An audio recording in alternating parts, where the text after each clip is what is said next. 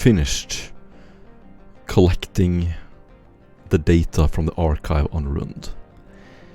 As you were sitting in the Aquila lander, you would have been looking out over this green, vast planet disappearing in the window behind you.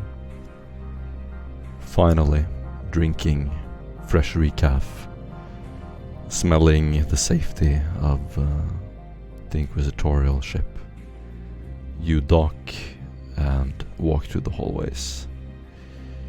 You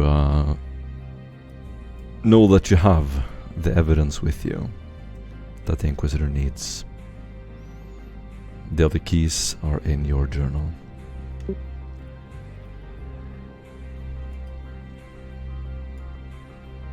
You gathered in the quarters, and on the way there had a little interaction. You have walked through this ship that has grown almost like a city. There are vast subdecks, abandoned sections, wires hanging, rusted surfaces. The metal grit floor you walk on shakes and collapses as you walk. Looking into corridors, sometimes you just spot a long corridor and it's just black. Nothing is there. No electricity, nothing. It is nearly impossible to explore the vastness of this vessel. You, Ripsaw, would know, having studied the logs, that the reason the ship is in such a horrible state is because the Inquisitor is extremely careful about who he lets on his vessel. He lacks much of the crew that would otherwise be needed to operate a cruiser at this size. As you walk through the halls, you see the once glorious symbols of metal, flame, hammer, and protective wards painted on every surface. There are shields everywhere, witnessing to the glory of the Imperium. You've never seen the bridge, but it would entail days of exploration. You can hear the warp drive near you, and you think when you close your eyes that you hear, or maybe you imagine, that you feel the torment of the psychers and astropaths on the ship.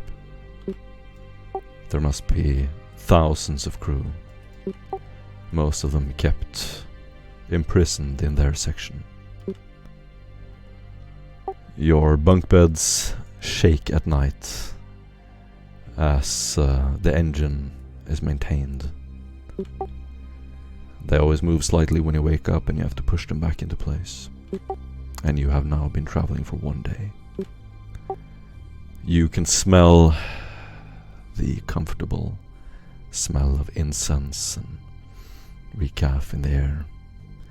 And as you wake up and look around, you notice that James has been gone for quite a while. Ripsaw and Stefan are sitting by a table, playing a game. Back and forth, they look up at the door occasionally, as there is a knock on the door. A man in a black cloak, deep rings under his eyes, and face tattoos, collects Duskin.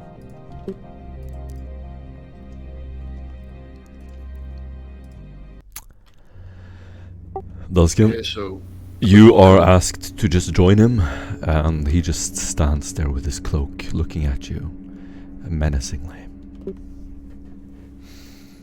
Okay, with a slight nod of the head and what he called rather resigned look on his face, what he called, I'm just gonna the 2 pistols out, put them on the bed and go, okay, let's go. Walking through the halls, you hear the ricochet of the sounds. It is this echoing, like sound as you keep walking. Something has made an incredible pressure at the end of the corridor. A large vault-like door is going to open. In front of it, you see a man with light green eyes, short brown hair, and what looks almost like a gold collar, a red and black symbolic garb. He bows slightly and points into the room. I recognize any of the clothing he's wearing, like rank or... That's the thing. You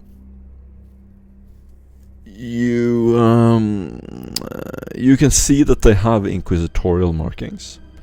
And I would say that Duskin has been here long enough now that you would remember most of the crew. These are not members of the crew, and they are not members of the Inquisition, who you have seen before. You have never seen any of these people before. Okay, well, hiding what he called any sort of emotion on his face, he's going to inwardly go, oh crap, and go in the way he was quested. You're in a small room. There is a table in the middle, a chair on either side, and you see a man sitting there in front of a device.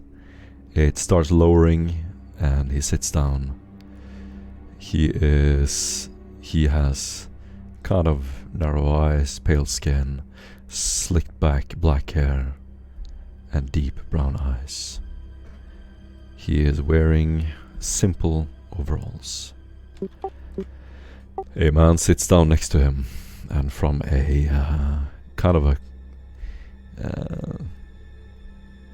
almost looks like a paper door, very frail.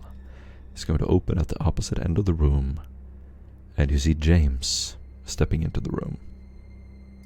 He looks at you, and one of the men sitting by the table points to the chair. James, what do you look like right now?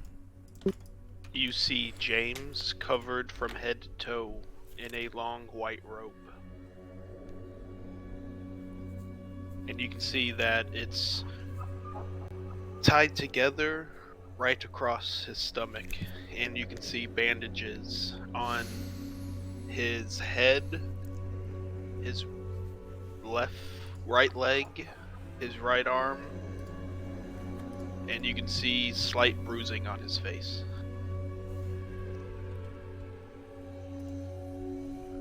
Okay, so I'm assuming I was the one that was motioned to sit down. You're in character now. What do you do? You're in the room, your eyes are lit up barely by the low luminescent glow of gold. The man motions for you to sit down and for James to sit down. Duskin, Okay. what do you look like? Well, Duskin will just be wearing just general fatigues, no real flashy sort of emblems of Inquisition or anything else. He will have taken his holster off. He won't have any weapons.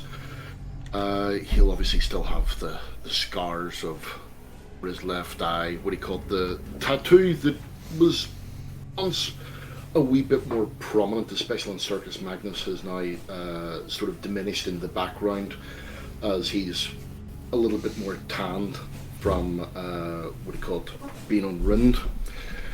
Apart from that, is looking a bit healthier. So a bit healthier, a bit sweaty, and will nod to James as he sits down. Says with a look of, you look like you've been through the ringer. And with a look in his eyes that I get a feeling I'm about to have the same thing. Nice. Awesome description, thank you. You get an inspiration point, and as you sit down, you see James looking at you from across the table. The man looks to James, nods once, and looks back at you. And he starts printing on a typewriter. You can hear the thundering of each key press. He just looks at you for a little while, breathes. You can do a fair one test.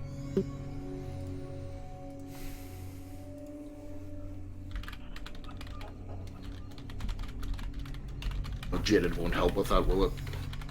It will indeed. Alright, oh well, I took Jaded, so I shall Beautiful. use that. Awesome. The man, seeing your calm demeanor as you sit back in your chair, you just keep staring at him. You do not break eye contact, and he eventually just raises one eyebrow and looks down at the paper. What did you feel or experience when you encountered the Chaos Artifact? He's going to hold a pict of a green emerald that he slowly slides across the metal table. As he releases his hand, he will look back up at you. Sorry, just out of character, this green emerald is... The special crystals that were on Rund that had some special qualities. Okay. The natives wore them around their necks. They were at the ritual place and so on. What did I feel whenever I seen them? He smiles. To be honest, Yes. I don't honestly recall. I don't. Knowing what they are, I would assume that it is because of the Inquisitional training, which has blocked it out, but honestly, I can't answer. He's going to turn the monitor around, and a picked recording without sound is going to play. It looks like a dark mess. First you just see the wall of a cave. Stone. Dirt. The camera moves around. There's a torch. Some kind of light. It shows a battle. Suddenly you see muscle flares. A creature that looks just horrible and twisted. The pict is going to pause. Where are you in this scene?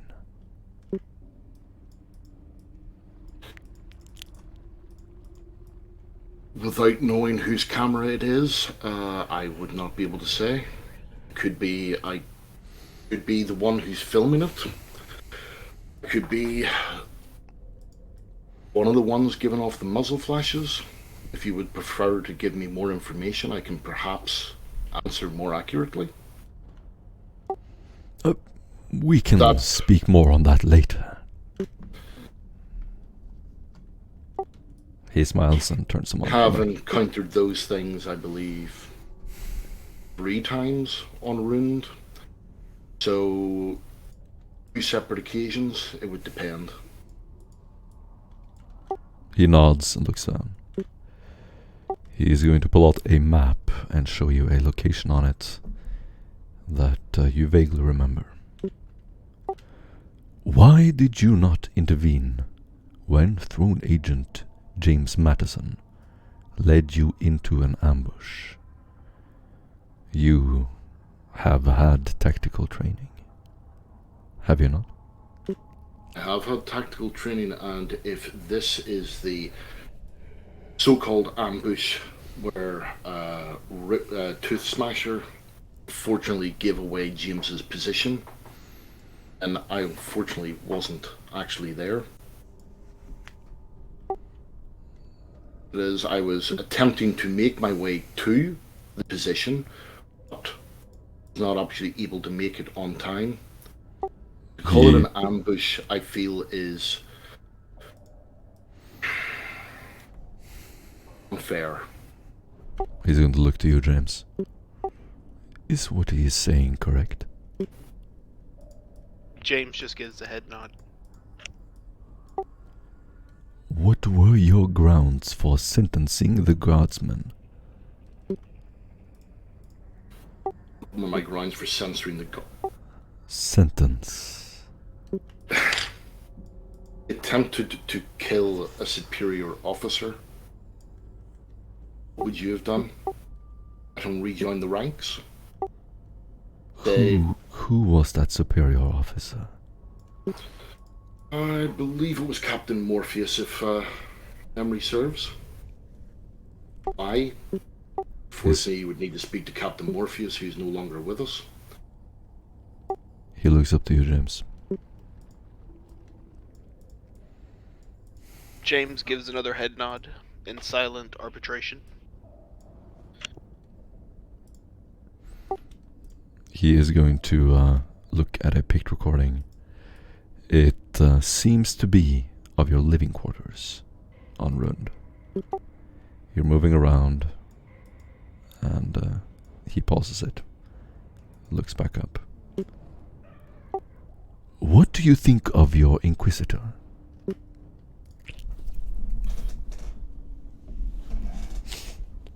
I believe that he is a very driven person. He is probably this sector's best hope of obtaining the keys and potentially closing this warp rift, which seems to have been created by the Eldari. I'm pledged to him, and I will serve him with, frankly, until I die. Or until he decides that my service is no longer required, in whatever shape, manner, or form that may be. He looks at you again and gives you an unnerving stare. Looks back down, and then up again. Who slayed the warp entities? And did it leave an unusual mark on anyone?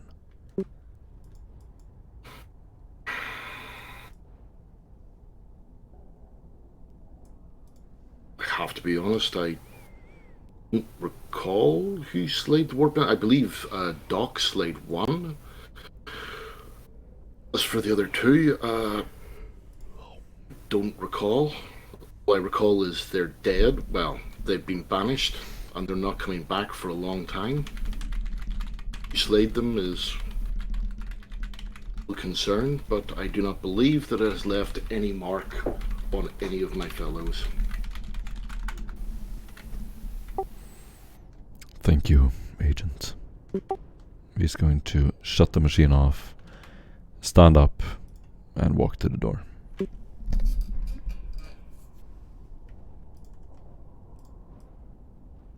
Okay, well, as I've not been formally dismissed, I shall maintain sitting down.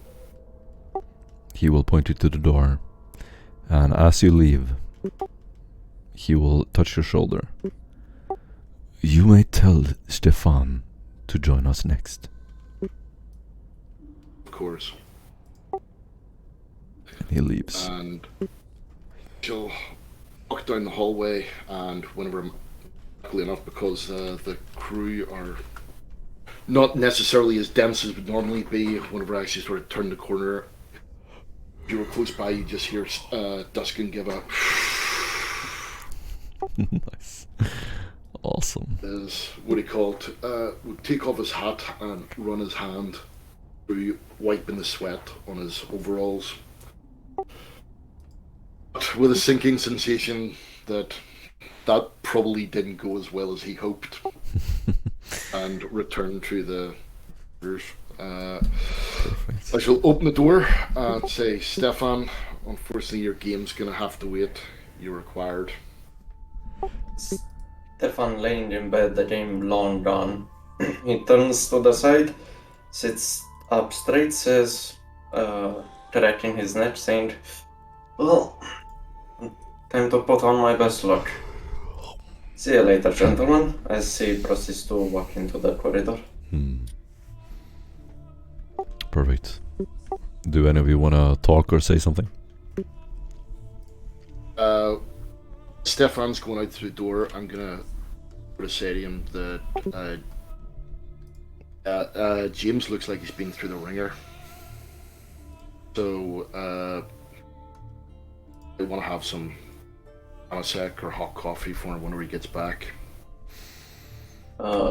Stefan obviously is taken off by this, waiting a few seconds in the doorway, thinking, turning back to Dustin and says, yes, some coffee will do him good. Anything else? Oh, just the usually creepy debrief. But yeah, you know him best, so you'll know what generally helps revive after this. Yes. And he's just going to give him a slap in the back and let him get on his way before he gets in shit for taking so long. He would turn real quick and says, oh, and Dustin, double recap for me, without milk, as he proceeds to go down the corridor. We'll be ready. Awesome. As you leave, Stefan, the man in a black cloak is going to hold your back for a little while. You get the feeling that it is an unnecessary, unpleasurable gesture meant to perhaps unnerve you. You walk through the dark corridors, just occasionally lit by a lumen globe. As you turn around, a long dark corridor is revealed, and at the end to the left is a large metal door. It opens with a screeching noise. Inside, a very even glow of gold. You see one man standing there, a character in the distance who you recognize. It is James, dressed in strange white clothing with bruises and wounds. There is another man at the other end of the room. And Constantinus, do you want to describe yourself? Yes, one moment.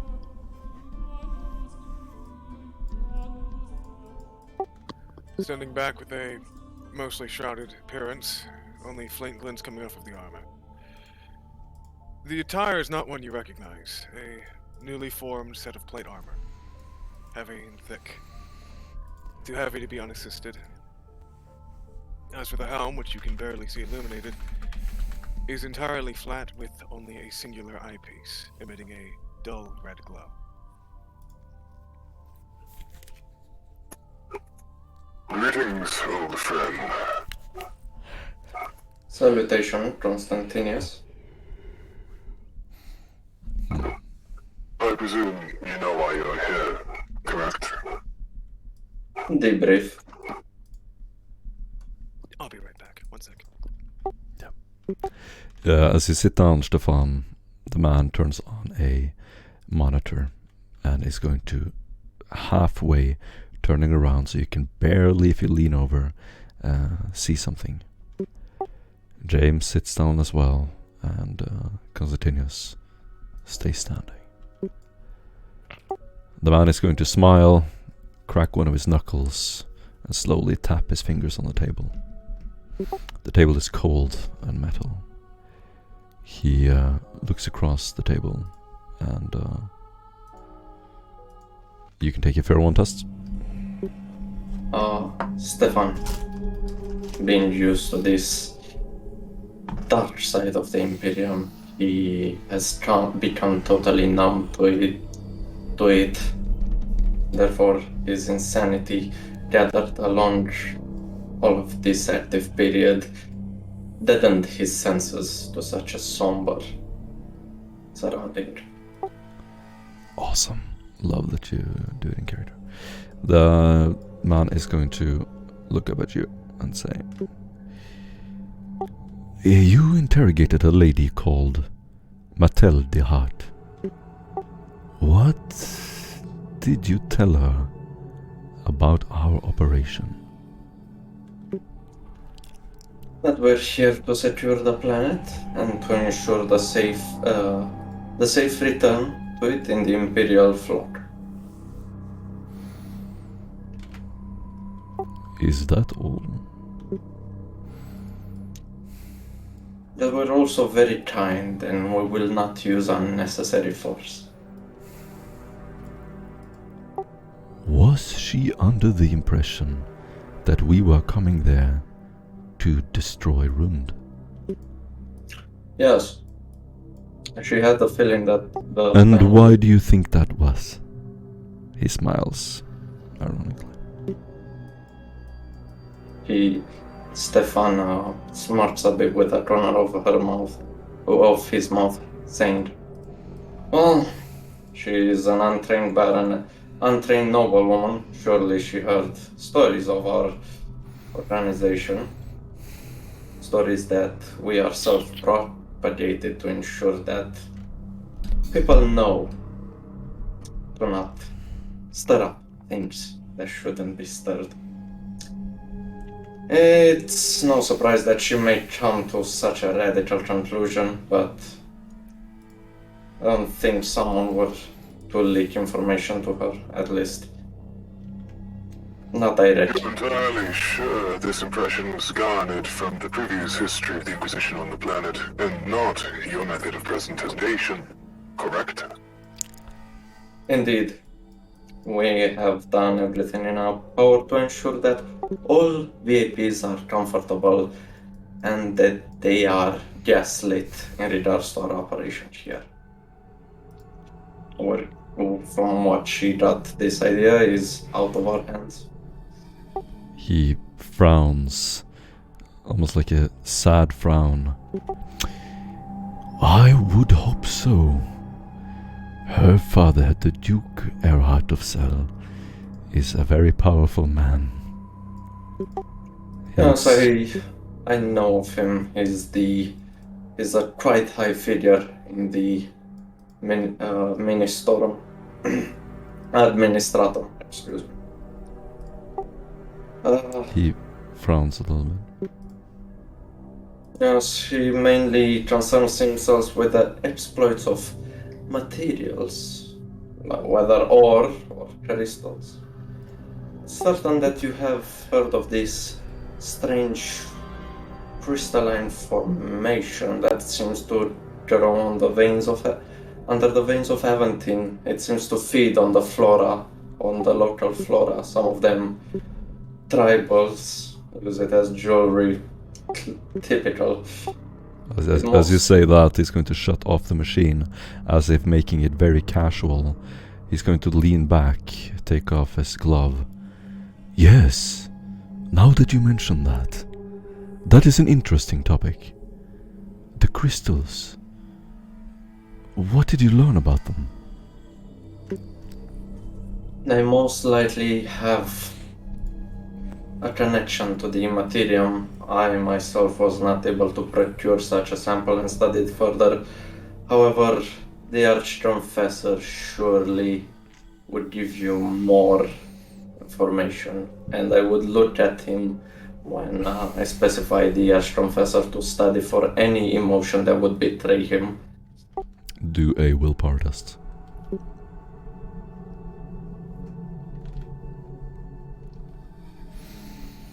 A willpower specific fear.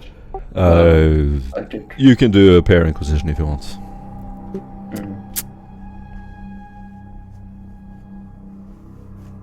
Influence? Huh? Influence? Willpower. Ah, okay. Cool. I'm gonna inspiration then. Alright. If you don't mind.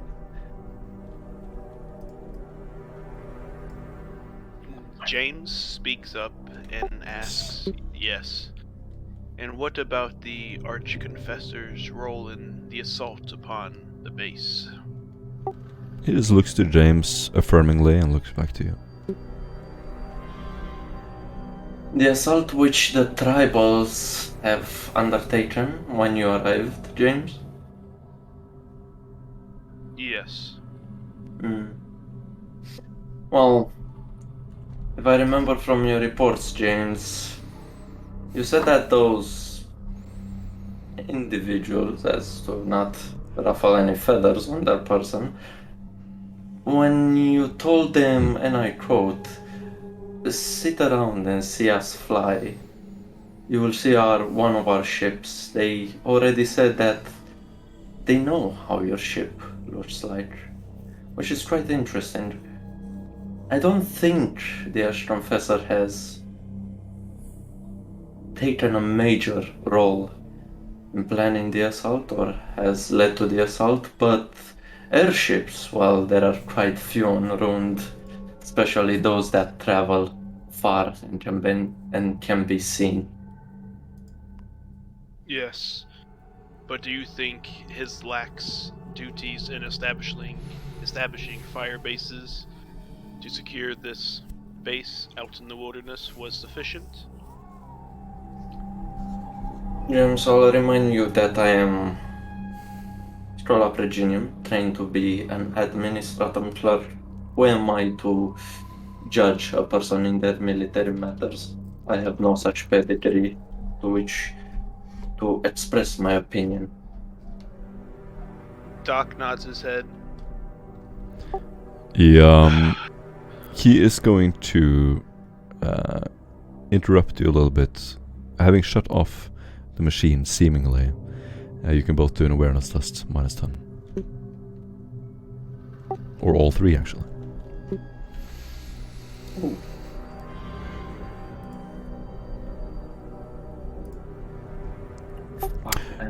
Anyone who succeeds, you're gonna spot a small pict recorder stationed on one of the shelves behind him. It is operational and it is recording the room. If you do not succeed, you do not notice it. He is going to, with the machine off, stand up and say, "We have collected another member of your group. The purpose of this meeting is only to come to the bottom of what happened. We will bring him in and you can discuss everything." The door opens and Ripsaw enters. James curses under his breath as he sees Ripsaw enters. He looks at Stefan, and under his breath he says, "Dirty Mechanicus and their dirty experimentations." He has a slight smile on his face as he turns around and nods. "Oh yes. We will come to that later. Come, sit down." Quaint. I had not thought myself so replaceable. As Ripsaw sits down, the man is going to stand up, light a low stick, and stand in the corner of the room, and then just gesture with an open hand. "You may discuss among yourselves, if there is anything at all you wish to make clear to us." From within Doc's back pocket, you see the unfurling of papers. You can see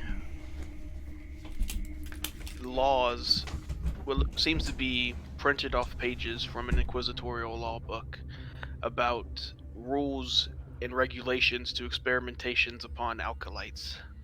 And on one of the papers, you can see highlighted in yellow 3 separate entries, each confirming that the experimentation that was done upon Doc by Ripsaw and Monitor 46 would be deemed heretical.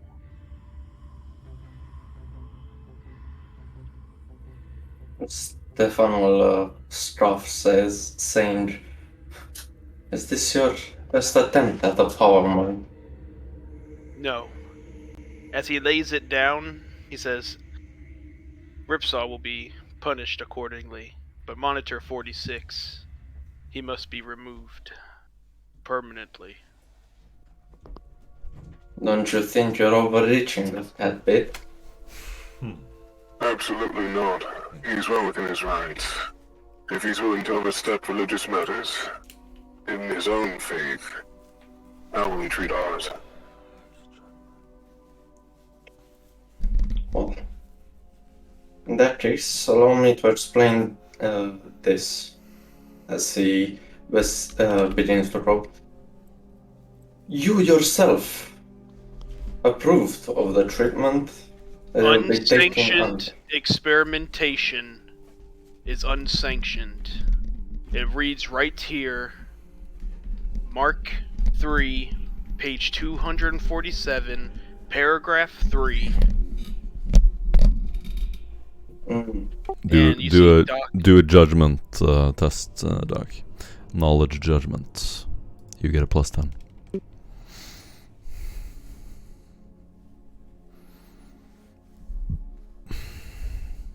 Okay, let me go down. Scholastic lore judgment. Oh, this is gonna hurt. 8 degrees of success. Sick.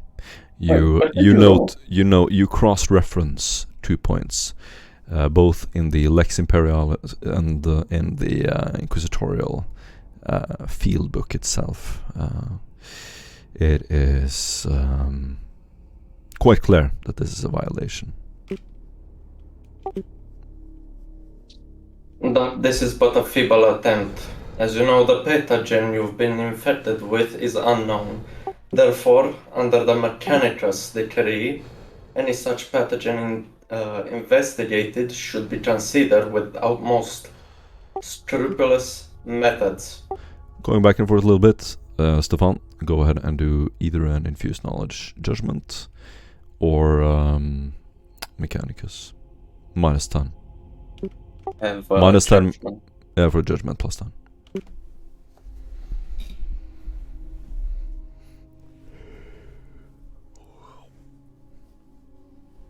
Success with 8 additional.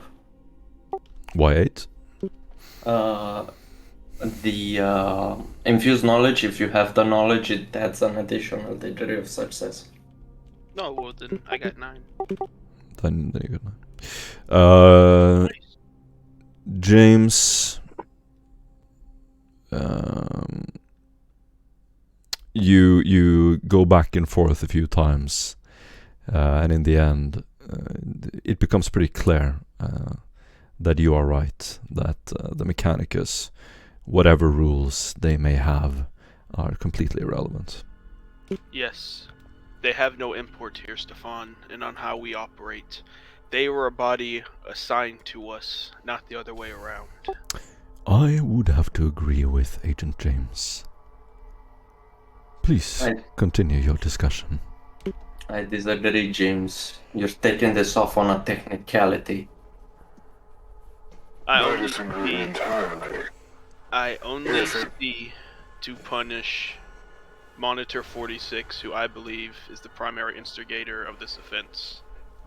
Ripsaw's punishment is I look over at him as he is in, as what I would see is him cowed behind his hood.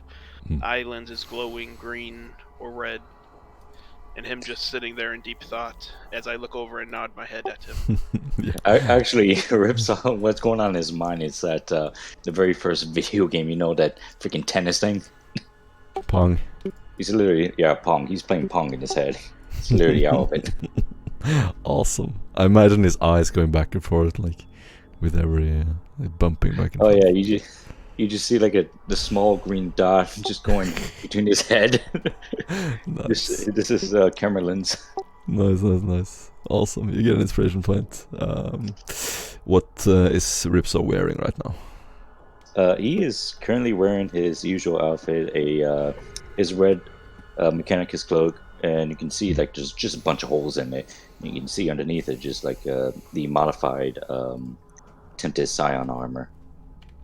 And right by his feet is also his dog, which is just plugged into him. They're both playing Pong. Against each other? Yes. Is the dog winning? You can, if you actually like look closely, you can see like the score. It's like Doggo 15, me 1. That's awesome. What do you answer to this?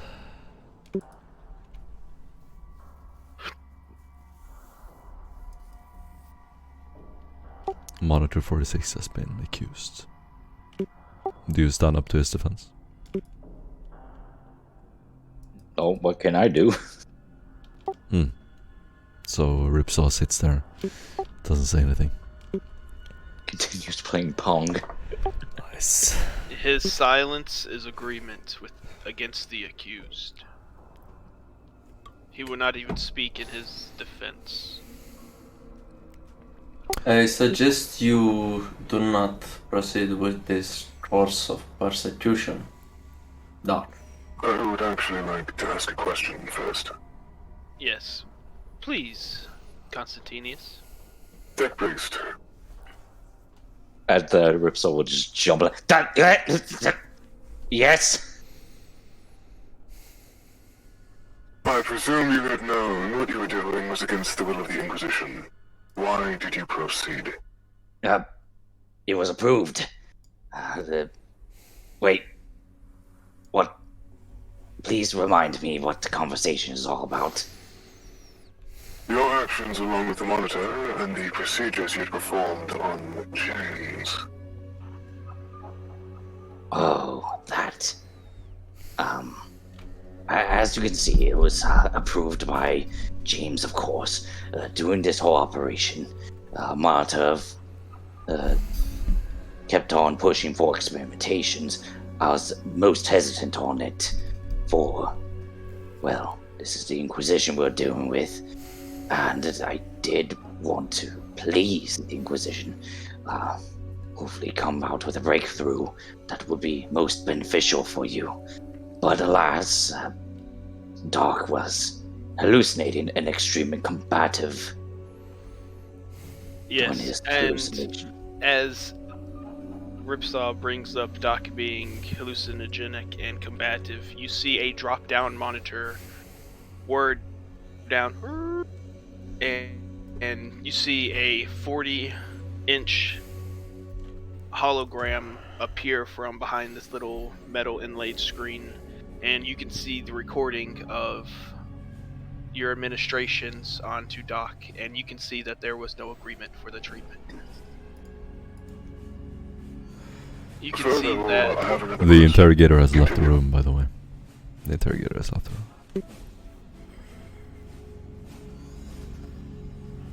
Go ahead, continue.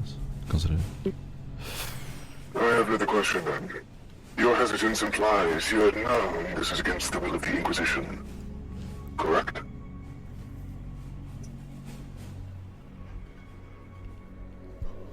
That's, Priest. well, that's the thing.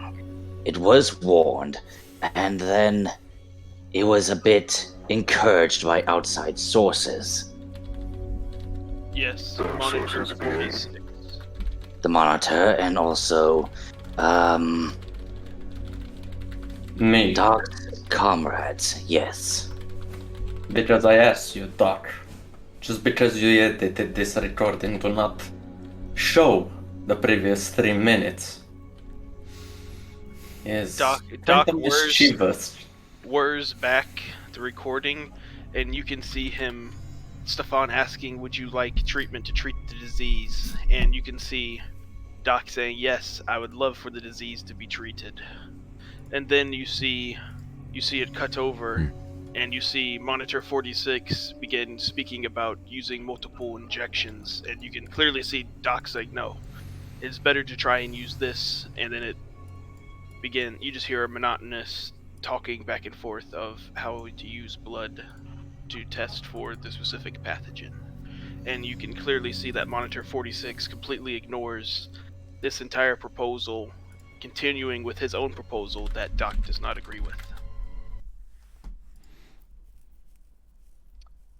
Therefore, would you say that this pathogen affected your mind, Doc? To a limited extent, I was able to withdraw my own blood after escaping confinement and being dosed with enough drugs to still my tongue for an entire day, as I could not speak.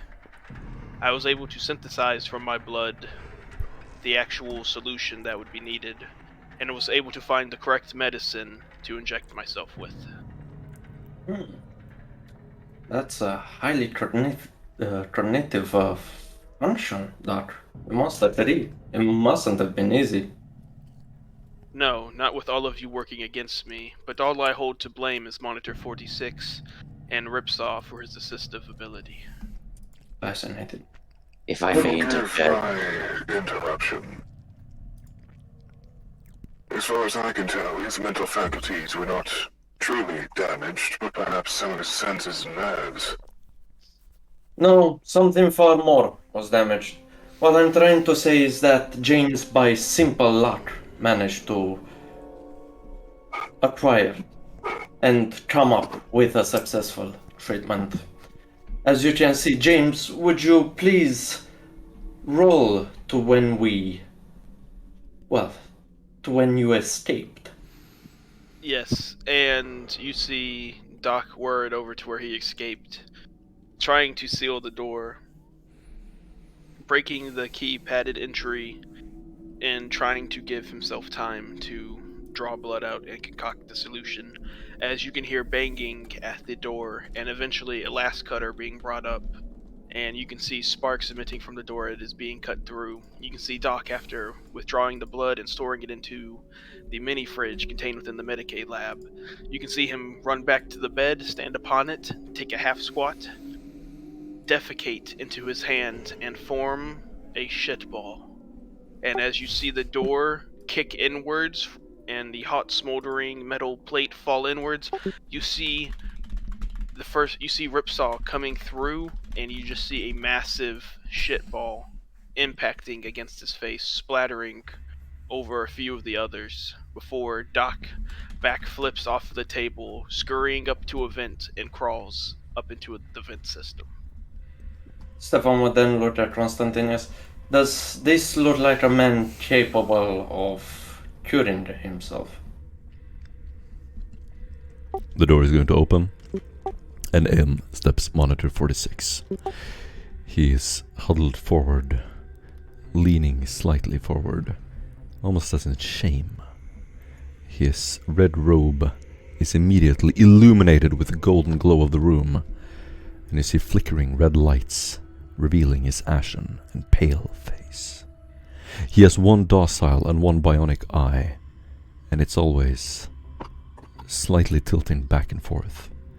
His docile green eye barely looks up, as if saddened under the red hood. His mechanical parts start moving as he huddles towards the table. "Should I sit down?" He looks over his shoulder in insecurity. His cybernetics are polished and cover his neck and chest. And his bionic eye rotates down and presumably registers all of you. I motion for him to sit. He clumsily walks over to the chair and tries to sit down. His mechadendrites sort of getting stuck on the table. "Artisan and techno archaeologist Monitor 46 GRU at your service." He looks up and spots you, Ripsaw. Nods nervously. I give him a long nod. As Doc sees this, he doesn't show it on his face, but in his eyes, he is smiling across the table at Stefan, boring into them. His one non-bionic eye fades, and you see a sense of dread on his face as he spots you. What kind of expression do you have when you look at him, James? Oh, it's both. It's the most wicked smile, showing the bare glint of Doc's white teeth. You can see like how his face is portrayed as it's angled down, looking at him, brow furrowed in a menacing glare with a wicked smile. You can see his hair is pulled back into a massive top knot that spirals down to cover his shoulders, and you can see in his deep dark green eyes an inner resolve to see this man dead. His eye flickers and closes slowly as he sort of fades down in his seat. I am glad to see that you are doing better. And his voice fades as he looks over at the table at the interrogator, who's still standing at the corner of the room, smoking a low stick. Oh, give me a moment. Monitor. You seem unnormally familiar. Have you done any Bill Backus. service for House Mordbrand? Bill Backus. Yes, guess I'll have to wait for that answer a bit.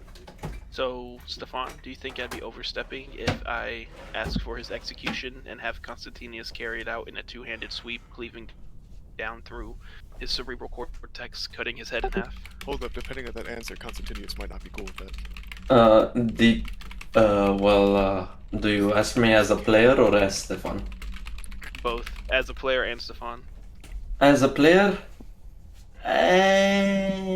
I'll be honest, I'm okay with. I mean, I don't really care about him personally. Okay, as a player, do you think what he did was wrong, though? No, honestly, as a player. As Stefan, do you think he did wrong? I would say both as a player and Stefan, I think he didn't do anything wrong. I mean, it was a new, Morten specified it was a new pathogen, and how the fuck do you treat it? There isn't a standard procedure for that. No, I'm not there, but can Doc actually give consent in that state? No, Doc cannot. So... No. I'm planning Technically, I would actually sort of say that was done was the right thing. Yeah. Either Doc says I'm not there, and Doc's a vicious little bastard, so... Yeah. Still, I'm the actually... points Doc had made were valid ones. To simply cast that aside for something more dangerous is, well, malpractice at best. Malice at Yeah, worst. so all I'm going to say, my closing argument to this whole thing is just going to be, we bend the rules for ourselves. Well, we don't bend the rules for ourselves. We bend the rules for others. Well, I mean, that's the thing. And as you hear this, you understand it in the context, meaning that the rules that we have for ourselves, we have to hold to our own honor and integrity, but we can bend them depending on the mission to complete it, the things we have to do, the acts we have to accomplish the mission. We can bend some of the rules we have, but not like this. Out of character, what he called, I would say that he did nothing wrong, but in character, I would say it's up to Doc. Do y'all want to give me this power moment? I'll be honest, dude, I personally don't give a shit about him, but Stefan is like... Yikes, man, he does not like this fucking attempt at fucking over the Mechanicus. Wait, we're not fucking over the Mechanicus. No, just the dude in general, because as he sees it, he tried to save you and you're basically punishing him for it. And if you proceed further, he will fight you tooth and nail and tell you that if you go down, I will ensure that everyone knows there is a chance for malpractice should they try to save you. But in saying that, what he called, the other guy is not Inquisition, whereas Doc is. Yes, but you also forget one thing, Stefan sanctioned the procedure, so that's basically spitting in Stefan's face, and that makes it personal. Oh, I think you should do it, Doc. Well, not doing it. Well, Stefan kind of did fuck me whenever he did ask me the question, especially the way you had worded it. So I feel like this is just desserts a little bit for that. But at the same time, he could have went about this whole process differently, done the right research, and followed the right procedures, and he threw all that to the wind and decided against that. Stefan, literally the 3 best medics we had on base was either 1, insane, 2, helping the dude being insane. Look, man, it's just the way this one shakes out. I just don't... I understand you sanctioning it, believing it was the right call, because there's no one else to treat me, but there's still rules that apply in this situation. you won't be held responsible, but someone has to. And instead of consuming Ripsaw in this, I'm only gonna really just give him a mean punch to the face, or technically a slap to the cheek, in what's happening to fucking regards to Monitor 46.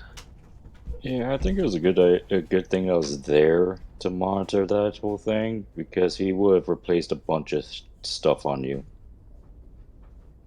Yeah, I know that's also included in the recording, is him wanting to do further experimentation. That's why it looks so damning. Stefan doesn't know any of that. Well, that'd be new news to you then, that you just Actually, recently didn't hear. I specify that you shouldn't replace anything? Actually, I said at the beginning to not replace Yes. anything on that. And they Yes. stopped As after that. As far as I Yes. can remember, they did, but they still spoke about it afterwards. Well, they also knew it would be suicide should they attempt it. Maybe I could be wrong. Anyway, I'm not there, so BRB 1 second, I'm going for a smoke. Okay, I won't kill Monitor 46, but he is about to be altered, and he will never be the same.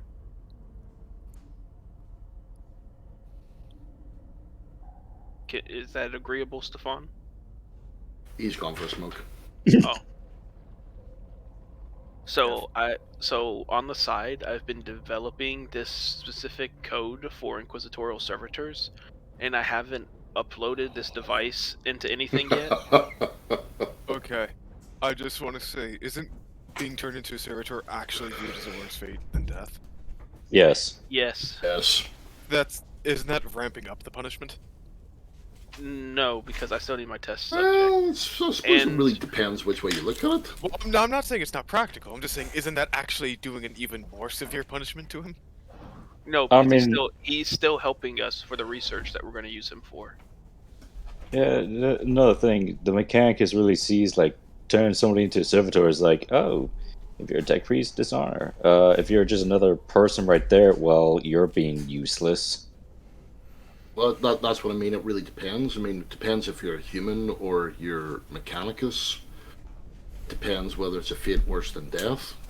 You call For him a human, it would be, but for Mechanicus Serf that was brought up in the machine cult,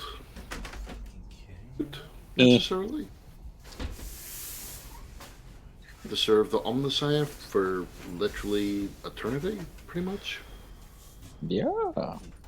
So He got the great honor. Oh shit, you got an award. yeah, I suppose it really depends on your outlook in life. Just be right there Yeah. one morning. He's like, "Oh, hey man, you servitor! Oh, hell yeah! Yeah, I'm just gonna did take awesome." Servitorize him. Put in this new central processing unit into his head, or maybe attach it into the back of his spine as a neural processor. You see, you're backing down now. You're backing down. Just kill him. No. This benefits us in the long run. Yeah, but also benefits my hilarity watching you two go at it. So you know. Well, Stefan is kind of trying to cover for him a little bit, but at the same time, he just found out that he was going to do experimentation after he was told not to. So I think it's about to go my way. one question. Yeah, I'm back. Okay, wasn't Monitor picked up in the same world that Constantinius came from? Yes. Okay, so yeah, he's going to be defended. Wait, no. He was already with us. He's been with us for a while. No, it was the same world. It was Circus Magnus, wasn't it? No, Yeah. we got Not We circus, got a not different- Circus Magnus, but Cyrix. Yeah, you know. Well, Circus or So not. he would have no connection to Constantinius or Mortgman at all. No, the person we picked up was Oh, yeah. the Electro someone. Oh, you picked up some Acrocorpum. Yes, Mhm. Samacri Corpum. Okay, my mistake. That's my tech wizard genius that's in the bowels of this cruiser somewhere working on this kill code. Well, You see, that's why I was wondering why you were so keen on killing him. Okay. Wait, Niobe's eyes of gold? No. Anyway, what do you call it? I'll shut up and disappear. Yes. Okay. Well, Okay. I have to do a digital dice roller. There we go. But Doc looks across the table at Stefan, and I propose instead of killing Monitor 46, we send him over to Samacri Corpum and use him as one of our newest experiments for our new kill code and cerebral processor we're building on behalf of the Inquisition and our Inquisitor.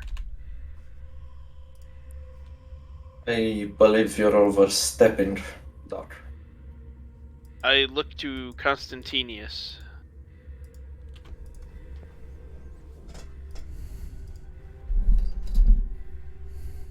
I look to the Well, interrogator. I am rather partial to the Mechanicum as a whole. He did grossly overstep boundaries in two regards. Ignoring useful advice, which is a betrayal of, well, both the Imperial Creed, his own creed, and common sense. Furthermore, the desire to experiment, which had to be stopped by an additional party, was, well, I fear what would have happened if he was left unchecked. Especially performing such actions to agent of the Inquisition, an extension of the Inquisitor and thus the will of the Emperor. He surely should know actions against such a person would be beyond sacrilege. Get an inspiration point, Constantinus. Stefan thinks for a moment, seeing the reason in Constantinus's argument. He would ask, is the interrogator still in the room? Oh yes, in the corner of the room. Interrogator, have you any previous recordings regarding the treatment of the wounded guardsman? He is going to slowly exhale smoke into the room, looking down at his low stick. He slowly looks back up. Perhaps. Perhaps, yet you did not search whether or not this is his first aberration of protocol. He is going to, with his low stick in his hand, the two fingers that he's holding it, is going to point towards you, sort of wagging his finger. You're a legate investigator, right? Yes. Yeah. He's going to say, in this situation, legate, I outrank you. Agreed. I can ask the questions, but I am listening. If we see previous recordings of other patients' treatment, we can see whether or not this is the first time offense, or if the defendant is predisposed to such heinous actions. Puckering, sticking out his lower lip in a nonchalant expression, raising his shoulders slightly. It is not important who is to blame. We are only here to get to the bottom of this.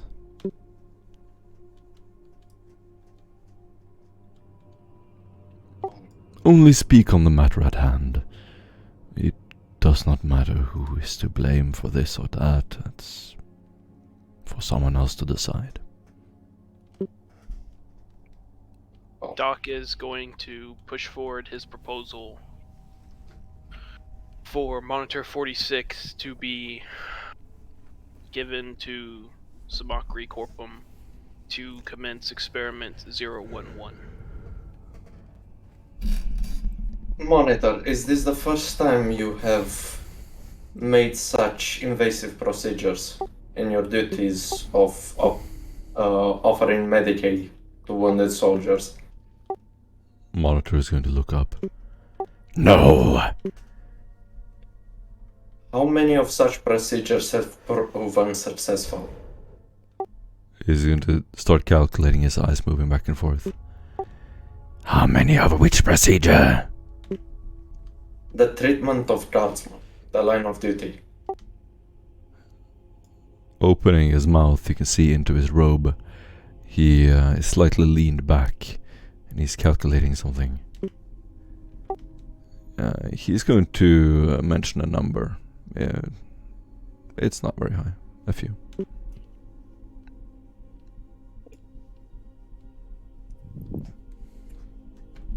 In defense of the tech priest, they are guardsmen. It's rare their wounds are light.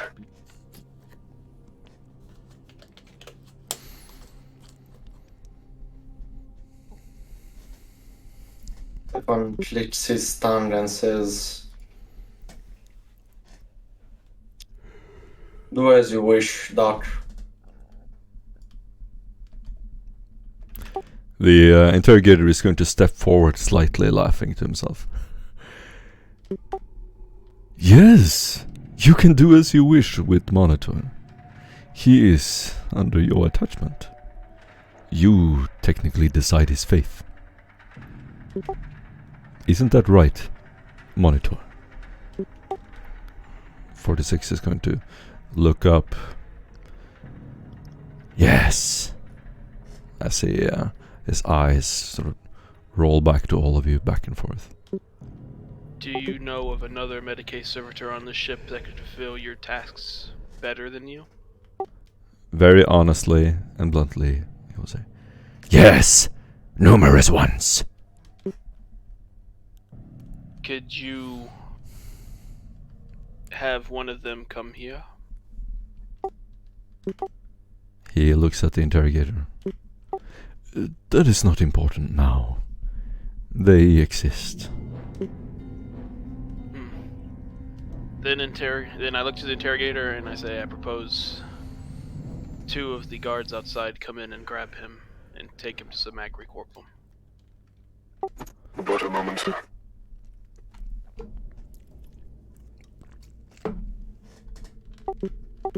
Forgive me overstepping in this regard, but I do not believe that's an appropriate treatment. As far as I can tell, with the exception of, well, his more excessive nature, he did not seem outright malicious, and instead tried to help you. Perhaps aiding with his own knowledge rather than what he should have, but regardless, the effort was present. Yes, it is not like I'm consigning him to death.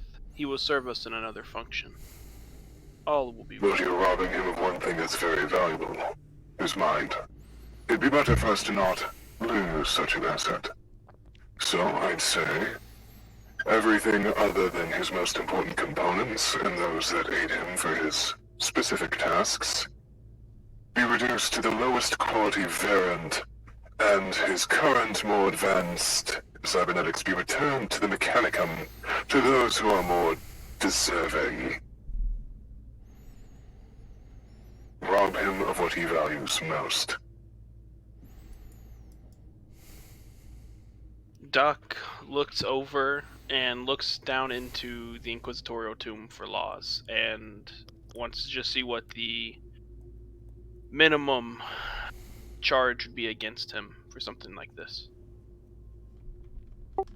Oh, he is not even a member of the Inquisition. You do with him as you please.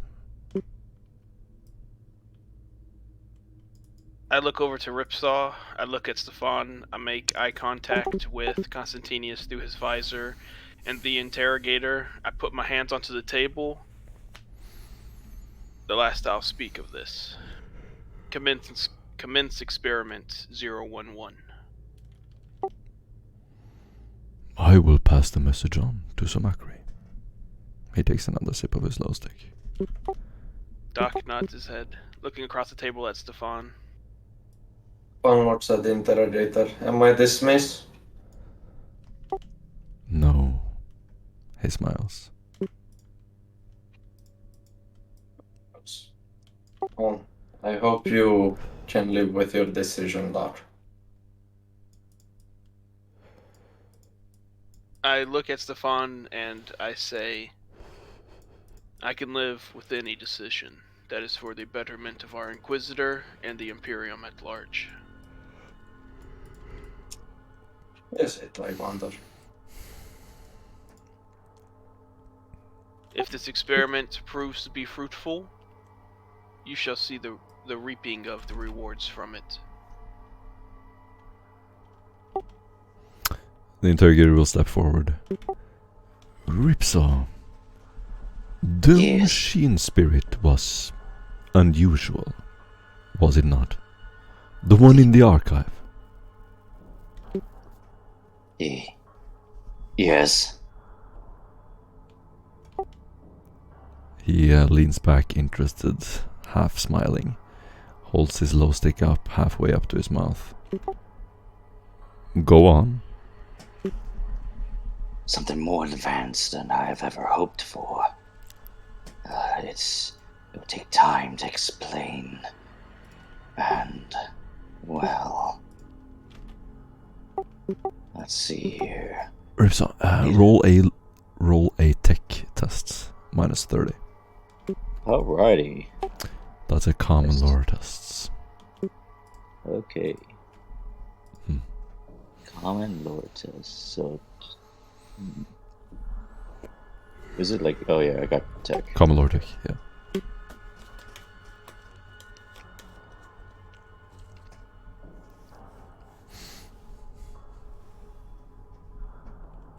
I would like to use inspiration for that. Mm-hmm.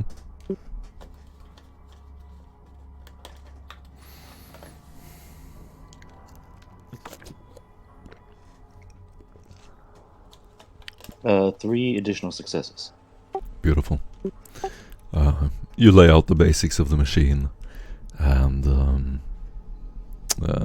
sort of explain how it would function. Do you choose to mention that it is unsanctioned, or do you not? I just say that the machine has some classified information that I was not able to access. Do a deceive test +20. Oh, I thought that was true. I thought it was partially true, but okay.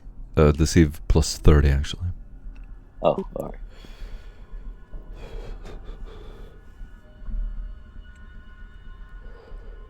Three additional successes. Perfect. He just nods his head slightly. That will be all. You are all dismissed. He will go over to the door, open it, and let you out.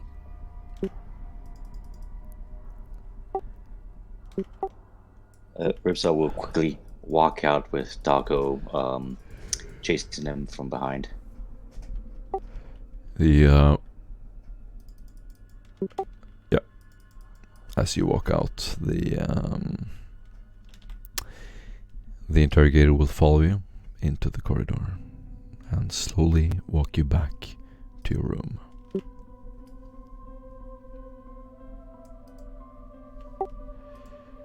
As you enter, you're gonna see Duskin sitting there with Sandro. Sandro, what are you doing right now? Is it just us in the room? You're in your little cabin, and everyone is there. I'm going to uppercut Ripsaw. Uppercut. You wanna punch him in the mouth? Yeah, I want to bloody Okay. his augmented jaw. Do a melee attack roll. I would like to dodge this. Yeah, you may. Okay. Careful, he has inescapable. Yeah, make it. Oh wait. escape. Oh, never mind. So it's Cool. It's just a -10. Oh, this is -10. Oh, that's like. Wait, do you have dices? Do I have what? Dices, or is Roll20 fatty wacky with me? Because I can see your rolls. It's just fucky wucky with you. I can see Oh. the Oh, rolls. I can see it. Yeah, Jeez, Yeah, yeah, you I have can't me. see it either. You can see it? Yeah, you got me. No. Weird. I can't see Okay, it I'll either. just close it down, reopen. Huh. Yeah, same here. You can't Yeah, see I his see weapon it. skill roll? No? Oh, I can see it just That's fine. weird. Yeah, I can see the Ripsaw's dodge. No, Doc, you're whispering it to me. It says from James Madison, Brad. You're whispering to the GM. You're doing a secret roll. Oh, how the fuck do I take that Yeah, off? boy. Go to the bottom. It should be like a whisper to thing. You've probably been doing that for a while. Yeah, that's why I was like, hold up, where did you roll judgment? Yeah. Okay, is that better? Is it still Yeah. coming Well, up? it's not a good roll, but Oh no, I'm still keeping that whispered one to you. yeah. But I just wanted to make sure that the roll was Yeah, right. it works. Nice, now nice. Yeah, it's fine. All right. Well, you hit him, and you're all gonna see James just take this uppercut on Ripsaw. Ripsaw head jolts back, goes up against the wall, and I would say physically you can do anything you want with him, probably. So it's 3 impact to the head, which I don't think does anything to him. Really, you're gonna? Jar- Okay. Well, that would be damage. Oh yeah, I'm punching the shit out of him. This is like a flurry of fists. Okay. Does anyone want to stop him? Does anyone want to intervene? Am I actually in the room? I will- Yeah, as I said, everybody's in the room. Okay, sorry. Everybody's in the room. As Doc actually sort of punches him, because I'm essentially going to turn around to Stefan and go, "Is there something I should know?" And Where's the trophy? the table? Good.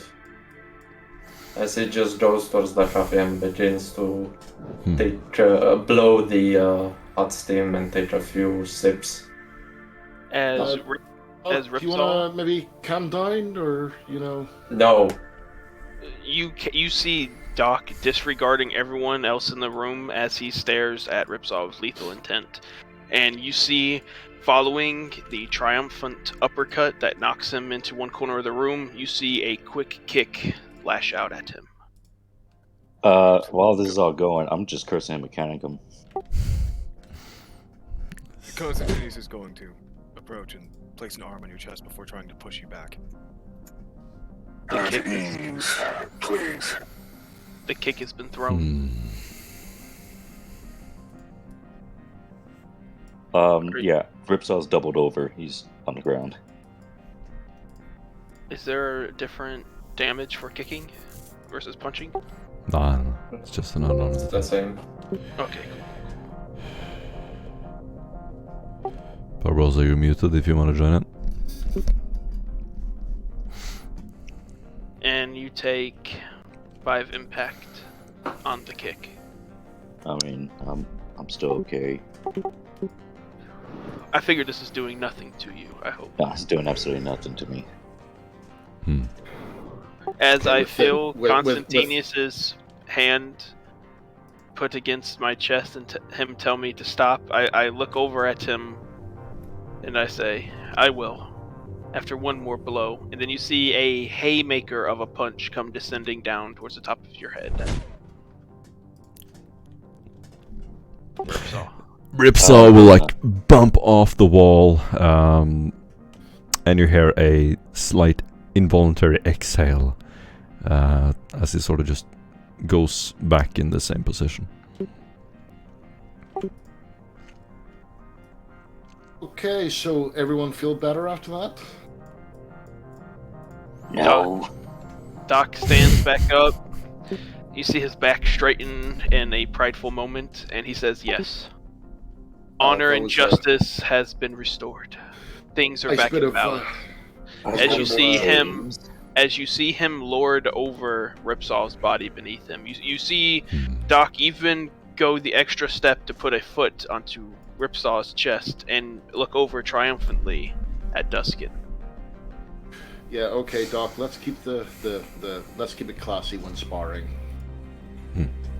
Doc removes his foot, looks down at Ripsaw, and says, "If you ever did what Dustin, Monitor Dustin. 46 did to me again, 1, 2, 3. or assist anyone in an operation like that, you will have the same fate as Dustin, Monitor Dustin. 46. No. James, I was there to ensure he didn't No. step beyond. Oh, was that before or after he fucking injected me with that damn medicine that took my voice? He was about to replace your arms, your legs, your lungs, and practically everything with machinery.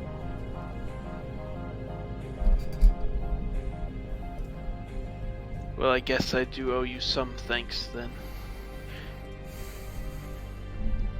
And you just see Doc just look away in utter disgust from Ripsaw and walk over towards where Duskin and Stefan are drinking coffee. I'm gonna hand a cup to Doc and look at Ripsaw and Whiskey Mouth. He knows that's why he didn't use his sword. How touching. Yeah, Tech Priest, let me help you up. Much appreciation. Of course, we're both servants of the Machine God. Yes, I have seen your kind before on Mars. Quite an honor. The honor's mine, Tech Priest. To know those who are closest to the Omnissiah is, well, comforting. As you say that, your combeats are going to light up. Someone is hailing you.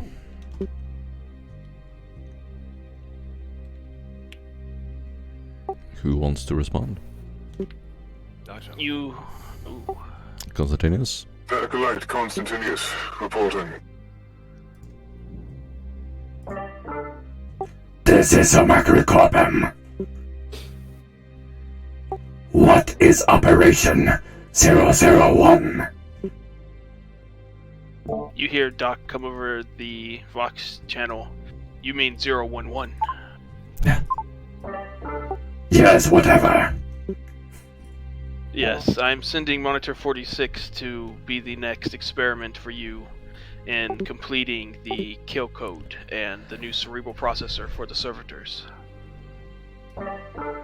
Understood. The connection will end. Sumacri?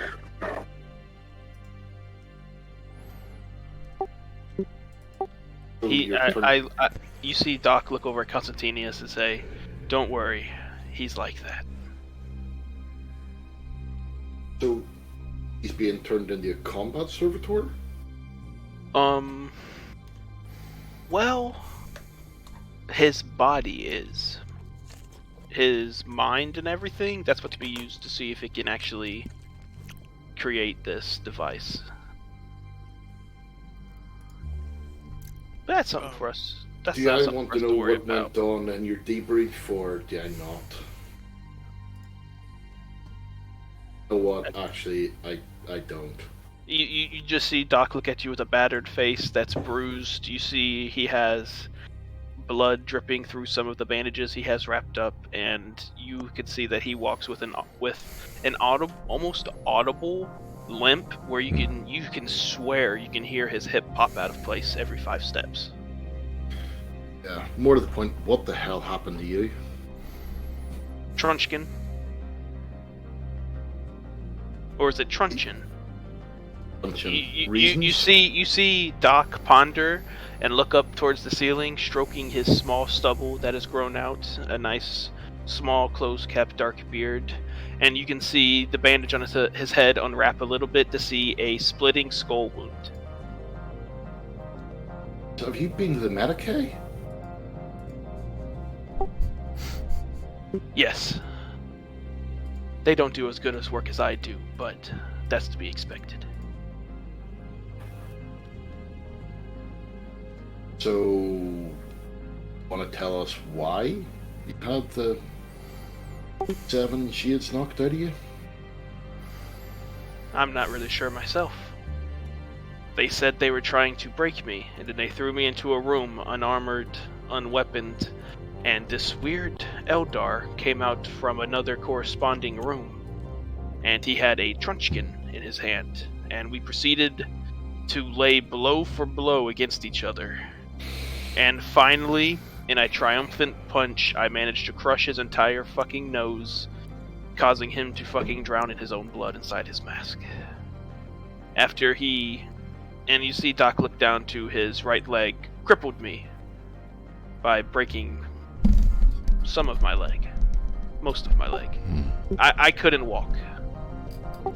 And with this, you'll see Duskin lean back and go into the inside pocket of his more formal uniform, his more formal robes, and take out a flask and say, "Well, you killed an Eldar." Just slide it across the table and say, "Have the Imperium a great deed this day. It's for you." Doc accepts the alcoholic drink, picks it up, swirls it around, looks in it, looks over at Ripsaw, looks at poor pitiful Ripsaw being helped up by Constantinius. While he actually sort of is looking around, Doc will lean across and say, "That's the last of the good stuff." And upon hearing that, Doc will quickly drink the last of the remaining good stuff. Stefan would say, pouring the remaining of his recaf into the sink, with the metal sink reverberating the sound of the liquid, the slamming its surface, putting the cup back into the sink. Stefan would say, "Excuse me, gentlemen, my coffee seems to have gotten sour. I shall go visit the local bar in this wing." As Stefan goes to leave, I look at him and say, "I thought you would say more to try and help me get reinstated." I suggest you get comfortable with your rank, Doc. Stefan, I'll join you. As the door opens and you step out, there is an even, colorless white light. Outside, a man dressed in black, from the same group of people who you haven't seen before, but is connected to the Inquisitor. He's going to lean back up from his sort of leaned in position on the wall, clear his throat. Agent Stefan. Stefan with a twitch on his left eye. Yes. Come with me. The Inquisitor wishes to speak with you. With a sudden focus, Stefan says, "Of course, lead the way. Apologies, Dustin. Another time, maybe." No, we'll take a rain check. However, if you want to actually sort of listen in, there is probably better ways of doing it than putting a cup to the wall. Just FYI. Says the guy in the black. Awesome, you get an inspiration point. As they walk off, you see the back of Stefan and the Inquisitorial agent as they disappear into the dark corridor. You hear Doc whisper underneath his breath, "I should have thrown Stefan under the bus." Awesome. Ripsaw's going to look at Constantine. Just, Honorable child of the Emperor, I have a question for you. Just call me Constantinius. Very well. Upon Mars, I was granted the honor of actually meeting one of your kind. He had a particular mark on his pauldron. I was hoping if you could help me determine where he's from. Describe to me the marker. He had a sort of dog on his arm, on the pauldron.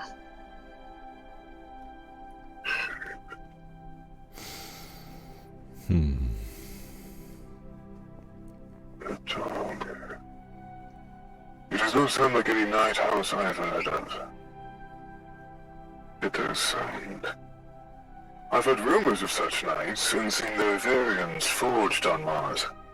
Though, I have not personally met anyone of that house. I see. He was in great pain when I saw him. They're installing new cybernetics within to him. That's strange. They don't normally outfit as Sandex. It must be special. Regardless, you said you've been to Holy Mars, correct? Sorry, say again. You've been to Holy Mars, correct?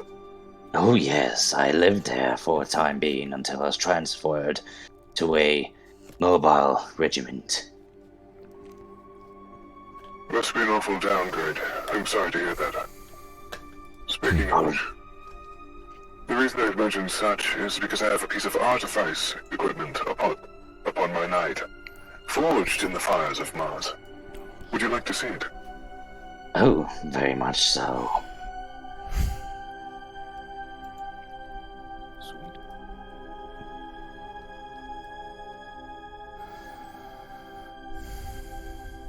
Awesome.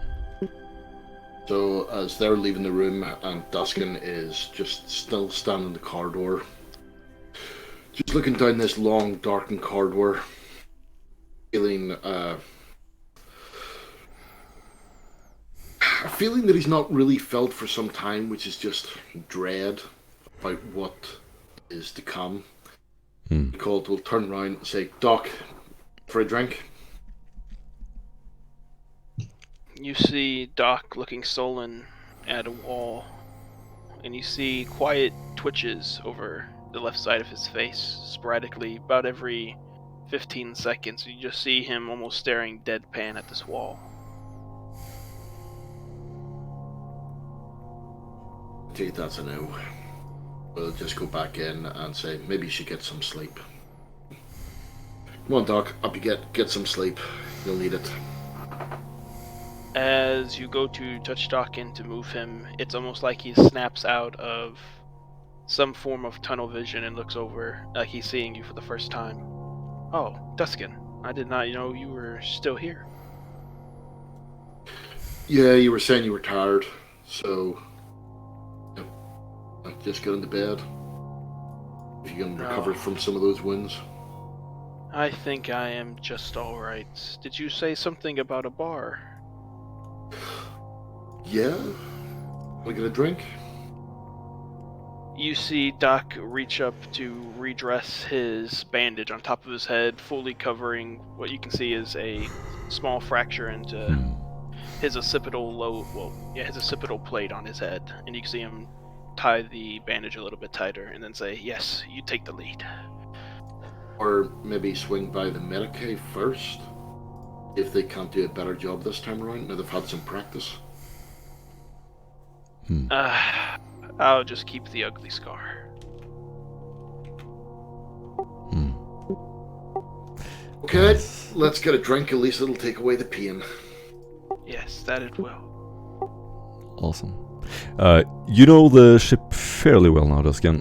There is a medical infirmary, a supply room, a throne room, a sector in Infernus, a gymnasium, war room, and the chambers. Typically, what agents do is meet in the sector Infernus, what is typically called the underwastes. They sneak down there because the Inquisitor has removed whatever bars and areas of pleasure that existed on the ship and replaced them with throne rooms and so on. Okay, then we'll head to the lower decks where the menials will be, because they'll definitely have something set up. The seedy belly of the ship. Yes. As you walk down long rows of corridors, it starts to wind down, and it goes further and further down. There is a place where other agents hide various liquor and drugs. Do a criminal underworld tests.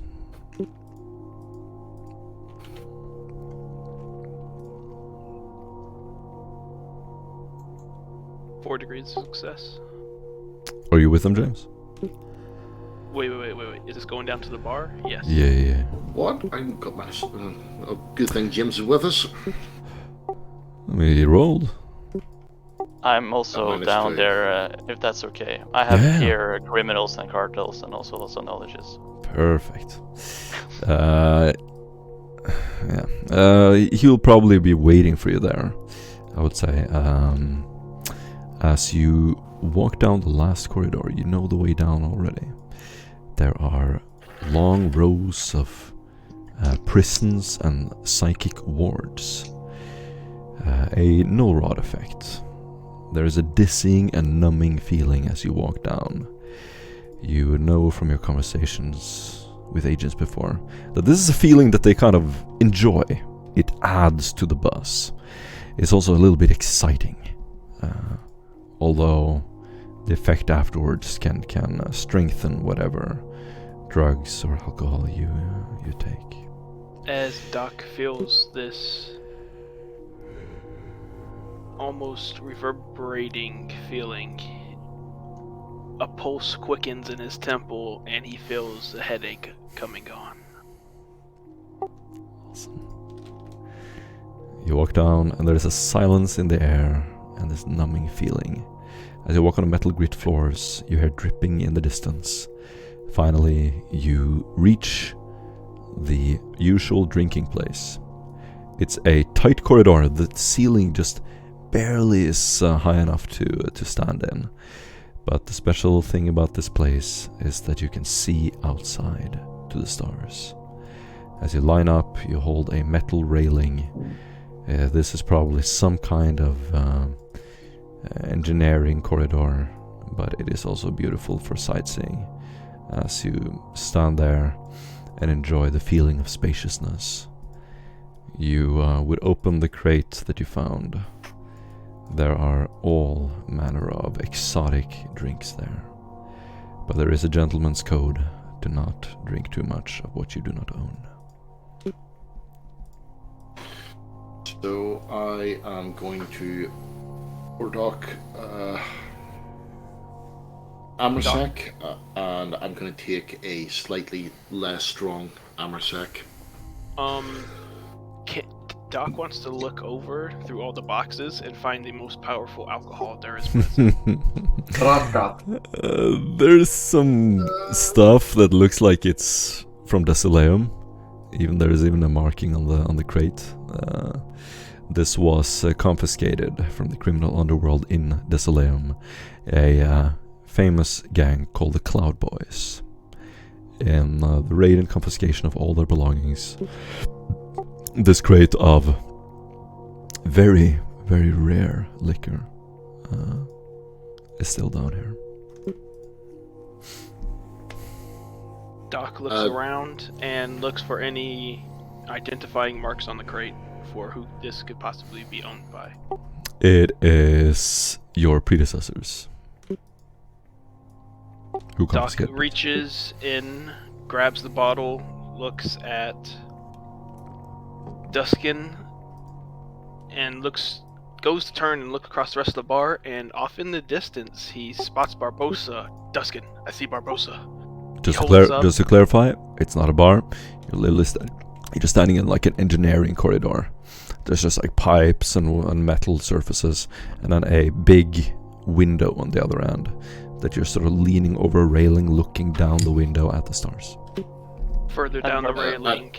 At this, what he called, Duskin's going to go, how hard were you hitting the head?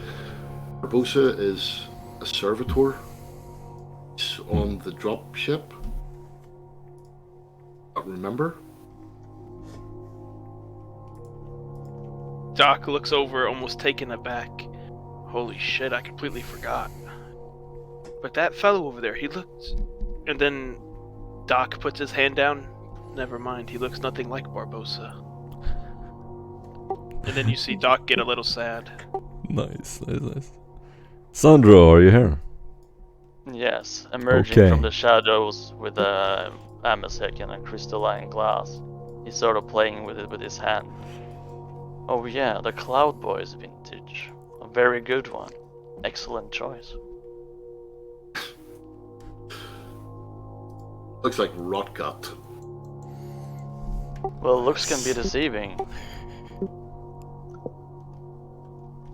Well, If you two gentlemen want to try first, then...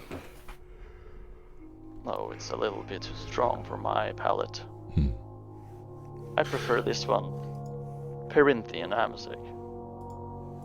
More citrus and fruity. Very smooth. I prefer the one that tastes a little different, but if it's like engine fluid, it does the same job at the end of the day. Duskin, you are? Andro. We met earlier, remember? Back on Rund.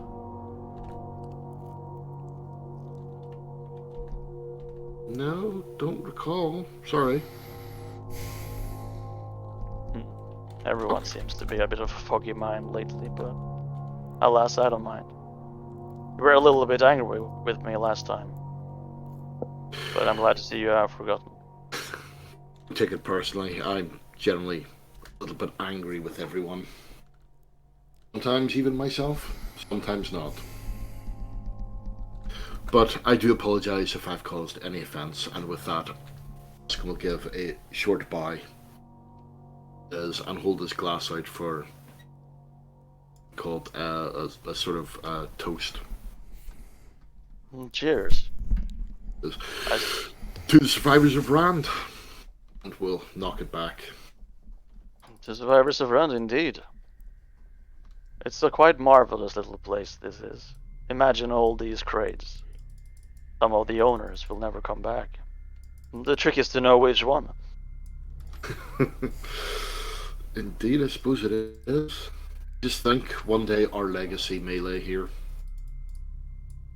Like these are mine personally. Peruthian, low stakes, handcrafted. You smoke? I do occasionally.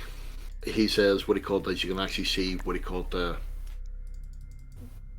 large premier glow stick, which would be basically a cigar, halfway out of his mouth, burnt down to the nub. Yes. You were a little bit out of it last time we first met, but you seem to have recovered quite well. I can imagine being on Rund for so long has taken a toll on most of you.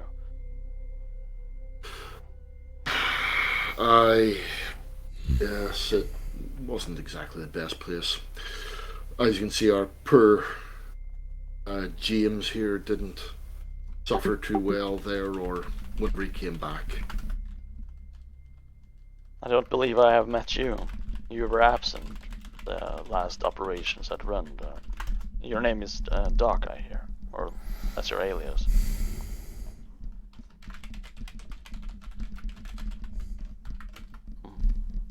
Well, I'll give him a moment. Yes, he seems to have taken to staring off into the distance. I believe he may have taken a blow to the head. Who's this Barbosa you speak of? He was a member of our team a while ago. I don't know what happened or how he managed to offend the Inquisitor, but seemed to have been turned into a servitor upon a gunship. Oh, quite right. Pity. That's quite a horrific end for... Anyway, quite a horrific end. He was a very valiant member of the war band. And you just see Doc look down sullen. And then you see him raise up a shot glass with a little bit of the very expensive liquor from the Desilium sector planet. Planet. And he raises it in a toast for Barbosa. For your friend, Barbosa. Barbosa. And Doc pours each of them a little shot glass. He reaches in to clink it with everyone. Upon everyone clinking it together, lifting it up above his head one more time, he quickly takes the shot. And after he does it, moments later, taken as well. I used to love coming down here, or for contemplation. I was part of a little brotherhood, a band, who first created this instance, and we used to come down here to celebrate and relax. But alas, there's not many of us left anymore, so it's good to see new faces. You are most welcome. Is there not many, or are you the last? I wouldn't say I am the last. Stefan also was here in his youth. Or youth, I jest. But you understand. Our formative years within the Inquisition. Our team member Stefan. Yes, there are others as well. Some I haven't heard of, and others. The reason so why I seem to have blocked it out comes all to mind. And I say that with a slight grin, and then remembering what he called the hostility between Doc and Stefan whenever they came in. The smirk suddenly disappears, thinking maybe it's not the time for jest or this topic of conversation. Sandro looks at you a little bit, trying to not analyze, but read your sudden change of expression. There seems to be friction within he says this rather quietly, there seems to be friction at the moment between my friend here and Stefan. Well, isn't it always friction? Yes, it's almost as though it's encouraged. Well, one cannot become too complacent. Or an acolyte cell such as us too single-minded. A little bit of friction is good. As long as one can weather it. So, what have you been assigned to at the moment, or can you not say? I was assigned to go to Rund and help you conclude your business and bring you back here to the Imperial Cruiser. I have yet to get a new assignment, but I assume we will be seeing more of each other. Well, I hope so. As it seems to be getting less and less of us as time goes on. Well, the Imperium of Man has its way to grind good men down. So, I've probably asked this before, but I do apologize. Don't seem as though you're a guardsman like myself. No, you're quite right. It was given the duty of Operation Meat Shield. I feel that that was not your calling in life. No, it was not. Well, I'm guessing you wonder where I hail from then. That's my rather convoluted way of saying yes. I am interested as I pour another glass, see that Doc has dined his and is doing very much, so pour him another one. Have you heard of the rogue trader dynasty of the Harkonnens?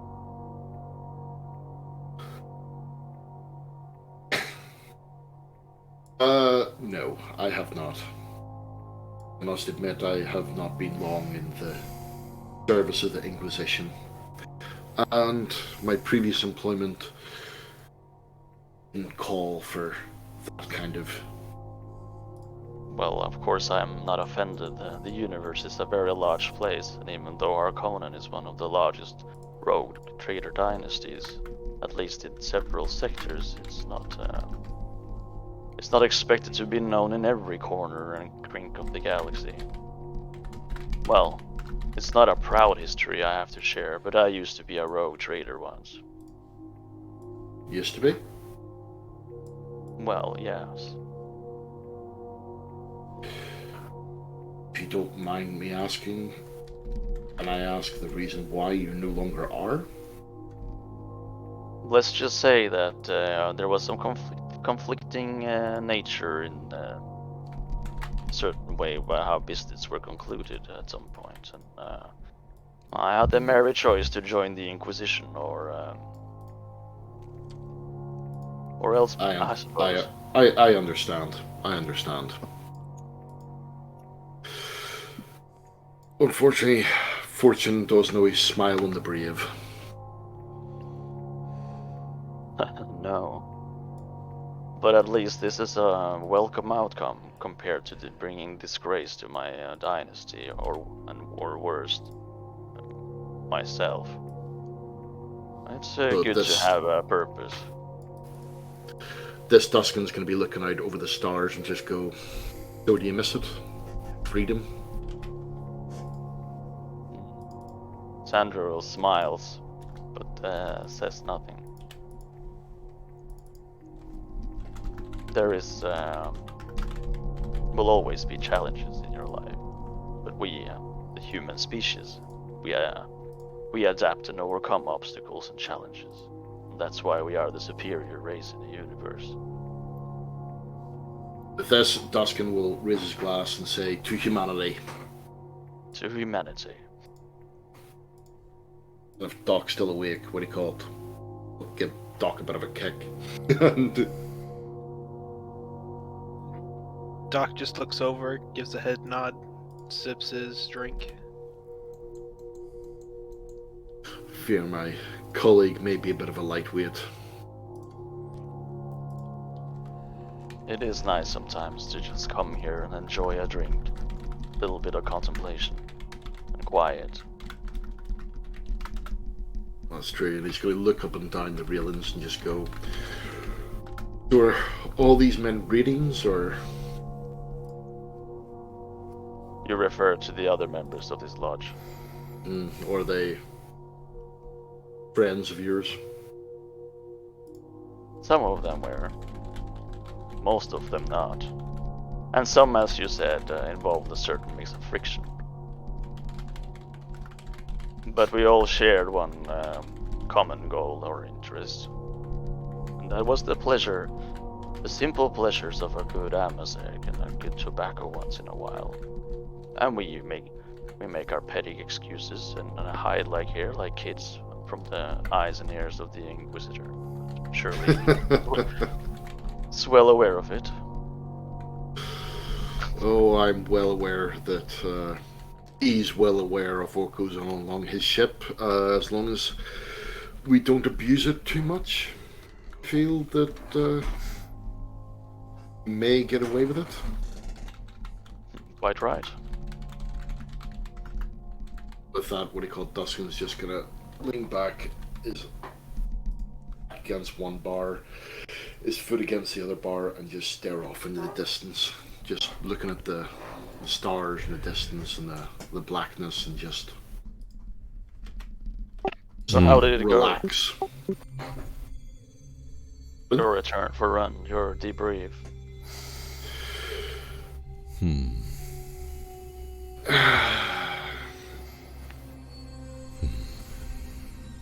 It went as well as can be expected.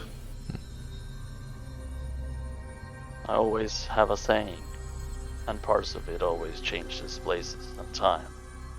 But what happens in Run stays in Run. Time to move on. Fresh beginning is dawning upon us. New challenges awaits us. I'm thinking about the book that he actually read beforehand and then burnt. Yes, what stays in Runt hopefully stays in Runt. Run, sorry. Well, gentlemen, I'll make my leave. I'll see you dockside. And I'll raise my glass and give him a wee cheerio and stare off into the distance for a bit. The light from the ship intermittently blinks and fills the hall with light. As you stand there and take your last drink, your eyes close and you think back and for a brief second you are able to reflect on all your experiences. And it brings a simultaneous feeling of dread and accomplishment. We move to Stefan.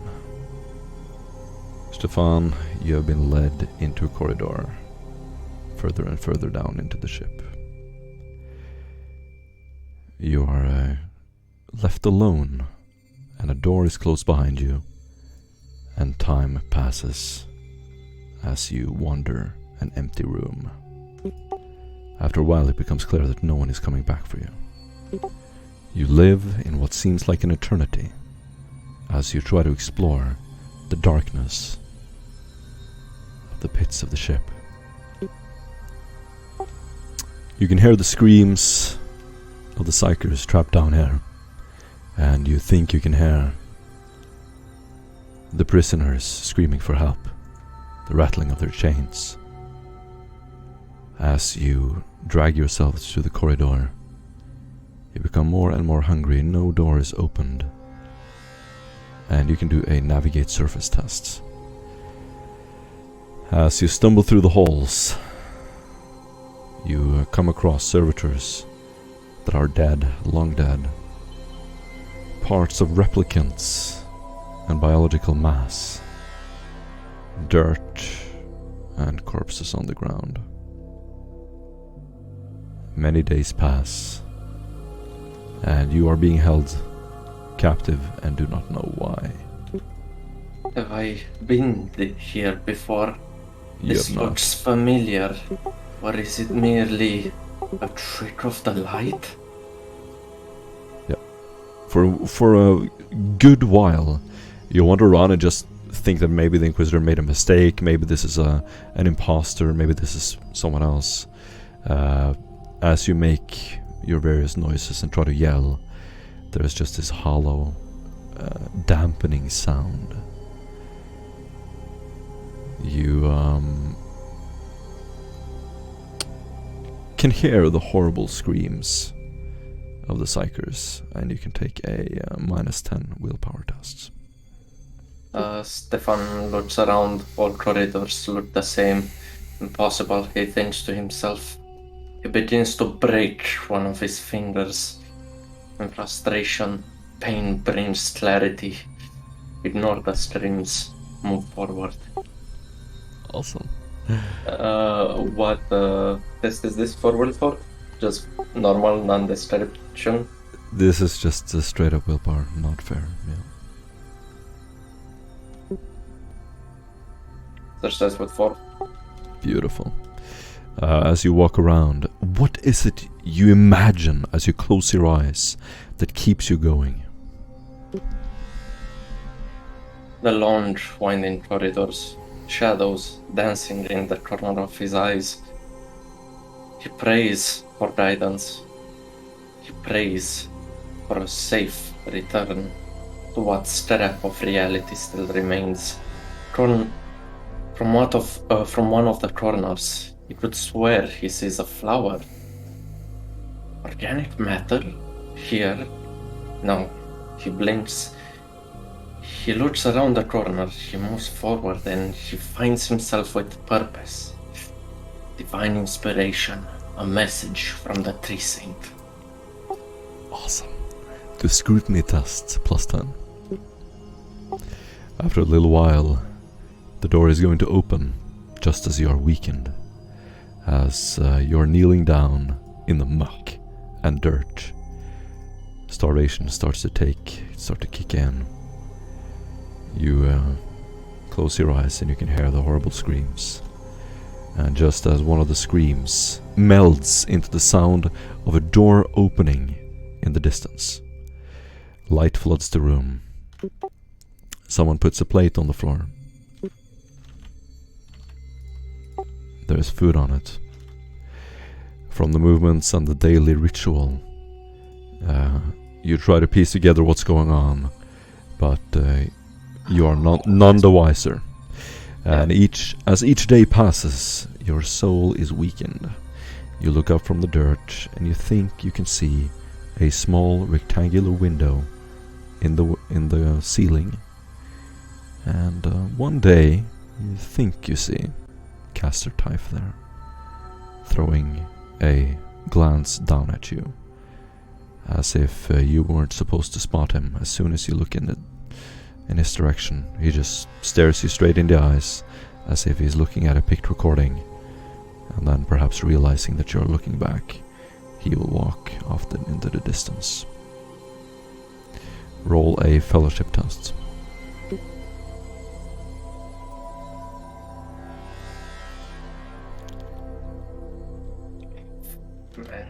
Failure flat. Your body weakens, and each day you try to speak to the man who hands you food. You are unable to do so. You take 1d5 strength damage. Do a toughness test.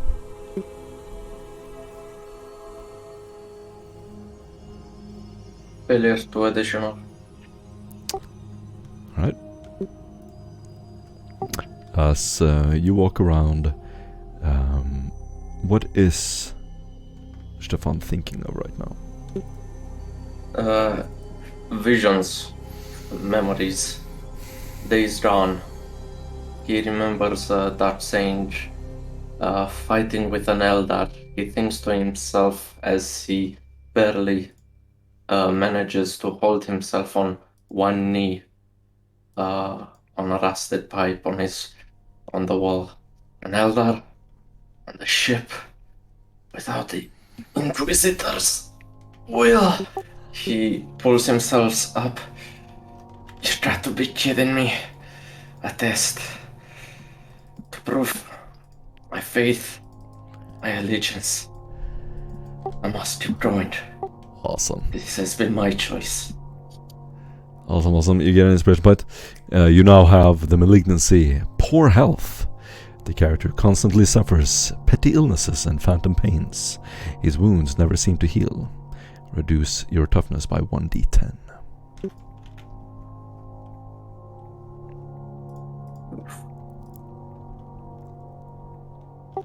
Do a willpower test.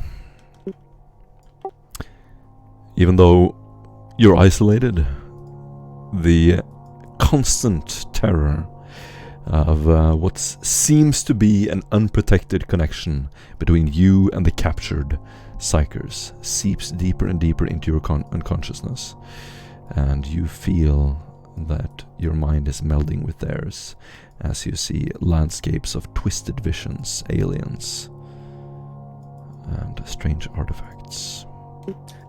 The body is fragile. It may break and bend. The mind is a fortress. I press on. Yes. You manage to resist their nightmares, focusing your mind on other things.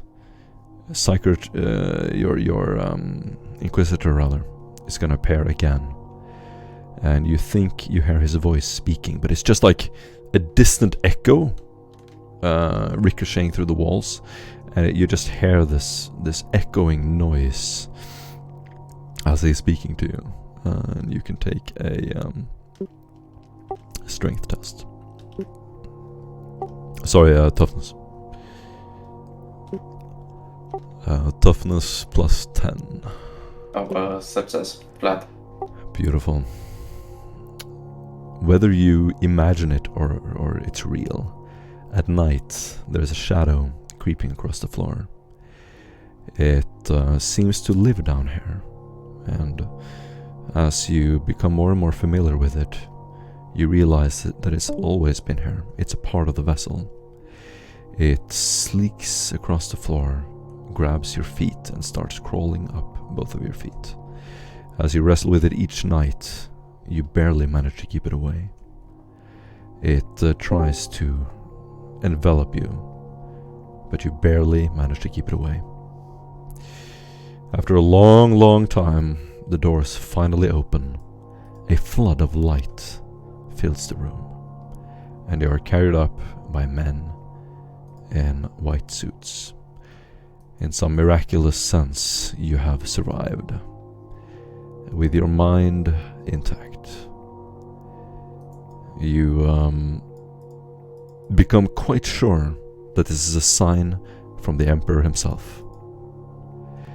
You lay on a sick bed for a while, smelling thick incense and feeling the tickling and sort of sensation of mechadendrites and servitors nursing you back to life. The Inquisitor enters the room somewhere between your fever dreams and holds a hand on your forehead. You remember a few words.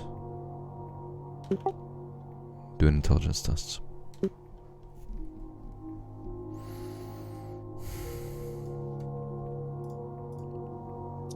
Inspiration that.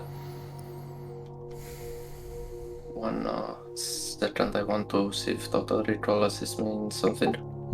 Yep. Yeah, it does. Oh, nice. Automatic succeed or?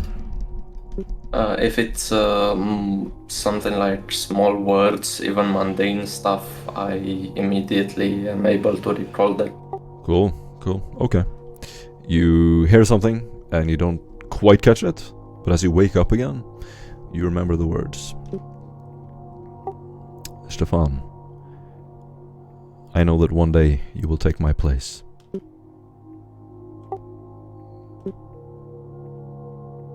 This is your last walk through the fire. Walk with me. As you wake up, the servitors finish nursing you back to life. You, yep. With grunts of pain, Stefan ushers away the servitors, reaching towards a closet where he believes his robes and clothing reside. He dons them on, and with limp and unfocused movement, he does not know where he goes, but he needs to find the Inquisitor. He needs to continue the path. You are slowly, as you wake up, put your bare feet on a metal grit floor. You feel the cold of the metal slab you were laying on. You look around, you see a couple of tech priests just looking at you, dismayed. They look down as your eyes meet theirs, and then they scurry off out of the room. You look down and your hands are full of blisters, sores.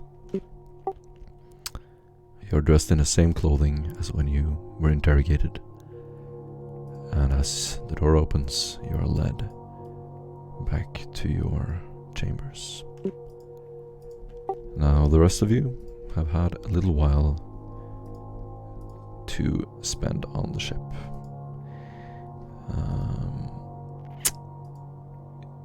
You can choose whether you have spent it in the gymnasium, the throne room,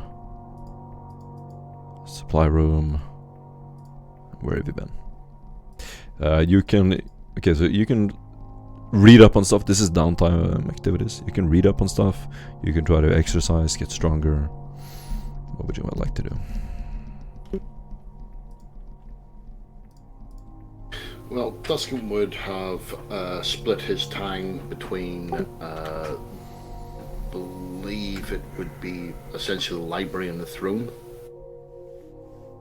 So intermittent studying and praying. Perfect. Is anyone joining him there? Doc would spend a little time in the Medicaid facilities, and then spend the rest of his time in the gymnasium, working out, lifting weights. Perfect. He shall spend his time equally spending about half in prayer and devotion, and the other half in the gymnasium working out. Also sparring with Doc. Excellent. We can move to that later.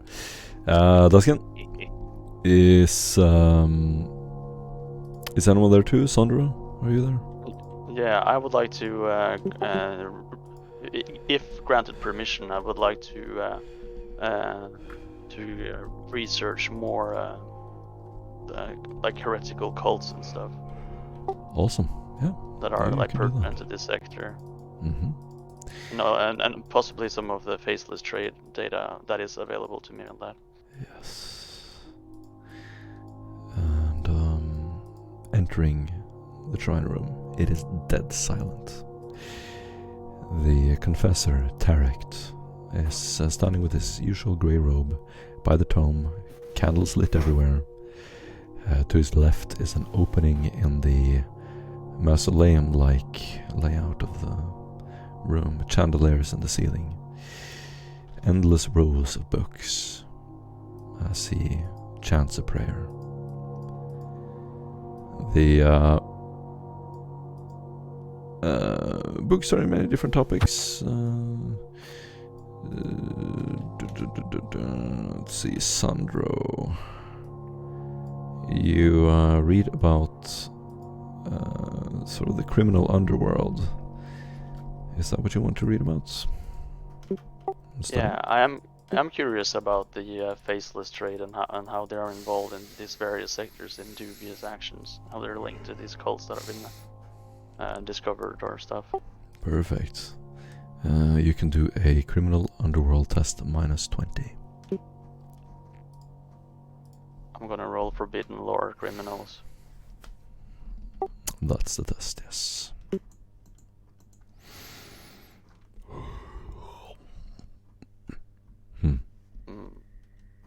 I use a fate point. Oh, it's hand roll. No. You do read about the general groups and the customs they have. You're not able to extract that much useful information from it. Although you do know that the crackdown on the Cloud Boys began with a raid on the Hessentans Manor. It led to the confiscation of a Xeno artifact that later uncovered a larger conspiracy called the Faceless Trade.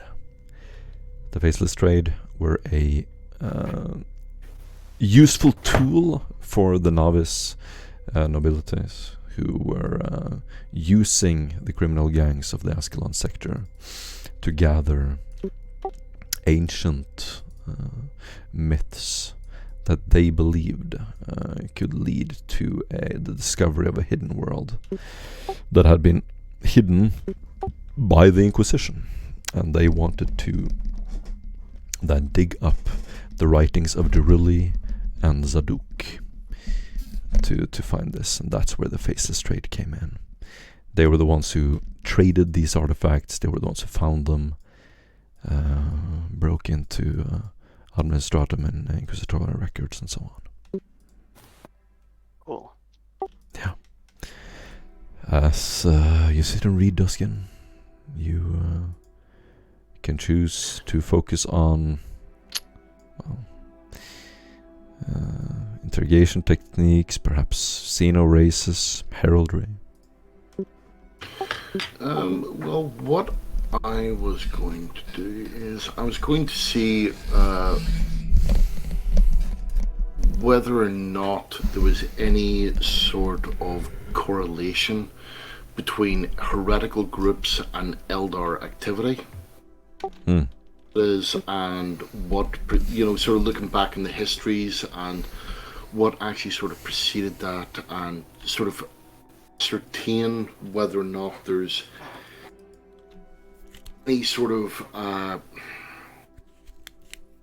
because I know what it called, obviously with my rudimentary knowledge, that the Eldar are trying to stop chaos, is which this rift would be. So actually sort of seeing whether or not are they on the same path as we are? Are they trying to get the same things as we are?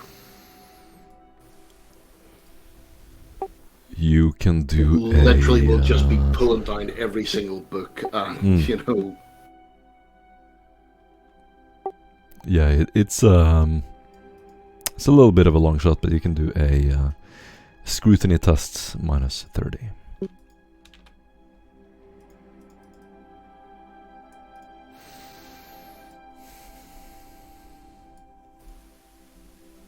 The records here are vast, and you spend all of your downtime on the ship doing this. This is simulating all of your downtime.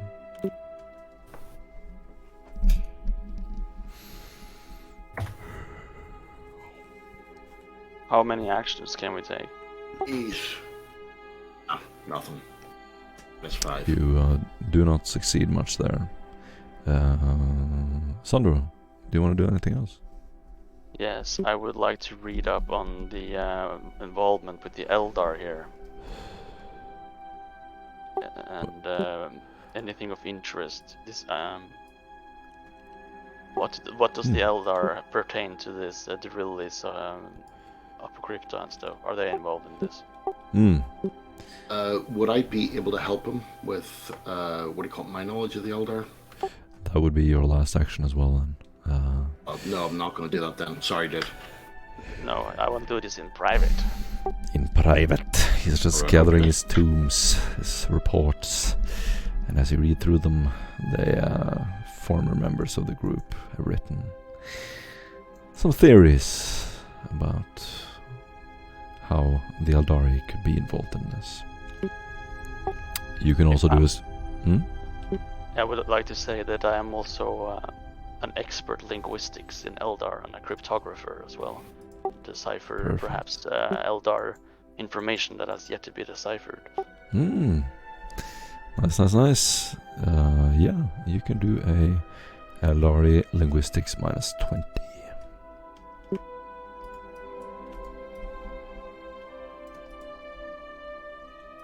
I succeed. Beautiful. A lot of records were recovered on the Eldari craft world. A couple of strange things that stand out is that they have an unusual familiarity, the Eldari, with certain members of the Imperium. You can do a scrutiny test minus 10. They mention the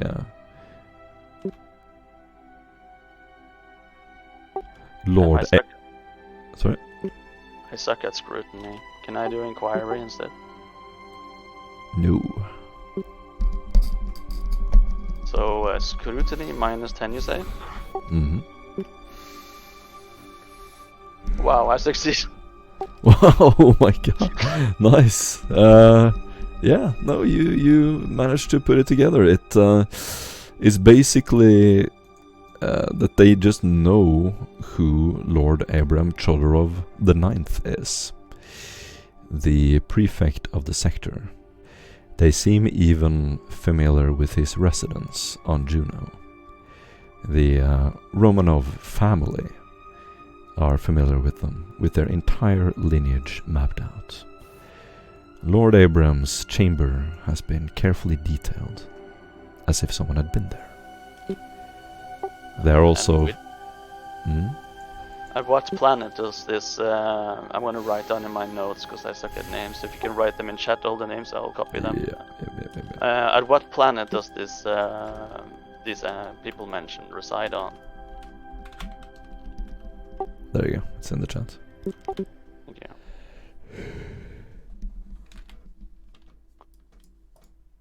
And the Romanovs, you said, which is that a navigator house or a road traders? Or? The Romanovs are the wider lineage spread throughout the sector. There is an Eldar in particular, Askellon, who seem to have detailed a lot of this. Can you write his name too? Yep. So I understand the Romanovs are like a ruling family class, or? Right. Yeah. There's also a sermon called the Sendite The Eldari are very familiar with the Sendite. They contain a lot of heretical information that is... a lot of it has been redacted, deleted, even in the notes here. It seems as soon as the Inquisition gets its hand on any information pertaining to this, they just delete it. They just instantly remove it. You refer to this as a sermon, so it's like a myth or a religion or a ritual? No, it's a sermon said by the cult of Sadok. They read it in secret, and it blames the high nobles of Askellon for the warp storms that have destroyed and continues to destroy countless worlds.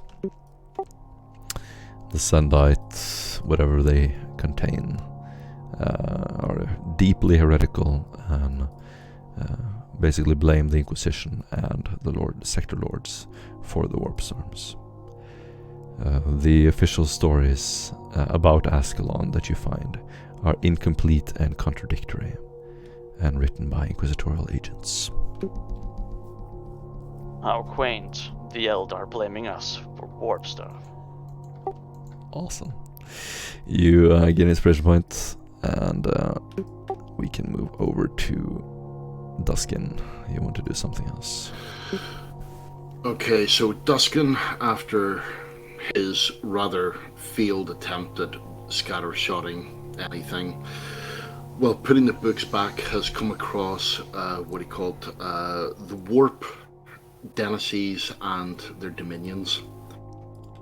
What he called, well, looking at it, understands that this is the second volume of the book that he's actually read. So we'll spend the time to beseech the Inquisitor's permission and his aid in reading the book safely. The Confessor. The Confessor, sorry. So the book that you want to study was in what exactly? Warp. Excellent. So essentially just very broad sort of idea of like demons and things like that. Yep. You can do an intelligence test.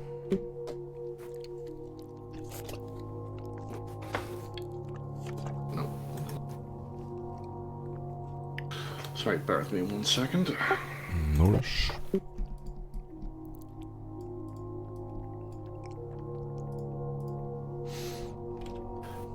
Success with 3 additional. Beautiful. You gain Forbidden Lore Xenos, or the Warp rather. The So that's the second. Yeah. The book that you read is a collection of stuff meant for psychers. Basically warnings, the limitations, what to avoid, signs, when to know when your mind is at risk, and so on. As you sit and write that tome, you look over and see Sandro piecing together parts of reports and books with strange writing that seem to be translations from Xeno notes. The Confessor. You want to say something? I was going to say, Confessor, if I could potentially peruse that after I'm done here. Don't wish to break my concentration at the moment, however. Perfect.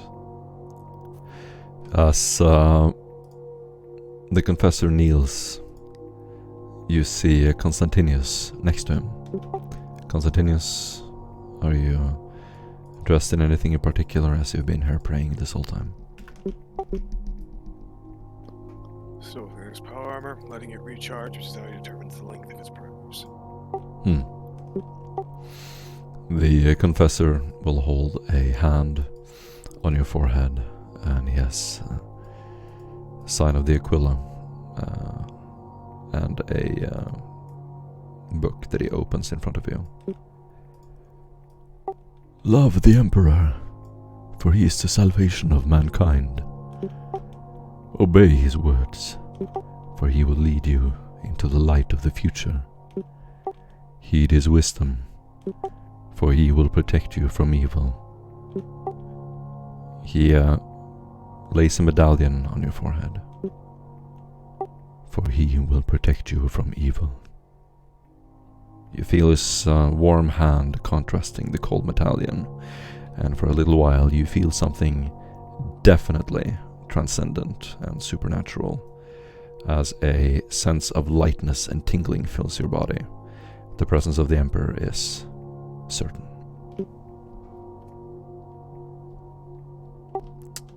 You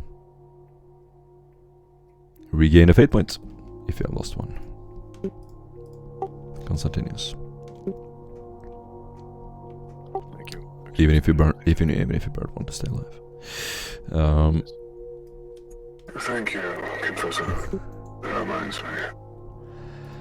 In the memoirs of St. Helios, it was said, blessed is the life that in its ending forgives a lifetime of sin. Has my service been enough? Yes. As we zoom out, seeing Constantinus there at the throne, you would enter, James, walking up to the various machines, hooking yourself up. You're going to spend this entire time working out. As you enter the gymnasium, there is a long corridor, and at the end of it you see several men in blue sort of tunics, blue sweatpants. They are punching and kicking. Some of them are working on bags, and 2 of them are wrestling on the floor, tossing each other over and like rushing each other, tackling again and again on padded mats. What do you want to spend your time on?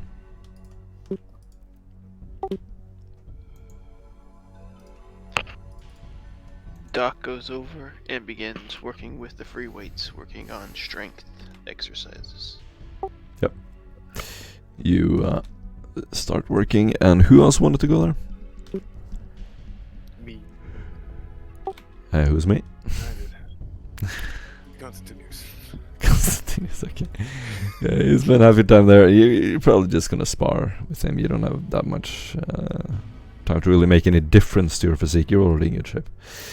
And after a little while, the men look over to you as you, dressed in your exercise equipment, walk over to the padded mats. The men immediately start whispering, and clearly realize that someone important is coming over. Your face is scarily lit by the top-down lumen above you as you walk onto the mats.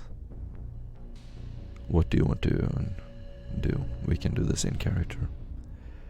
As you walk bare feet or in socks onto the mat. Do you want to grab some gear? Do you want to grab some non-lethal weapons? What do you want to do?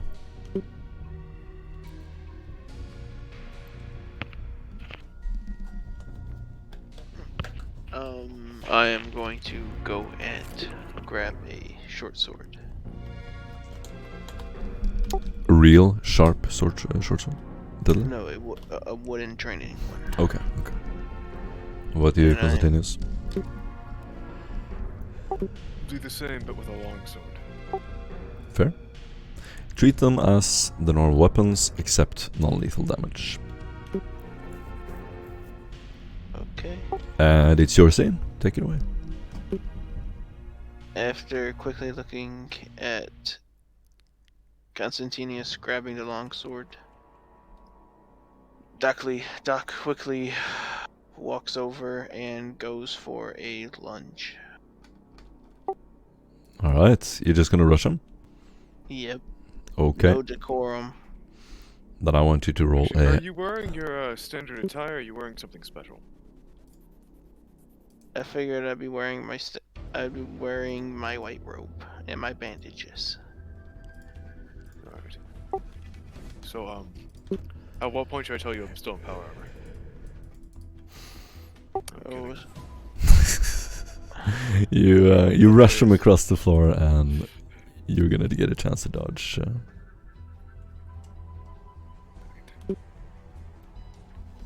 Waiting for him to roll.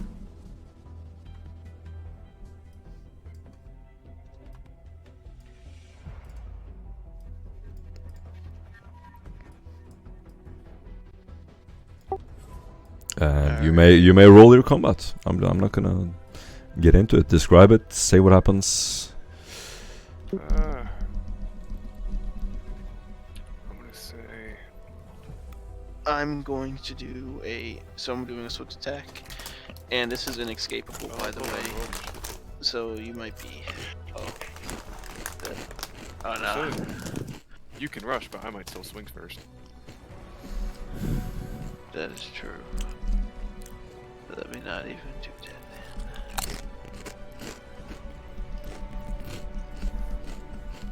that. It would be awesome if you describe it, so we're not bored as we listen.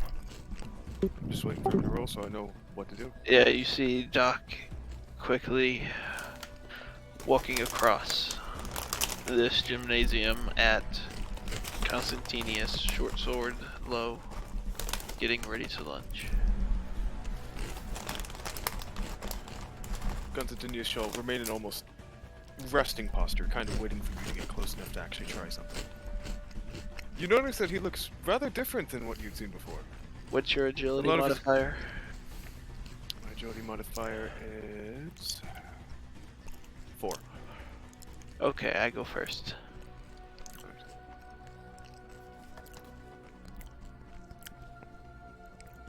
Alright, and I come in with this beautiful attack.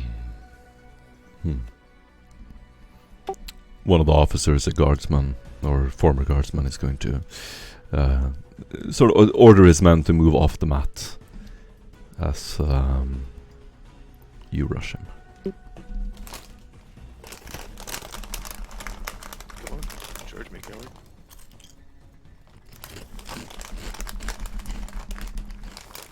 There Says we go. minus 60 to your dodge. 60. Yeah, or parry, I guess. For inescapable. Damn, I'm in for a bad time. And it was a swift Alright, attack. I get the benefit of having a balanced weapon. Fuck. Nope.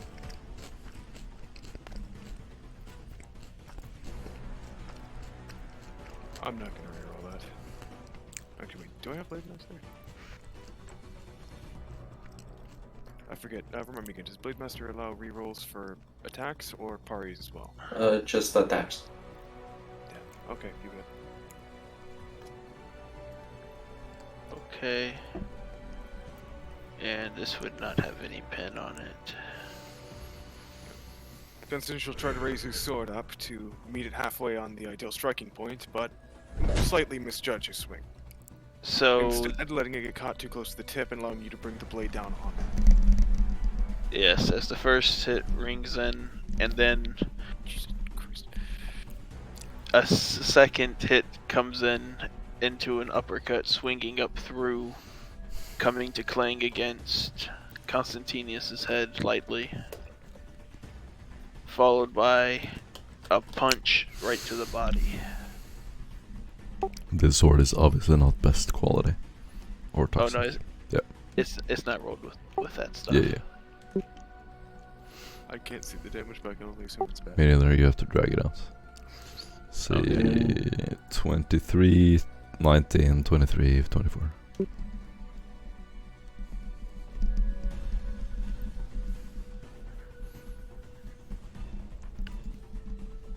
That's the damage I take.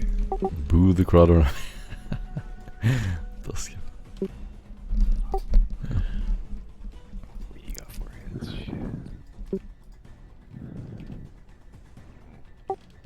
Yeah, I'm still power armor. I'm happy with this.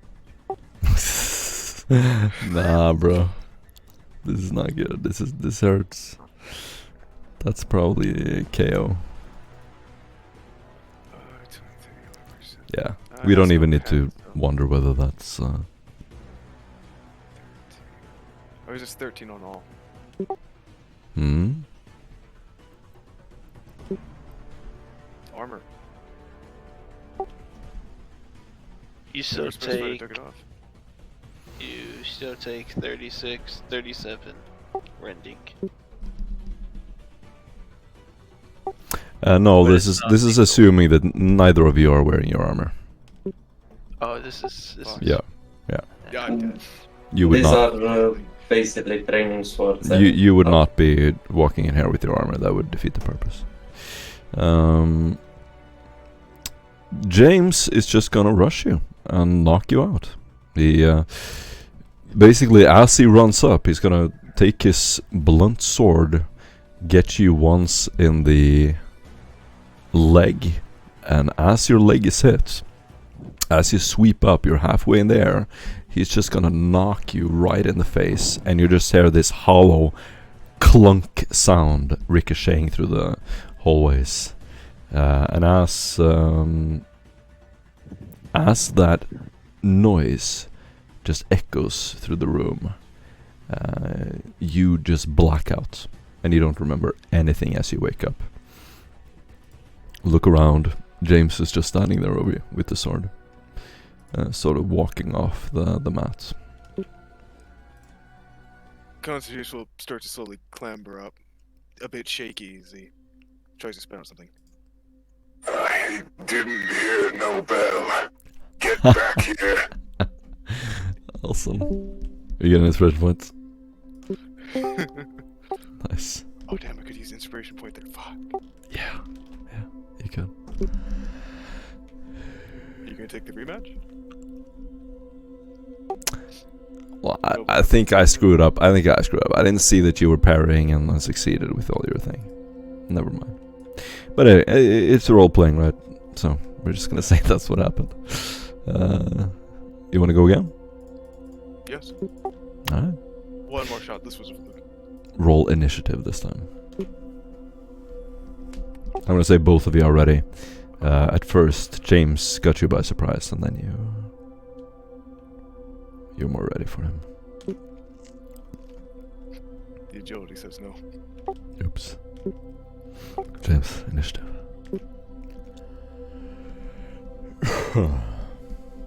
James? Drums. I don't think he's here. okay. It's working now. Sweet. Initiative. Roll initiative. Can't wait to get my head caved in. Oh, did he get back up to fight again? Yeah. Yes. I look hear back no bell. over, and I say, do you have no honor? You have lost. I show him my bandaged body. I am but a wounded man. That's bullshit. He means business. He means business, James. Don't mention me on honor, beating a feeble priest. Yeah, he's not gonna back down, James. So, at that sentence, Fucking finally. just as he finishes that sentence, Constantinus starts running towards you. What do you do, Constantinus? Describe it. He's going to see me start with my sword high and then try to switch it to low, going for a strike to the side. Stomach. Okay. Form a charge. And as I see this coming and switching down to the side, I go in for a quick parry.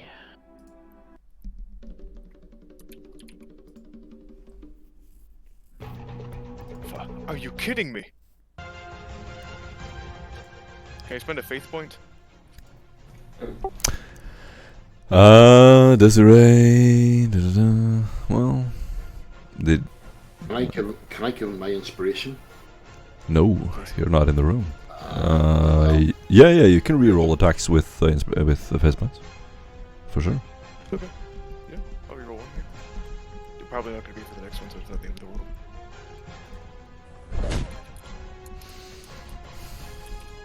I'm gonna say your parry still sounds, Jeps. Okay. Still happy with that. And I am going to hit him with a counterattack. Yep. can never truly win with this. Your weapon swings over his head as James leans back with an athletic pose. He just takes a single step back and then jolts forward with his weapon.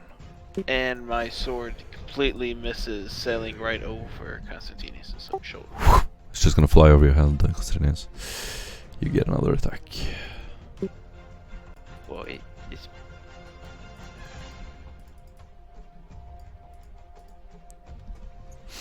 Hit me like you mean it. Not a problem. Awesome. And James is gonna step forward and with a roar swing the sword down. Uh-oh. And it is another swift attack. You can roll dodge, Constantinos. Okay, only -10. No. Nah, hit him with a parry. Hit him with a parry, Oh, no. If you got Constantinos. parry, yeah, definitely. Do you have counter attack, Constantinos? Yes, I do. Nice. Nice. James can't dodge on his turn. Nope. So that's put the possible hit at least. No aim.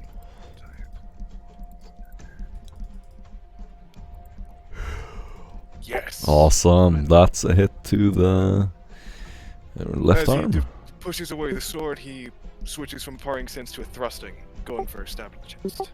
Awesome. Let's do this. Where is it?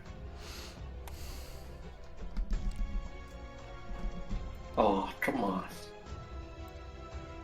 Okay, now it's a body blow. So you're just gonna jolt forward and stick it into his stomach. I'm going to ram it into your stomach.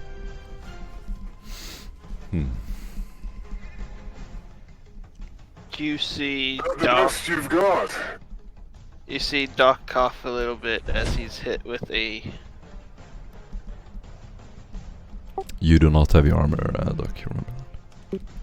He coughs fucking blood up, and he starts to. Why are you hitting me with an energy weapon, you asshole? Wait, actually. No, it's not. You can ignore the energy thing. Oh, okay. You're not using your main weapon. You're using a sword with 1d10 Yeah. plus your strength modifier. Oh, it doesn't get bonuses for being a longsword? Okay. Yeah, sure. It gets as a bonus. It But, still has the balance trait. Yeah. What's the bonus for being a longsword? Just like 1 damage? No, it's just 1d10. And it has balanced. That's it. I'm happy with that. Yeah, you see Doc cough up a few pieces of blood. Reduce and the then- damage by 8. Mhm. Okay.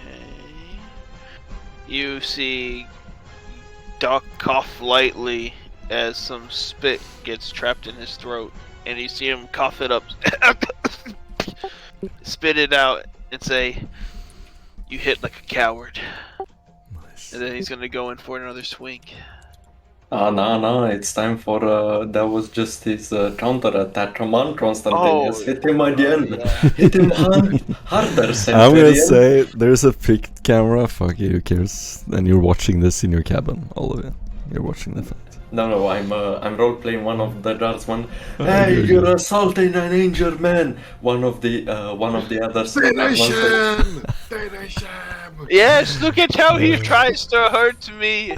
Hey, fuck you! You've seen that tradesman attack him like a savage. He does some fight in him. Frogels or the Craigsman. I'll have you next. My next slow stick pat is on the night. 2 glow sticks packs on the Craigsman. Hey, You hit like a pussy. Hit me. he looks injured, but the Craigsman's always downtrodden. Whatever you say, friend. Aye. Wonderful. Fuck. Yeah, it swings, and he just takes a step I'm back gonna with his parry it. foot and immediately avoids it. It's no, a I'm gonna blow parry to his that. foot.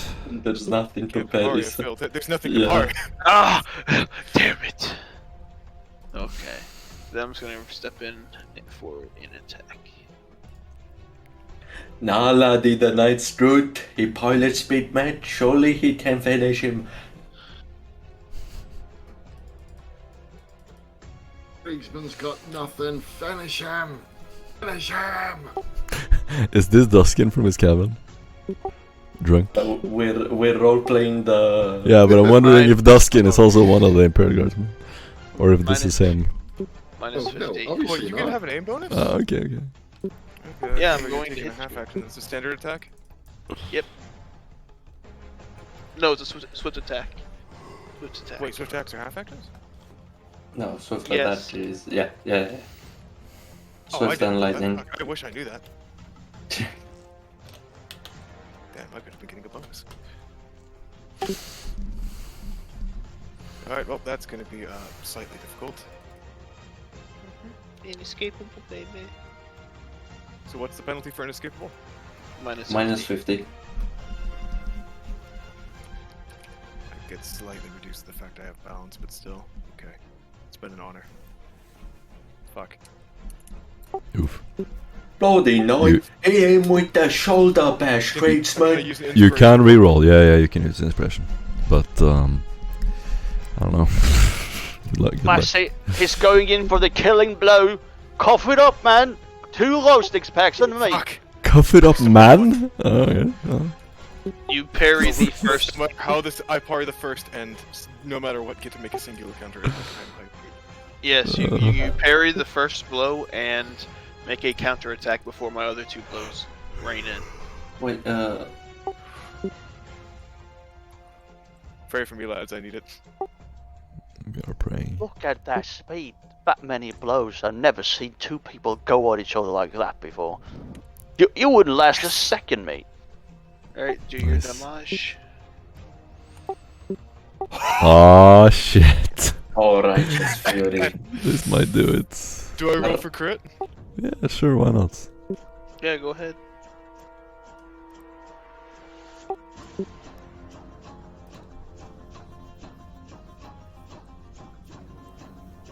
Yes! So just roll an extra d10, or roll damage again? No, it's a crit effect. Yeah, you roll It's a a- d5. It's a 1d5. And note the area that you're attacking as well. I believe it's the body. It Are, is are The- you the hitting would body, be the body. 34 body. With a 2. 34? Or It's a 40 D5. degree, so- It's Oh, no, I'm talking for hit location, so it'd be a body. Okay. The Two. actual result is- The impact punches the air from the target's body. He suffers 1 level of fatigue and is knocked prone. You see Doc now. instantly leap up and finish through with his attack as he has. Oh, hold on. That's a free action. So I Nah. would still be You no. lose your action when you fall. If you're in the middle of a. Okay, so what order of things are we at? So- This was a counter attack, so it's now my turn. That's a counter attack, and then you fall prone, and that ends your attack, James. Yeah, but I would still get up in my turn as a free action. Definitely. Yep. Yeah. You would leap So up just- instantly, but at the end of your turn. But How much damage does that deal? If I- your attack is over, basically. 10. So yeah. Rat Okay. interrupted. This is intense. Glory. It is actually pretty cool. You saw that shoulder bash! He's on his ass! Get him! Kick him! Nice. 3 packets of low sticks on the night. I'm a sector on me if that tradesman wins, boys. Oh, the Kriegsman's gonna win. He's been They're- through a lot of I'll trenches. take that bet. They're not retards. They're not special needs. These are inquisitorial agents. Jesus. Oh, they didn't. I thought this was the. Nah, bro. I- One of them was a I'm former not guardsman. an tutorial agents. I'm a menial and shit. I do lower maintenance. Fucking janitor. Just hit the I'm gym. a fucking space custodian. I thought this was called like the readings. Let's go. Can I assume this was the readings? What's whatever, let's go with it. It's beautiful. Parry, okay. My name's Bob from the local officio. We're from accounting. Throw Commissar on deck! You've seen all the It comes inquisitorial around to Doc's papers, right? turn. Someone has to stamp all these, and that's me. This is glorious. Yeah, As it comes around to Doc's turn, he looks at Constantinius, sword leveled, and goes in for another swift attack. You see the angles sweep up high to come quickly slashing back down low towards the leg.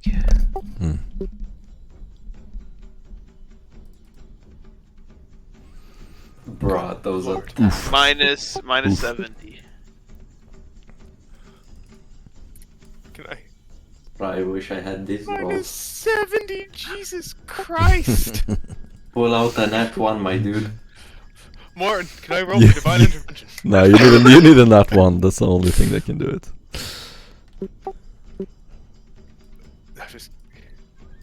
I am so fucked. If you roll a nat 1, you block all of them, my dude. Come on, it's simple, just 1 in 100. Fuck. Oh, it was, I target 23. Roll good, scrub. Yeah, I have another inspiration. I'm pretty sure I'm gonna go again. Hopefully. No. you see 4 blow. You feel this first swing. Fuck, we got closer, but not. You feel the first swing impact into your chest, followed by another one into the arm. The last one sweeping up underneath behind your leg, cleaving you down onto one knee. And the last one into your upper neck, cleaving you down face first into the deck. And as he hits the... And you see Doc put a foot on Constantinius's back, raise the wooden short sword above his head, grasp it in his other hand, and say, "Champion! Champion!" One of the... You hear a massive uproar and what called not spoken. Doc. Give me my ILO sticks! Oh shit! All the men come running up with glow sticks and hand in Oh like shit! 10 glow sticks. Commissar! Scatter! Scatter! I have been arrested by a medic. It's okay, Constantinius. And I reach down to help him up from the mat, and as I do, I tell him, one day you might have a strong sword arm like me. But in the meantime, let me patch you up. Fuck. Nice. Well, I said, Perhaps one pop it day up. You can be recognized for your deeds. Maybe, but not this day.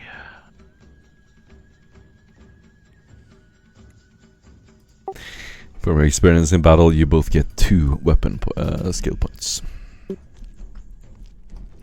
I gained +2 weapon skill, but at what cost? Exactly. My pride and dignity. Yep. The most important question is, do the commissars catch anyone? And I would say you probably walk out of there at that point. Clean yourselves up, take a shower, and that's the end of that day. You also spend a little bit of time exercising, and you're gonna gain 3 strength, both of you. Oh yeah. That is Alright. lovely. I gotta agree with you. That was fucking awesome. It was. Yeah, that was very good sparring.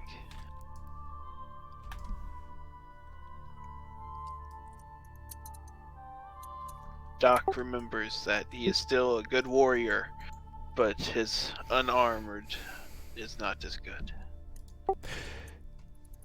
You walk back to your chambers and see Duskin sitting there. You have been doing different things this whole time. Stefan finally comes back. You haven't seen him for days. He is emaciated, wounded, and he's limping. as he comes in wearing his normal clothing, but you can tell that he has been marked by this experience. The door is gonna open and he enters. Dustin, recap. And Duskin's gonna get up and grab him and basically take him over and set him down and say, "What in throne's sake happened to you?" As he's in him a cup of coffee and pouring some amasec into it and putting it down in front of him. He holds the eye patch with his left missing eye, as you can see he genuinely feels the pain of his missing eye, as if he's reliving the memory of it being gouged out. He quickly snatches the recap from Dustin and brings it to his quivering lips. A piece of heaven in a cup. Take it slow. It's slow. How many soul cycles has it been? Well, I've been stuck in the library. I think 10, maybe 12. Justinius, Doc. I thought it was like 3.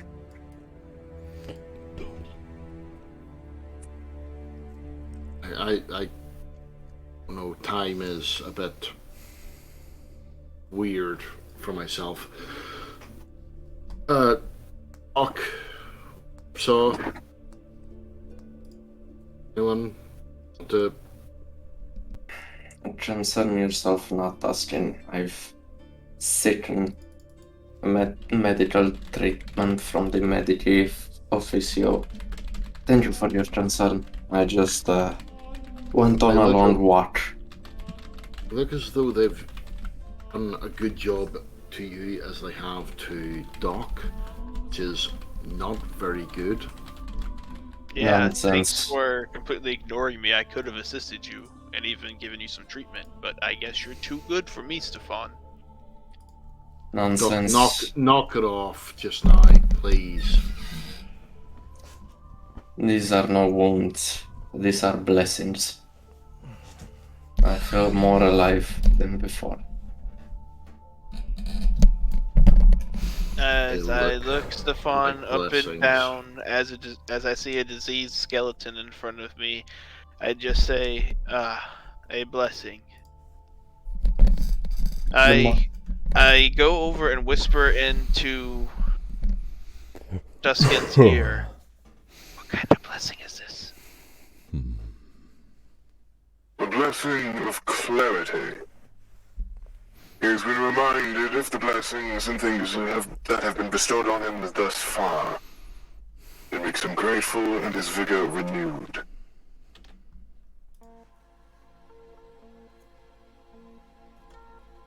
Duskin will say nothing, but understand what Doc is talking about. Couldn't have been put better myself, Constantinus. Fear not, the mind leads, the body follows. Precisely, friend. You understand. Okay, interesting. So, what have you fellas been up to? Also, do we have something in the mini fridge? Yeah, Constantinius? He is now, I wouldn't so much say my servant as he is below me in sword strength. As I lift up and flex my arm, showing off my biceps. I will concede. You're a good fighter. Though, I'd like to see how your ballistic skill compares. As ballistic skill is brought up, Doc merely points over at a immaculately kept bolt gun with holy scripture inscribed upon it and a praesent sight on top. Constantine still gently gesture to his Volkite Cavalier, a very large archaeotech weapon. My bookend's better. I'm Oh. sorry. I have actual archaeotech that was used by Astartes. Several have. So yeah, Okay. apparently Stefan, moved while several you were gone, that I they realized had a That I've built several. a They drop. skill measuring contest. Well, it's good to train the body. What about you, Dustin? Have you kept up with your studying? I know previously you spent some time with the Archconfessor. Yes. Good. Sharpen your mind. Or disturbing things, unfortunately. Or things to keep me awake at night, contemplating the grace of the Emperor. Fear not. Knowing the enemy sponsors vigilance. Vigilance leads to their fall. As he bites into this calcium bar he pulled from the fridge, and it's a resounding crunch. Most of you know calcium bar tastes like sand, but he feels as if his expression is that of pure bliss. Like this is some top level gourmet piece of food. Oh, for throne's sakes, for God's sakes, and what he called Duskin is gonna rummage in his pack and everything else and take out what is essentially an MRE. Actually, what he called, say, give me that, take it off him. What he called, put it into a pot and start heating it up. And it's the last one that he's got from Rand. Doc reaches over, undoes some tinfoil on top of a tray, and pulls out a piece of cornbread and says, "You know the cafeteria's got cornbread." Thanks. However, I'd like to finish this fast as he already proceeds to cook the meal as soon as possible. I have other duties to attend to that I've neglected. Pretty soon I feel we will both be summoned. Could I aid you in any of these duties? Well, Right. Okay. So what's going on? Not Firstly, actually. I'm sick of being mother hen. What is going on between you and Doc? What is going on here? me and Doc have... What happened to you? What happened to him? What is actually happening here? Me and Doc have scholastic differences. You just sort of say that. You know, that is a very well put political way to say that. Thank you, Doc. Stefan. Maybe you may learn something. Yeah, I actually like the way you put that. That is very spot on. However, this is all water under the bridge now for both of us. I see everything in a new light as you see him stretch the part of his lower face and neck where the synth skin is, making just a small red rash as his attention is drawn to the boiling pot. He continues, I have been tested by the Inquisitor.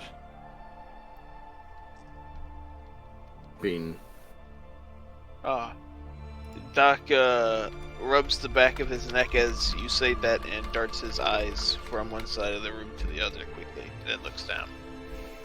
Yes, the same thing happened to you, but your trial might have been different. He looks at the bandages that he has covering himself, and to you with no bandages, looking diseased and robbed of vigor, and says, "Yeah. But not. The Treason truly is kind to give us such blessings. We're now closer to the God Emperor.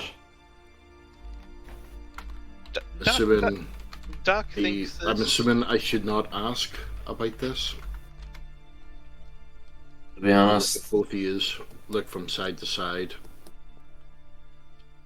To be honest, I'd rather not relive such memories, but The days are a blur. Even if I were to try to remember them, nothing concise would spawn from my mouth. Yes. I just mostly see things in new lights and feel as he groans a little bit as he moves some of his arms in their sockets, new paint as well.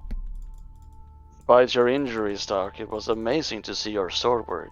I would not like to find myself on the other side of your weapons when you're feeling rested. Yes, but I think that may be a long while yet. My road to recovery, I think, will still take another week or so.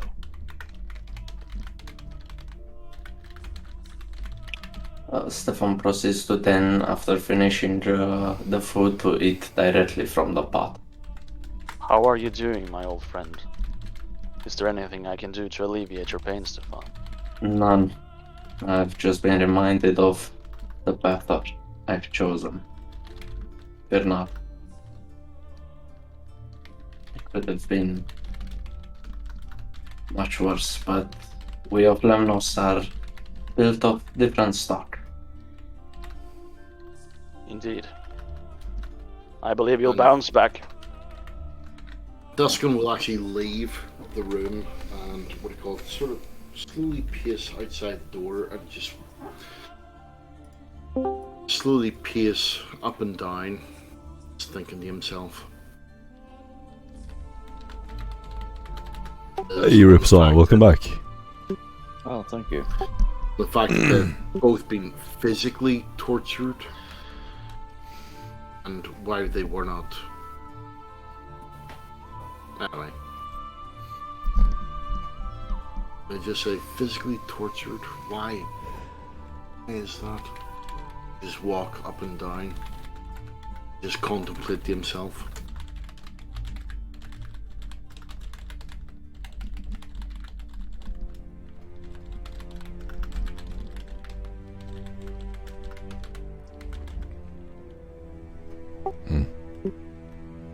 That's me.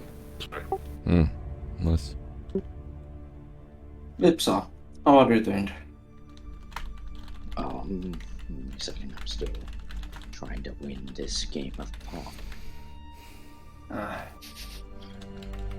Has the score changed? Is it still 15-1? It's 150 to 93. You have no idea, but I always made small bets into my mind whether or not the door will just whoop your ass so embarrassingly I wouldn't be able to look you in the eye. Well, I'm glad I was wrong. I'm sure at this point your dog would beat Stefan in regicide. We can test that. Perhaps when he's feeling better. I say with a concerned look to you. Perhaps then. As he finishes the pot that he took the marine and rests on one of the bunk beds. Just curious, what happened to you, Stefan? I have been tested by the Inquisitor. As you see, his slightly emaciated body. He from time to time covers his eye patch with his hand as if reliving a painful memory or stretching the thin skin that covered his plasma burns.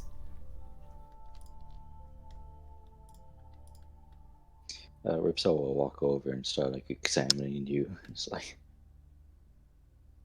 oh, you covered up a burn. Interesting. There might be a story behind it. To my shame, both injuries are from serious madness. And both of them, well, I was a lot more naive back then.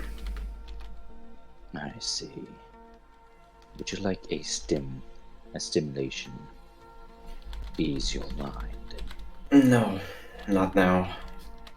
What I require is clarity. I believe I have just the right thing. Excuse me for a minute. He goes up and is gone for a few minutes. I swear if he brings a woman here, I'll shoot him myself. I would actually question, how did you get Do the here? ship's women? You'd be surprised he would be able to grab a woman from a death world.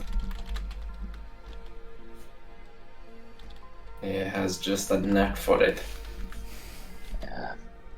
Curious. I'm not familiar with these death worlds. They are a certain type of planetoid, usually very dangerous to the inhabitants, whether by design or just luck. However, due to their resources, the Imperium cannot overlook them. A Rund will be considered such world. The mortality rate is just heavily increased. I see. Constantius, about that thing that you were about to show me. The battle cannon. I already showed it to you. Artifice. Oh yes, quite a sight. Indeed. Indeed. If you wish, you're allowed access to the night whenever you wish. The cockpit will be locked, however, for obvious reasons. Oh, of course. Yes, I would certainly enjoy that. You may have, and I just hold up Doggo and it's like, you can borrow him anytime you wish. Of course. Have I showed you my main armor? No, not yet. Yeah. Volkite Cavalier, used during the Great Crusade.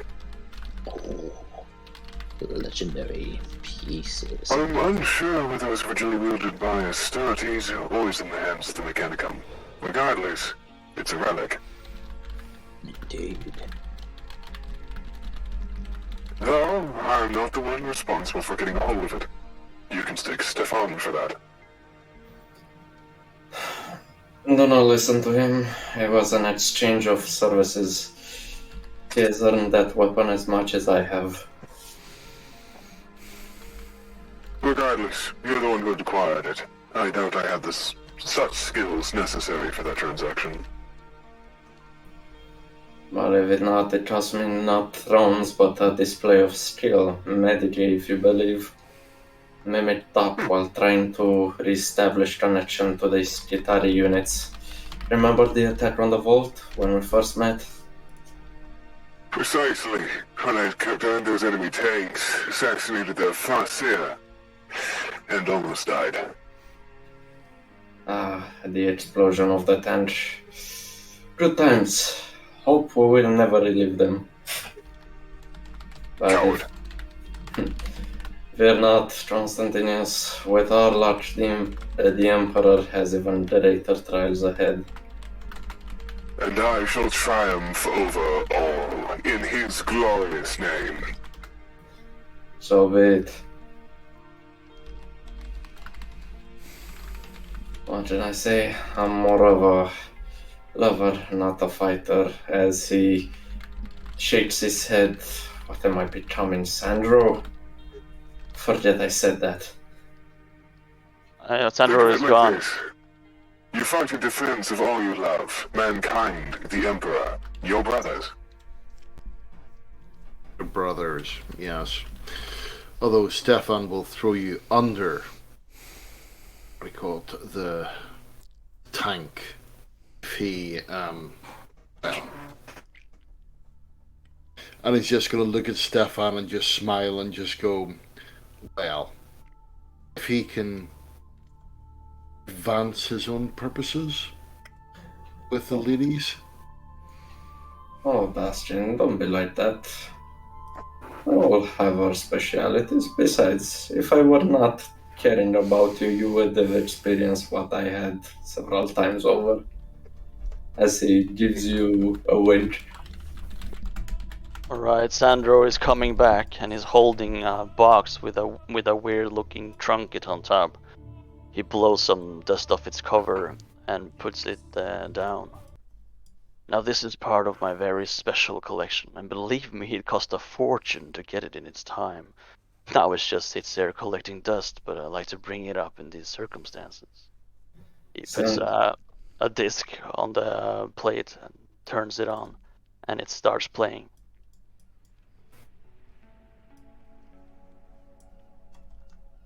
It's from an ancient Terra composer.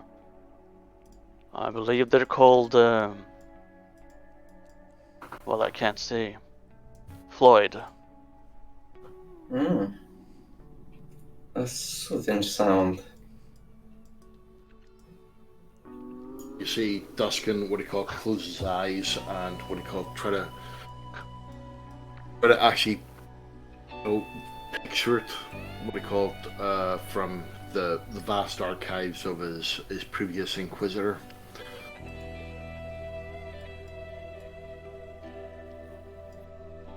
I'll be honest with you, Sandro. You've impressed me. Last time you tried to liven up the party, you pulled up with a bottle of Amarset that had aphrodisiac in it. Well, I find your predicament a little more serious this time, and for a friend in need, only the good stuff. Besides, it's been a while since I've listened to this tune. I wonder what instruments they used to play this with. You'll see Duskin out with the data slate, actually, what do you call it, seeing if he can sort of analyze the tune and...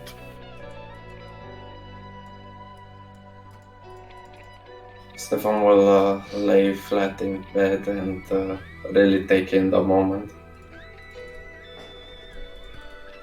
Not overthinking it. Sandro picks up his trusted hand-carved pipe and lights some of his now famous tobacco blend. Takes a good drag as he lights it, and a nice aromatic aroma bellows out in the room. Here, have some, friend. He takes the pipe with a loud inhale. You see the blend become amber and ablaze as he takes a big puff and hands it over. Fog appears in Stefan's face as he jets the smoke upwards, him staring at the bunk bed above him. There are still beauty in this universe, my friend. Yes. That's what we're fighting for. What we're fighting for, eh? Constantinus, have I told you who I've met on Rund? You have not. Well, you must have heard from the interrogator. I'm certain he had said at some point. This has been a month ago? No, several days, correct, sorry. My apologies. There was this Baroness in training. Stefan, with the greatest respect, can you please keep it a wee bit lower? I'm trying to actually record the music and ascertain its divination. So if we could just get a bit quieter. Right. Rip's just going to amplify it and this sound of the machine. Nice. You're like tuning it up to 11? Okay, he goes all the way. You start hearing the music louder and louder. And eventually the machine just starts almost smoldering with heat as it just turns it up to a blinding or a deafening volume rather. You can feel the bunk beds vibrating with the subwoofer and it's just thundering through your entire quarters. Oh shit. Is there a zoom out of the Inquisitorial cruiser with the sun in the background as it travels? Exactly. As this is happening, like I'm just right there, unfazed by it. I'm like, I think I broke it. I can't hear a thing. What? Nice. Oh, this thing is precious. Fine. All you can see is his mouth moving, and I'm going.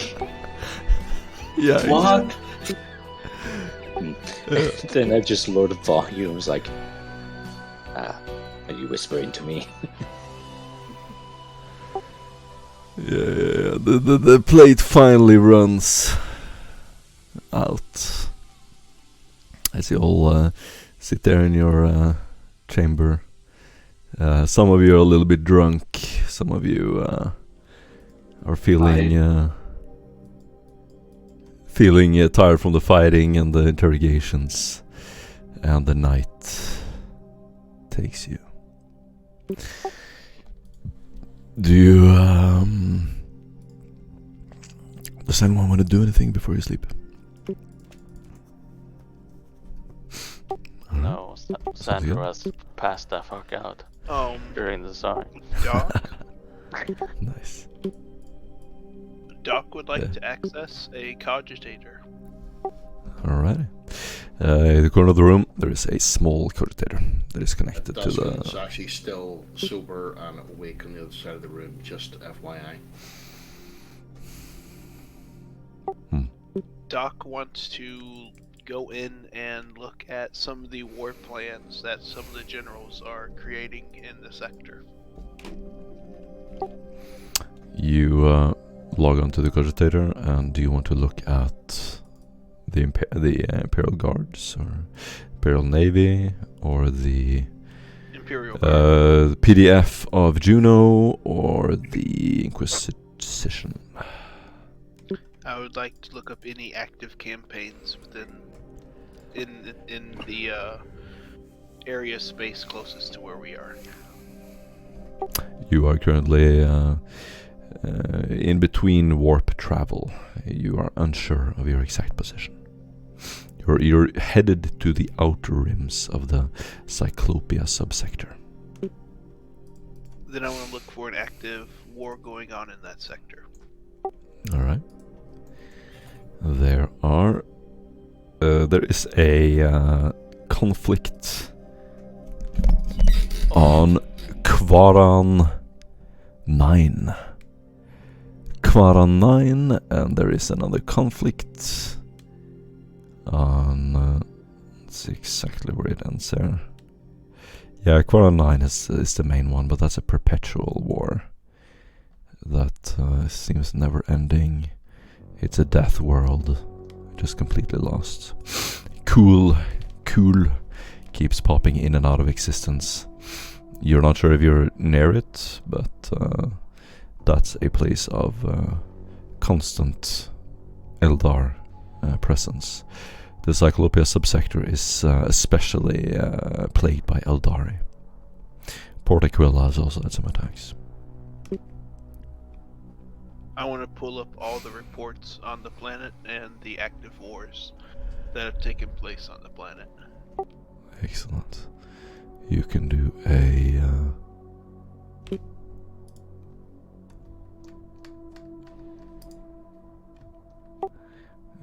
well, I hate to say it, but you can do a scrutiny test.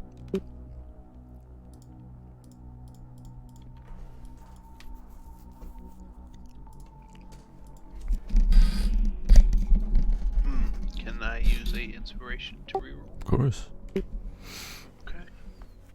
Come on. -1.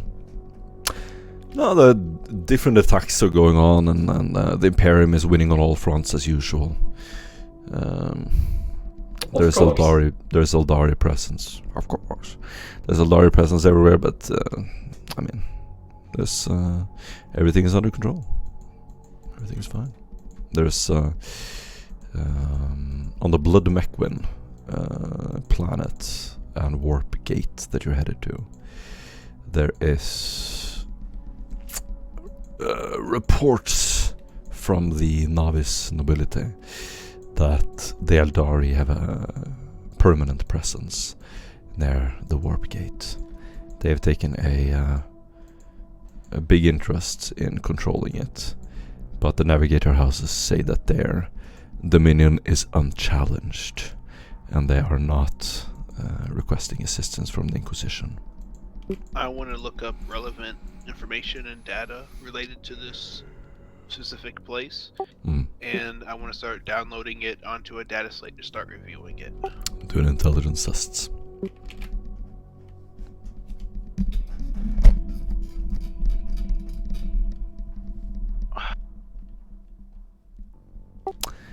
There isn't much to gather. It basically says to brief with the Inquisitor.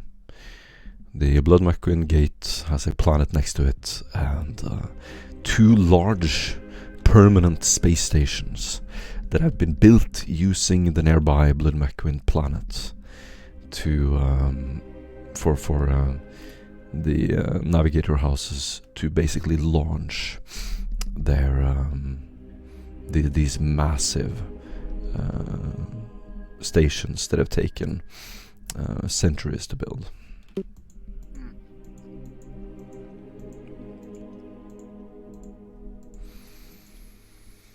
Okay. I'm gonna log out of the cogitator, seeing as there's nothing too relevant to where we're going, and there's no forefronts near us that seem to be doing bad. And I'm gonna go to sleep. And as Doc's walking past what he called, Duskin's just gonna go, "You right, Doc?" As good as I'll ever be. Okay, well, any issues or any problems, your help. No. Also, wasn't caused by me, was it? No. Okay. Stefan could have been more helpful.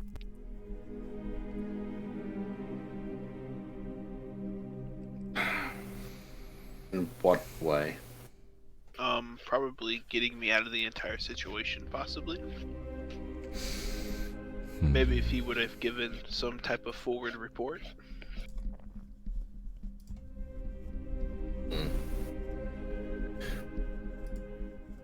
Take it we're not a prime then, no? Nope. I am Throne Agent James Madison. When he strikes a pose and flashes his little... For what it's worth, what do you call it? If we do meet the Inquisitor, I'll happily throw down for you. I don't think it will be necessary. I think whatever comes will come. Okay, your decision. Well, good night, and hopefully you sleep well. And he's going to take the earphone back to his ear and what do you call it? Like on the cogitator, what do you call it? Trying to get the frequencies and copies and everything else of the song that's just been played.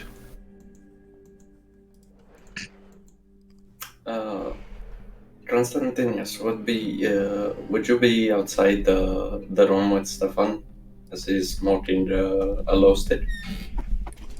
Yes. He would say, "Yeah, I'm telling you, background round, there was this lady in training, and I kid you not, she asked us to take it easy on the heretics. Can you believe that?" Spoken like a heretic. You burn her alive. No, I actually thought, should I have not met her beforehand, I would have accused her of colluding with heretics. It's just that she was so naive, let's say. She actually, I think she still thinks that she will finish her training without any blood on her hands. It's as if she was... I know. Still. Quite sad, really. Did she live? She did. She was a VIP overseeing the exploitation of Rond. Such a interesting girl. For it's as if she lived in a different galaxy than ours, or perhaps we have seen too much of this galaxy.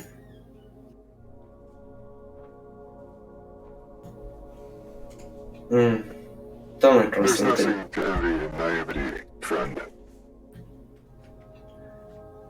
I actually believe that she would be capable of building a future in which one's only concern will be what they will eat for dinner, and not their constant survival.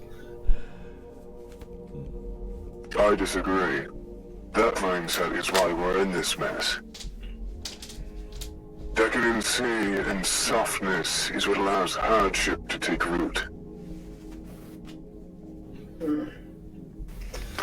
I agree. Yet, I've been taking this trial. I've walked through the corridors of the ships and shadows danced around me. I could only feel something beyond the next step, beyond the next corner, yet only darkness was behind me. I'm thinking, Constantinus, when our mission is done here, when we're done with this hell, what are we gonna see past it? Will it be another hell or paradise? And should it be paradise, will people like us find a place within it or be burned away?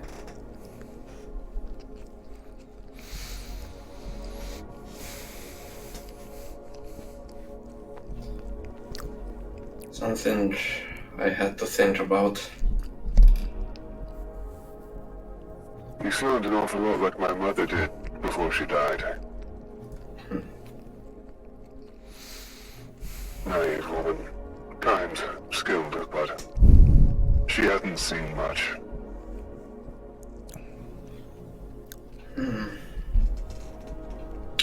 I'm sorry to hear that. I'm She's certain been you dead have... for over 80 years. It's okay. Yet somehow I can still hear compassion from your voice. It's good to honor her. Of course. Even though it's okay, I still miss my family from time to time, and it is quite a large family, let's be honest. The progenium ain't known to be small. Yeah. Either way. Sometimes I have fantasies of if I didn't choose to be under Caster's stiff command, but then I think to myself I wouldn't be able to live with myself knowing the horrors we have to fight with to keep others safe, and I could not tolerate not doing nothing.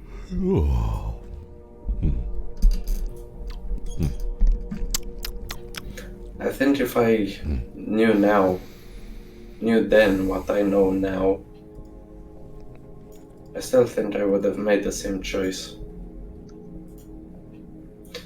Anyway, the cycle is late, and the ship enters its dim light.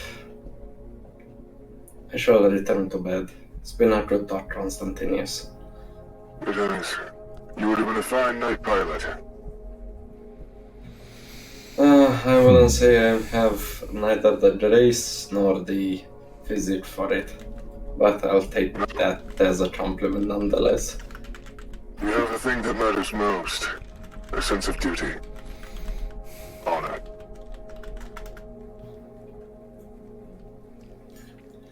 I knew someone who would troll that madness, but yes. If not us, then who? Right? If not now, when? Well said. Get your rest, friend. Rest easy. Good night. Good night. And as you drift into sleep, you occasionally look out the small circular window. You're going to see the effect of warp travel. Traveling towards your destination. It is a quiet tunnel that you travel through, of light, and a spectacle that you have to close your curtains to avoid. And as you wake up, there is a man standing by the open door leading through the corridor. It is yet another one of these unknown people that you haven't seen before.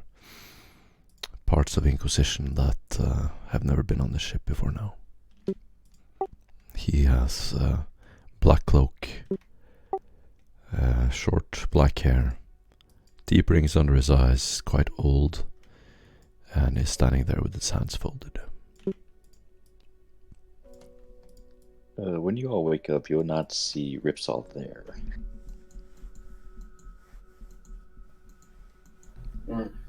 For Ripsalt's, where Constantine's Titan is. And as Duskin wakes up, he'll turn round. He'll turn round and look and see in the door this black hooded figure and go, must these ghouls be everywhere? What is it now? Your Inquisitor wishes to see you again.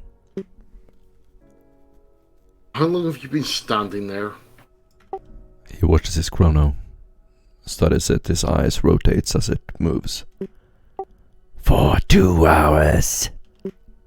And you thought not to waken us whenever our Inquisitor summoned us? He turns into a maniacal smile as he sort of shrugs into his cape. His big open green eyes look out of the upper end of his eyelids. I apologize. I would like to see if there's any sort of psychic activity going on. Indeed. Do a Sinitians test. Andrew is looking down from the book he's reading. He's been sitting up for a long time, but haven't noticed the man. He's been eating fruits and drinking his caffeine in his morning attire. So -3, I'm going to use an inspiration, if that's alright. Yeah. Success. Allow me to get dressed. So that's +1 success for... Is it forbidden Lord Psychers? No, just to see if there's any it's just psychers, so any sort of psychic activity going around this guy. What's the name of the skill? Psychers. No. It is referring Psynicians. It's on the skill. I believe you're allowed to roll Psynicians and train. Sorry. He has a Witchfinder. Just roll perception or willpower. No, you have to roll Psynicians untrained. No, it's actually not as trained. It's as if it was trained, but just do a hook in Sinitians. So that it says that you're trained in it. And then click... Sorry, what is that? I've not actually put it on my sheet. Oh, I just thought you could roll Psynicians as untrained. I'll do it for you. No, it's a specialized skill. You cannot attempt it if you don't know it. No, but that's what Witchfinder allows you to do. Yes, level 1. Yeah. That is correct. Okay, go ahead and roll it, Dustin. I actually have it on my sheet. Yeah. So if you could roll it for me, that would be grand. Just hit the thingy.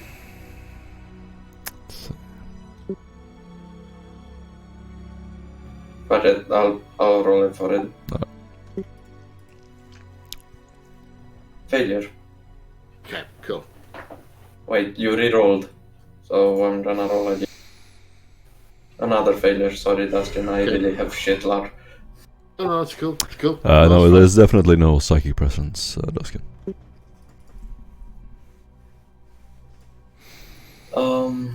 As soon as Stefan hears the rolling that the Inquisitor beckons him, he jumps out of bed with a renewed vigor, with preternatural speed, as if with his feeble hands he would be able to rip the door from one of the compartments housing his spare clothing. Quickly perfumes himself, combs his hair, removes some of his robes, and attaches his sigil of question upon it in less than 3 minutes. And while he's doing all this, Duskin is going to come across and say, Stefan, I have a really bad feeling about this. Nonsense, Dustin. Why would you say that? Don't know. Know this, Dustin. Our Inquisitor needs us. We are. Doubt that, but I just.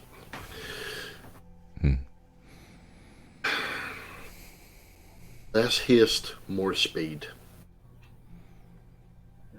The servant looks at you again with his deep green eyes.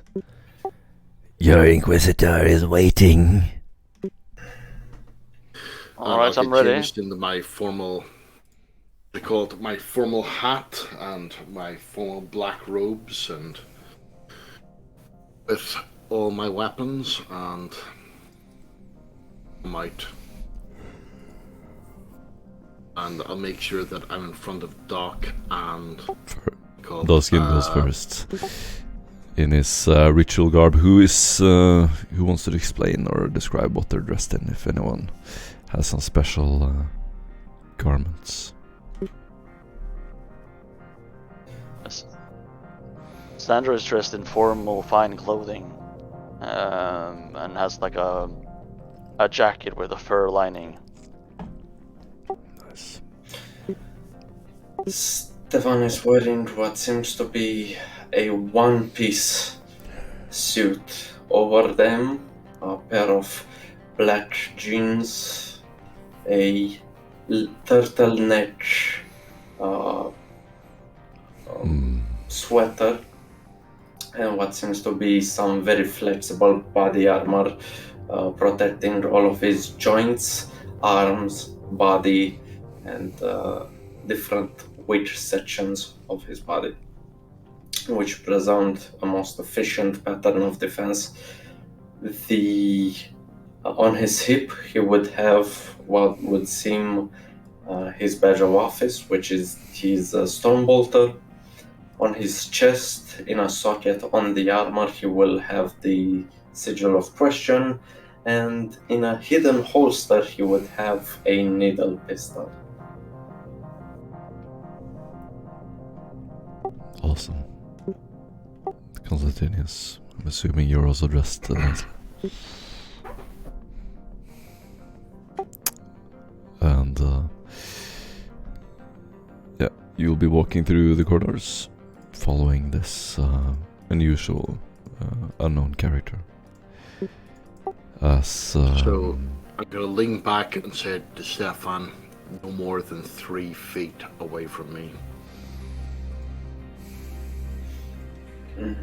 Interesting way of displaying defensive tactics. Do you actually really expect trouble? I don't know. Just something in my gut. Know this, we're in the safest place in the Imperium. Which is the most dangerous place in the Imperium. Touché. As he would stand no longer than 3 feet from Dustin. 3 meters from Dustin. Stefan feels secure and he isn't threatened, but he complies with Astrid as to not disturb him. Awesome.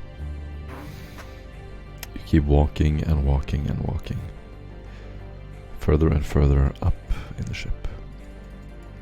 As you pass corners, suddenly you see a man dressed in a navy uniform passing you by. Occasionally, a tech priest. All of you make yourselves narrow, as the hallways are quite narrow sometimes. It turns colder and colder as you move away from the engine rooms. Further up in the ship, you can hear the distant voice of a lady captain calling out with a horribly monotonous, kind of domineering voice, meant to instill discipline. After a long, long walk, you finally reach what you remember is a big orange ornate door with a large emblem in the middle, an inquisitorial emblem, and a large silver handle. The servant sort of walks past it, just stands there, bows his head. You may enter. I nod and we enter. Who walks first? I'll go in first.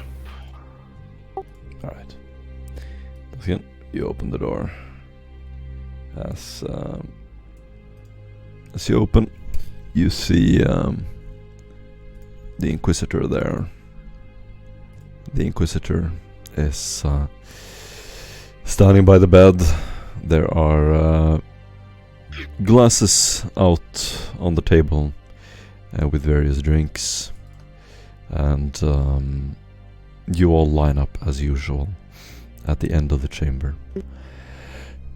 You can see old paintings of important figures in the Inquisition.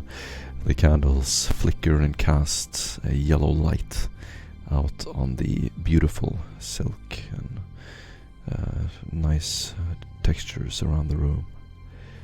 There are paintings, murals, and the floor is reflective stone. Everything is exquisite. The Inquisitor himself is wearing a cape and a rather large armor that he no doubt inherited from his predecessor. It is battle worn, and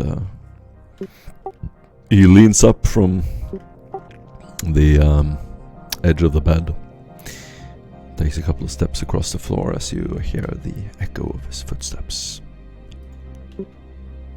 Come in, my servants. He throws you a quick glance, and you see an old man, graying hair, very stern, square face, deep-set eyes that are shimmering and blue. His face is highly unusual. There's a shimmering of intelligence from his eyes, as well as experience, and you can tell that this guy has seen some shit.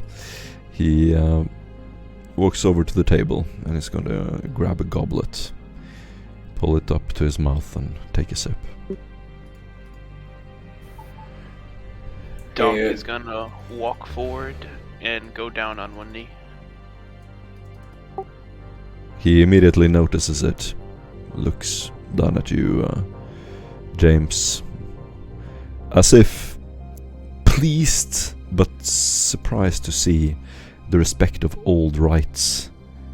He gives you an approving nod, James.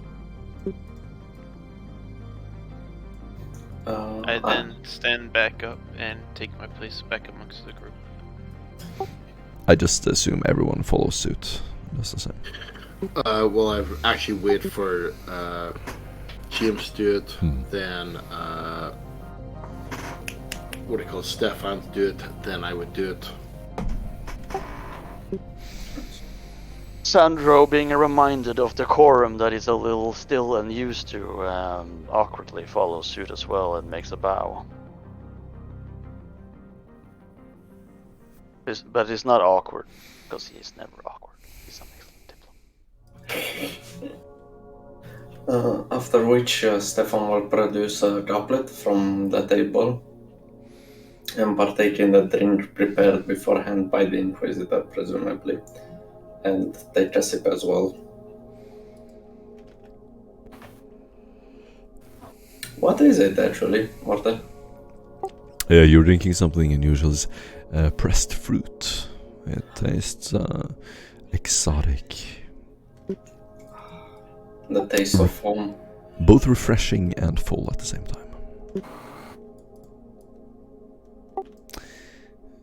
The Inquisitor turns around and makes a deep sigh.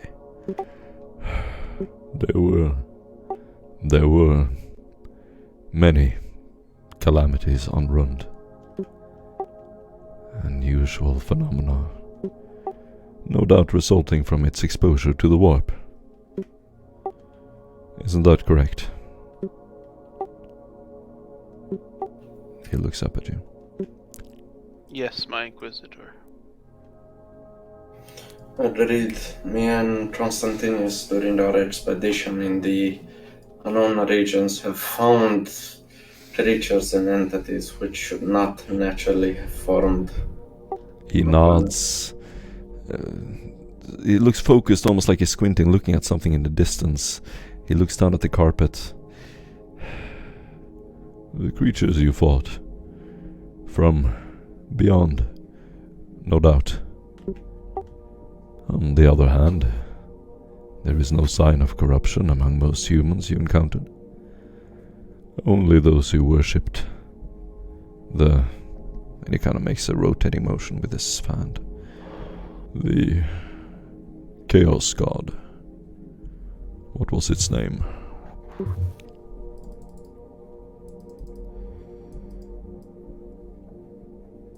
He asks all of you.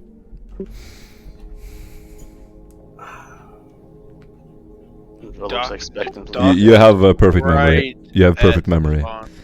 Ansel.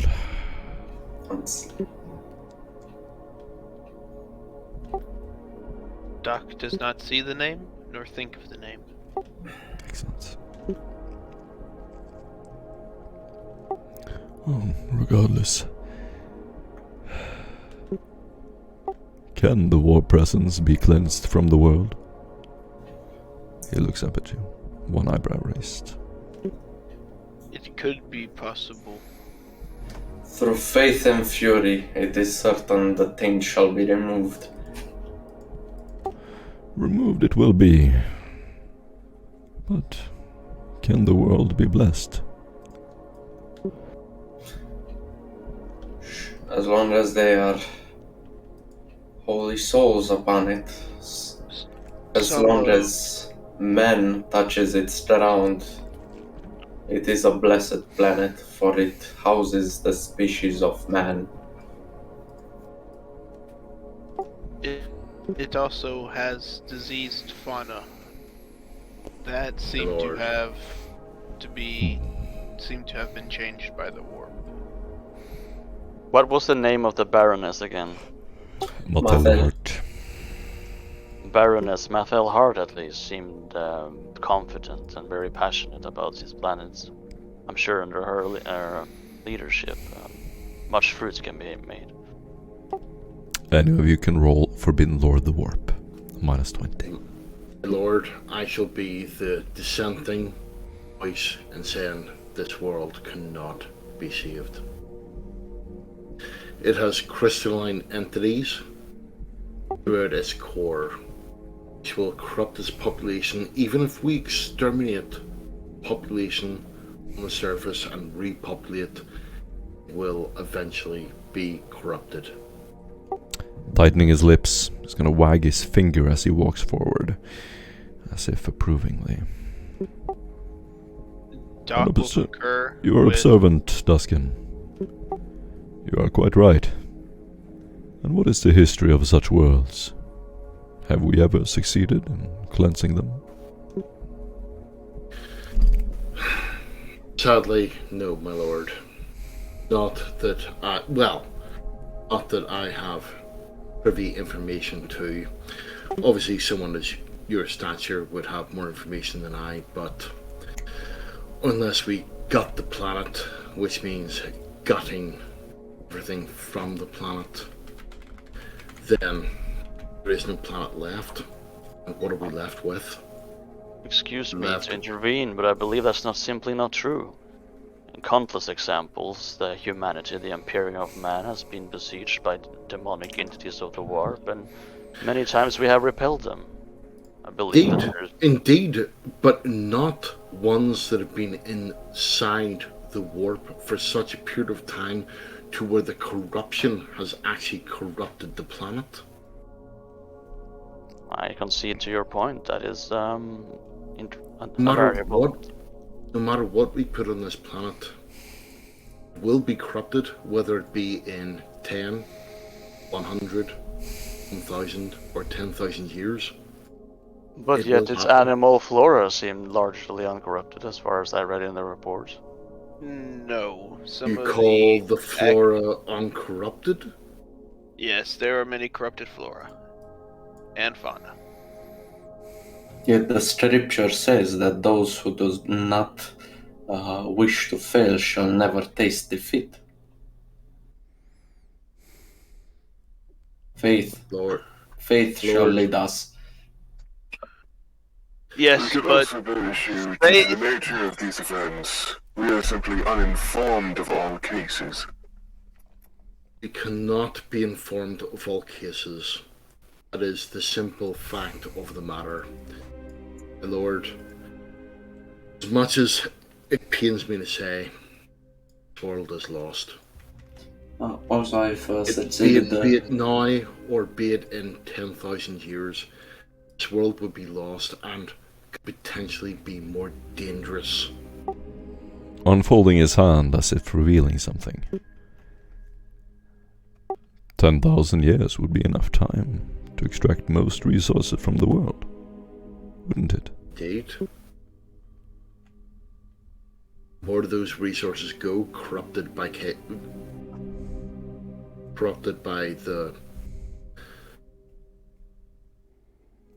corrupting powers. Is the fauna corrupted? He asks all of you. Yes. I'm not a biologist, but I believe so. Yes. What about Doctor the guards? Stands up, brings out a report detailing the monstrous creature that was killed, and from the poison and the blood samples taken, it is definitely not a natural occurring creature. How about the personnel that was employed on Run? The guardsmen, engineers, and whatnot? Did they complain about corruption? I have one last thing to say. The fact that warp entities are able to manifest within the planet shows that it is on a declining possibility of colonization. He leans back, squinting, looking at all of you. Is that so? And any of you can do a Forbidden Lore, the warp tests, -20. Can I do another one? Because I just failed my first one. You can roll an inspiration. And then I failed. I'll go ahead and try to roll that. Use the... Alright, I was my inspiration. Refer to sacred scriptures. Can I inspiration that? You guys don't. You guys don't need to ask if you can inspiration. You can always inspiration. Inspiration, man. I have 4 degrees. 1 degree of success. Oh wait, is warp a forbidden lore thing? Yes. Yeah. Oops. Okay, then I don't know it at all. 4 degrees of success. 2 degrees of. You break through with deciding judgment in the matter, Sandro. What do you say? I say the planet's resources and also clues to its past in the warp is too valuable for us to simply disregard on a hunch. There has been several situations far worse than this that has had a good outcome in the history of the Imperium. I suggest we remain operations on the planet, but also have vigilance and carefulness, and monitor every personnel that is placed on the planet for any vile development. You cannot monitor every single person who comes and goes to the planet. That is enough. Lord, I have heard enough to make a judgment. My Inquisitor, I implore you. Before you make your final decision, just hear my plea. Yes, James. We fought many a demonic threat on this planet that most forces would be ill-equipped to even counter. I think that if that threat can be dealt with, then maybe there might be some way to extract information and resources in the meantime. But any long-term plans for this planet, I believe, would be utter folly, as the corrupting influence of this planet will continue to grow and saturate the surrounding area. I place my faith more into the capabilities of the Ministorum and the sororities. They can purge the taint of corruption. And what Stefan, data do you have to back up your claim that the corruption is growing? Did you have to fight any of the daemons? And I looked to Sandro. Did you either of you fight any of the daemons down on that planet below? Stefan points towards Constantinus, saying, yes, on the surface, the mutated fauna. Difference is I had a knight with me. We've seen our fair share. Well, then that is why I firmly say we ought to treat this as we would treat orcs. Burn everything. Give them no room to hide, no shelter. Yes, and how The much input of your night house is appreciated. And how many resources would this drag in before you could finally cleanse the planet? Less than maybe a company of men and a lot of promethium. That would be all. Yet think of the gains the Imperium could benefit from. Sorry, I'd just like to point out that Duskin has just gone down to his knee, and his head is to the floor. The Inquisitor will lean down. Conversation. The Inquisitor will lean down on one knee and start blessing Duskin, saying a silent prayer over him.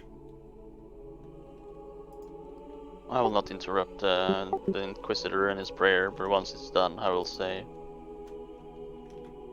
I believe the parameters within this planet is possible, or is worth considering.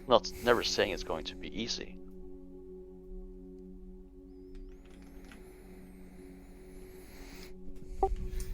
The Inquisitor will stand up again, slowly walking towards the window. He will be pondering deeply, holding his goblet. He's going to turn around dramatically. Does the Lex Imperialis offer guidance, scholar? He looks to you, Stefan. You can do a scholastic lore judgment, -30.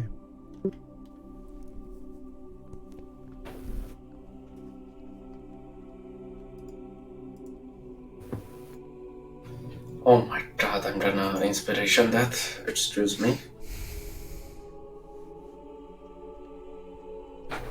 Success with 6 additional. What can I think of? Beautiful.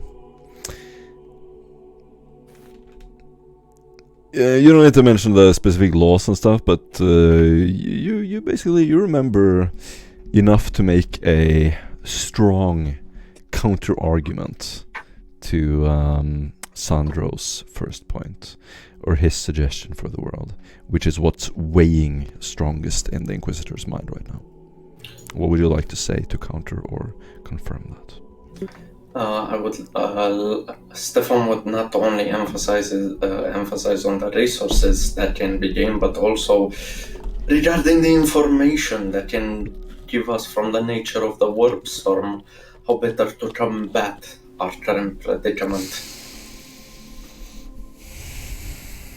Meant rebuke Dusky, not Sandro, right? Because me and Stefan are agreeing.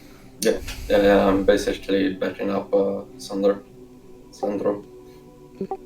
No, you missed it. So it doesn't matter. Let's not spend time on it. The Inquisitor is going to smile slightly, nod to himself. Yes, as I felt as well. There is still hope for Rund.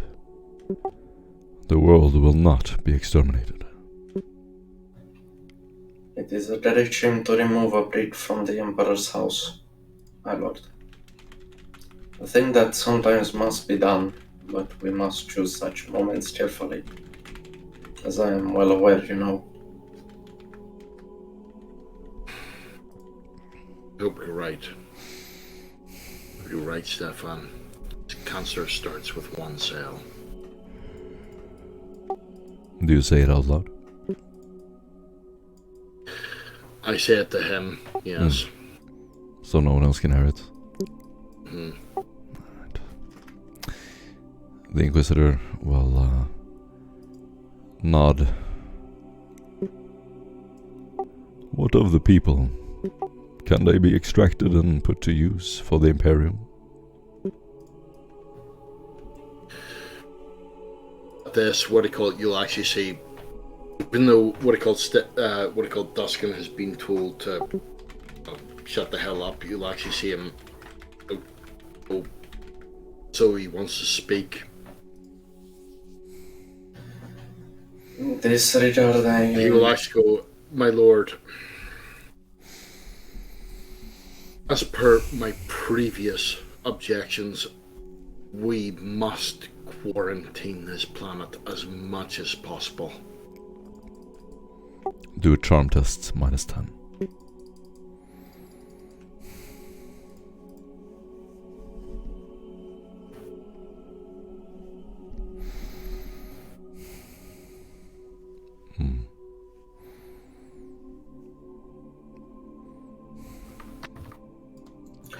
As for my input, I am ashamed to say...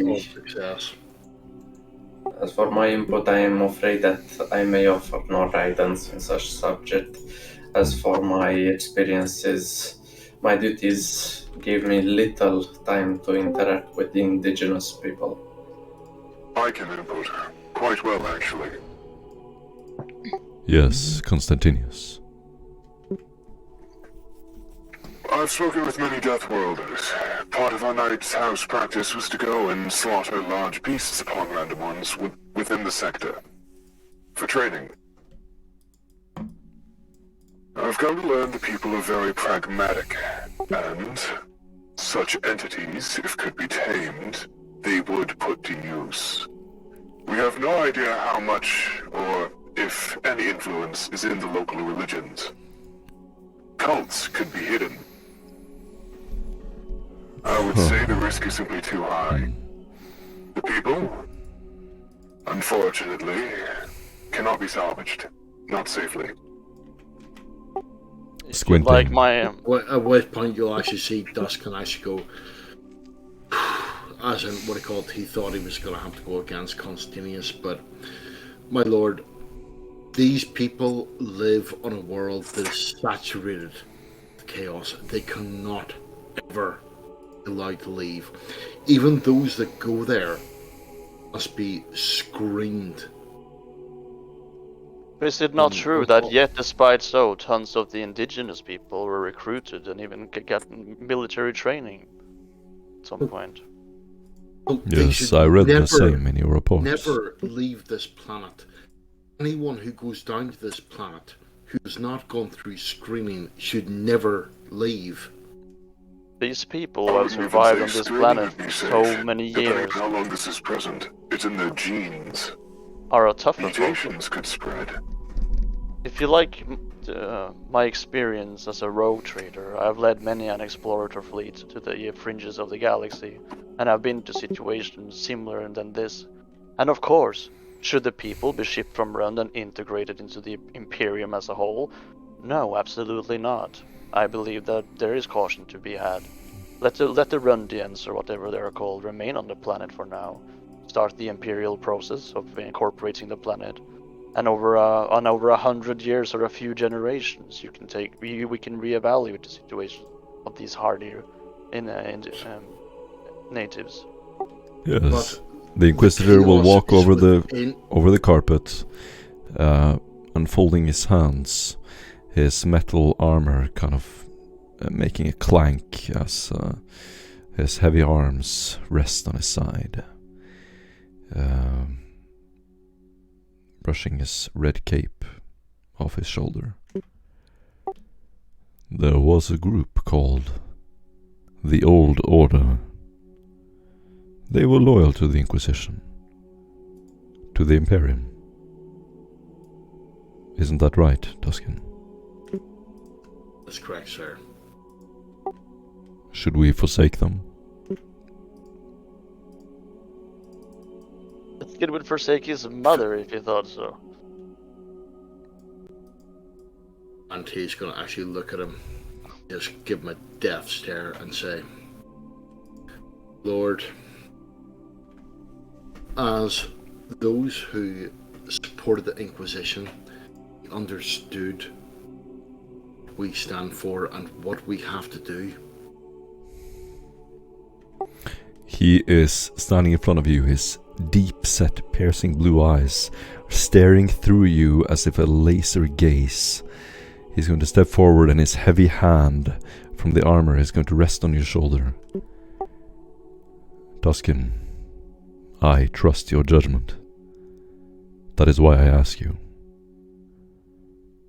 I will listen to your advice and quarantine the world. Its inhabitants will never leave. You have my word. Thank you, my lord. I believe this is the best. Inquisitor. Loss of materials is devastating sector, but let the potential of, well, you know what, escape is even more devastating. I must object. Leaving this run to its own devices is the worst possible outcome. We will not leave them to their own devices. We will be watching, ever vigilant, from above. Inquisitor, I'd like to make a request. He nods. I believe it would be wise to greatly exacerbate the ecclesiarchal presence here. We must ensure that full and thorough conversions are made. Anything less, and well, this world will be a problem within less than 300 years.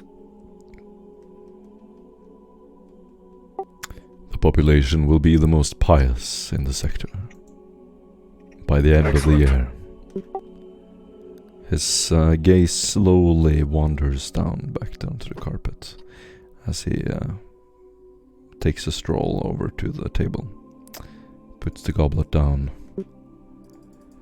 and he is going to pick up a small shrine. Is there anything you guys want to talk about while he's doing this?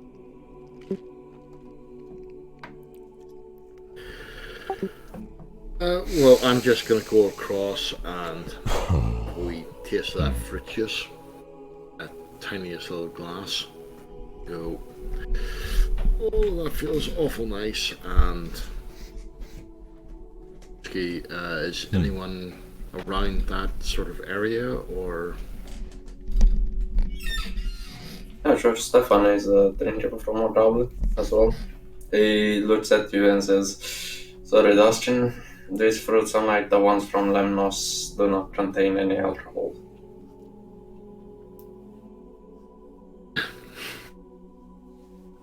Oh, that's a pity.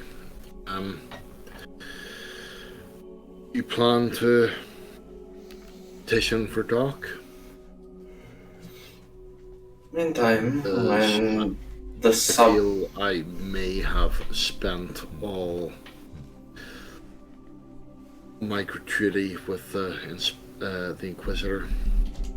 You know that it was unfair. I agree with you. However, I shall wait until all other subjects have been consummated.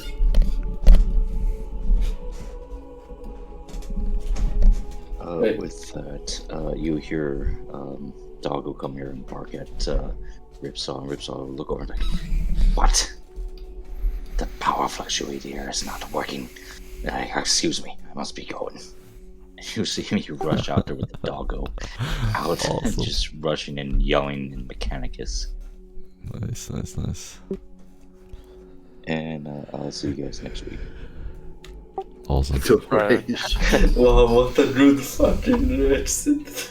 Nice. Eventually, I still have to say, is Doggo the Ripsaw one in is gonna charge come back. or him? just because I need him to be in the scene. So Ripsaw is Okay. Thanks for coming, Ripsaw.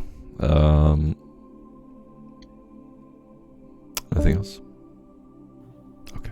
Is Doggo the one in charge of Ripsaw? So At this point, I'm As a meta thing. The dog is on AI. That's why he's beating everyone. it seems pretty smart. But no, anyway, what do you call it? With speaking to Stefan, what do you call it? Duskin's gonna go across to Doc. Basically say, "You all right?" Yeah. I'm alright. Still with us?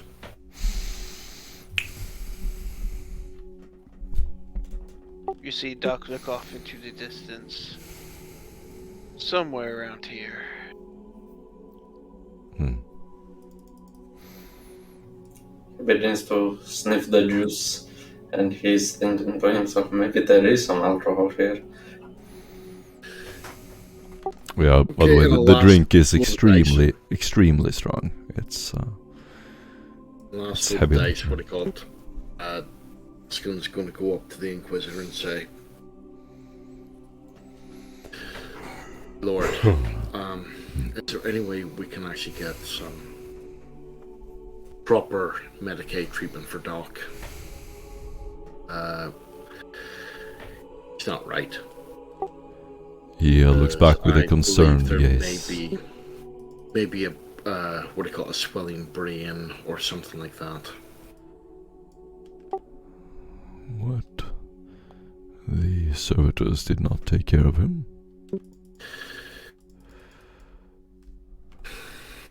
The greatest respect. Look at him. He's an absolute mess. He looks over your shoulder. You see about a 6-foot tall man wearing a white robe that is tied together across the front of the chest, covered in heavy bandages head to toe. And you can see blood leaking through bandages on his arms and legs. And some on the back of his skull. He will look you from head to toe. Speak with Samakri on the way out. He will take care of it.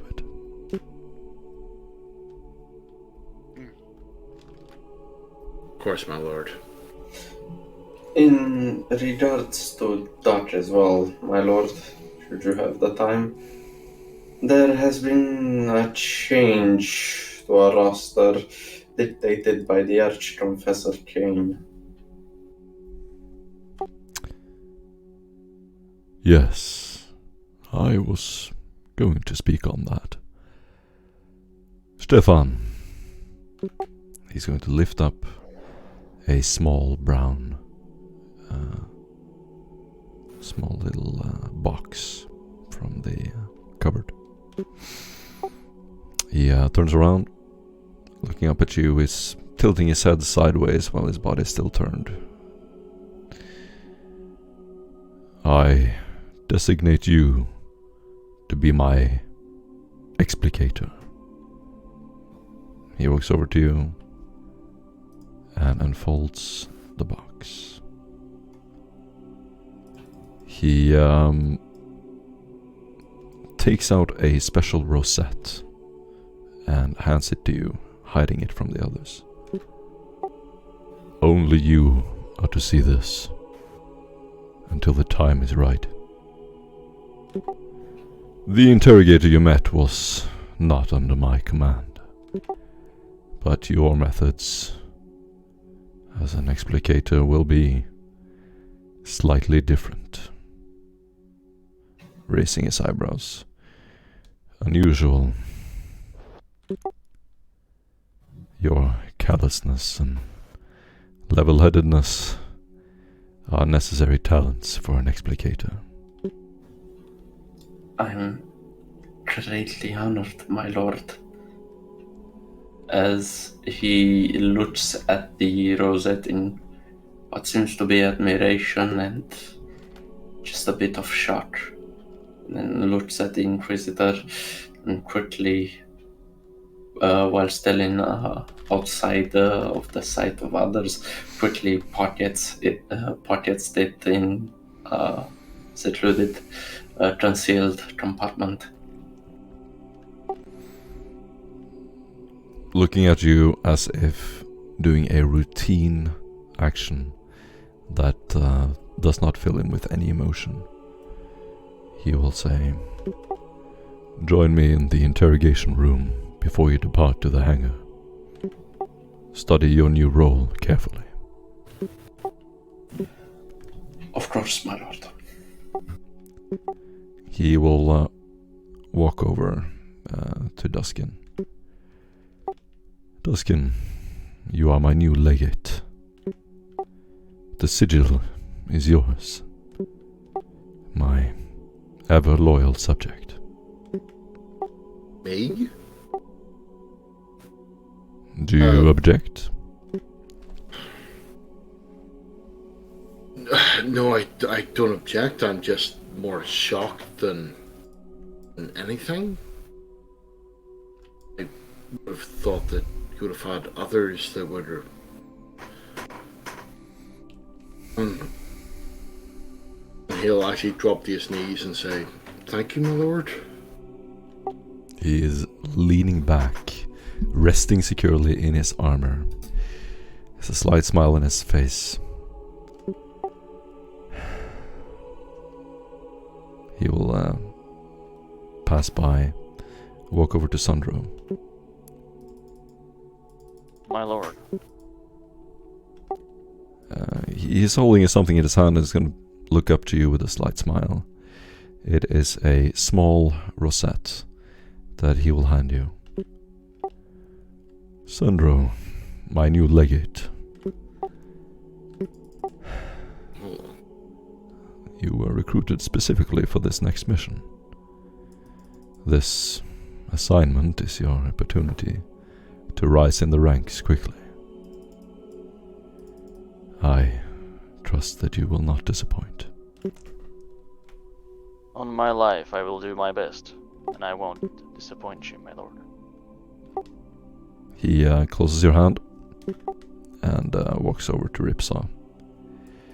You can overhear a small conversation where Ripsaw is to serve as ambassador to the Forge Worlds as a prime. Ooh.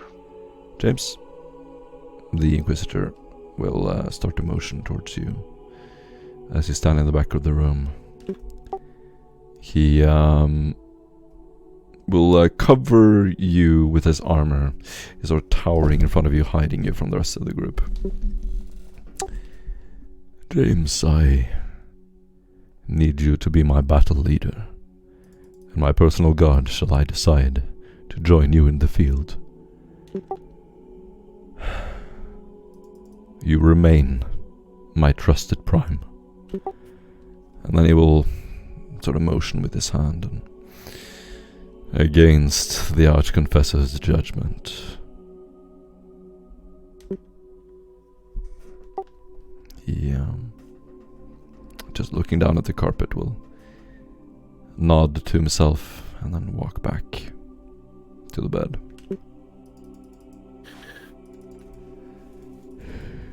Before he departs, I shall be your shield to my Inquisitor if it is ever required.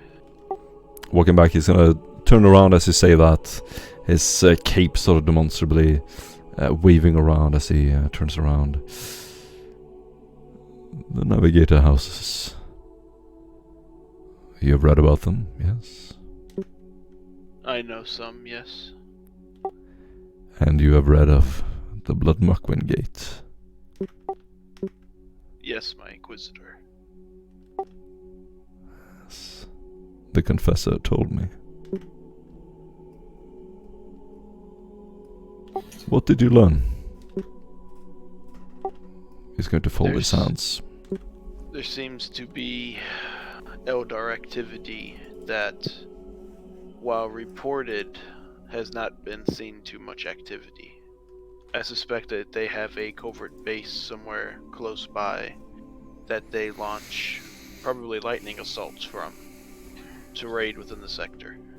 That or the Navigator houses seem to be sanguine with their presence, most likely partaking in trade with the wretched Eldari. I was looking He's over going to the raise his finger as you say that. Then they will deal with us. During our voyage here in the space, I have taken upon myself the liberty to go through the findings, and I have sourced some possibly new information regarding the Eldar. It seems to me that the Eldar speak of. I'm just going to look through my journal quickly. Lord Abraham Chodorov the Ninth is referenced many times by the Eldar known as Esarnedor, and there are strong ties to the entire Romanovs. The Romanovs. The Juno elite. Indeed. What would the Eldar want with them? It is uncertain.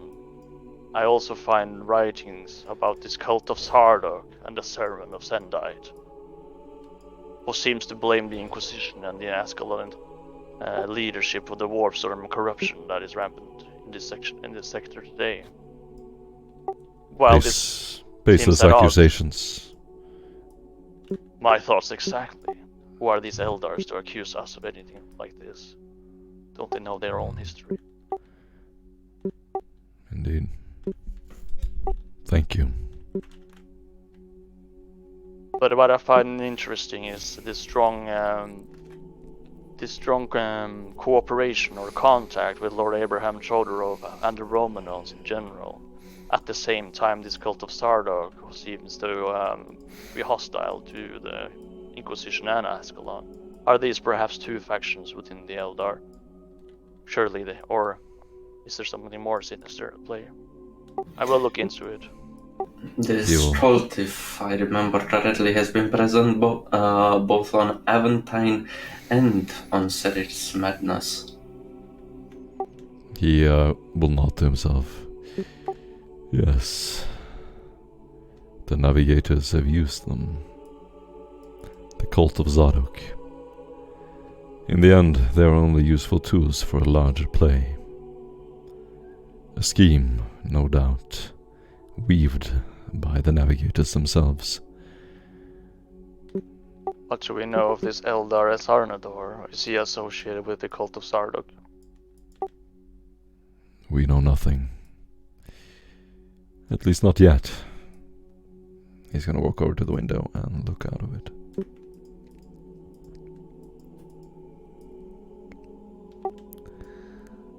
Shadows. The warp gates. A portal to the dark realm.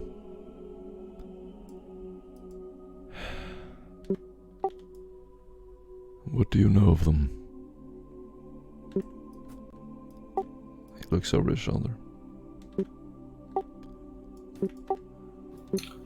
We have encountered a warp gate and we've seen it function. However, this subject specifically, I am afraid I know very little. The Eldars are along an ancient race, as we all know, and have mastered technology that we can only dream of. There is talk of this webway, sort of interdimensional portals the Eldar use to travel through the space. An alternative to the warp, they say, but few have been in there yet to survive. But these warp gates doesn't seem like what I would pair with traditional Eldar technology or practices. Raising his glass is going to mumble. They were built by an ancient civilization, unknown to us. No one knows why. But we control the Blood Marquin Gate. At least for now. The navigators plan to have the warp gate transport them to the vicinity of Askellon 1. He looks to you, Stefan. That would be madness without the keys. Indeed. What awaits them there or why they are going is unknown. All we have, as you say, is Tyrulis Apocrypha and the writings of Zaduk. We've been a part of their operation from the beginning, a silent observer, until now. Could it be they already have the key?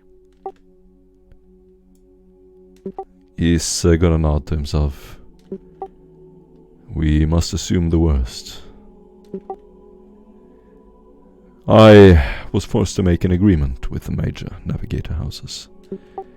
We let them use the warp gate and explore Askellon unchallenged, but they must allow our limited presence on their space stations and ships to ensure that no Xeno or Chaos can gain a foothold in Askellon. Stefan quirks a smile with the corner of his mouth, thinking to himself, Lady Brabazon, you really are a she-devil. Your experience with her will be useful, Stefan. From what we hear, she is already there, near the gate. You will enjoy a mutual diplomatic immunity, as long as neither part oversteps their boundary. But you must account for this. He's going to raise his hand, walking towards you, almost like in a lecture. Only the House Novators and a list of scions know that you represent the Inquisition. To anyone else, you are rogue traders who aid the Novators in their exploration. Do not let our presence be known. They shall know nothing more, my lord. Stopping and pausing, looking down at the floor, sort of pondered to himself. Explore their stations. Learn as much as you can. You may test their boundaries. Further orders will follow once you arrive. He is going to look to the door. Yeah, go ahead, Duskin. I was just going to say, what do you call it? You hear under Duskin's breath, looking at, what do you call it? Slandro, you'll hear, and there's our legend. And just sort of snap back as the Inquisitor is looking at him and go, sorry, my lord.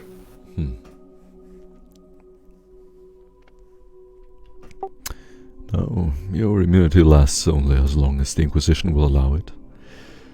And the Navigators will not break our pact. They will not risk it. But Should you engage in hostilities, they will try to kill you.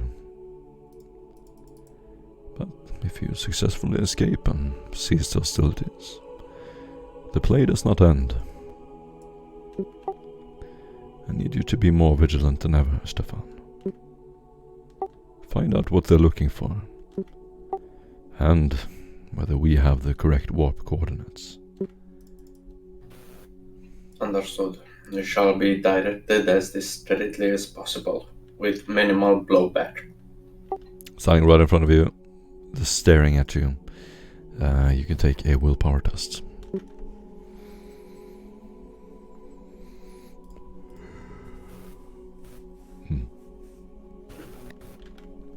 Success with 5. You may explore their bases, look for damning evidence. But remember that the Navis nobility ignore or enjoy more leniency than most. He is going to look to all of you, take a step back, and very commandingly say, "If you face capture, you are commanded to end your own life." Is that clear? Yes, my lord. Understood. These delicate missions never change, do they, my lord? Of course. I will The transport leaves when we arrive at Bloodmuckwin. You will continue. And then he gets interrupted, looks down on his chrono. Ah, yes. It's almost time. And he's going to walk to the door, open it, and walk out. You're left alone in the room. At this stage, the second the door closes, Dusk will go.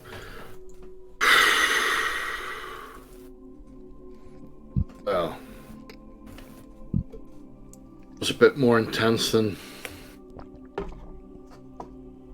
the last time. Definitely. Is that just my imagination?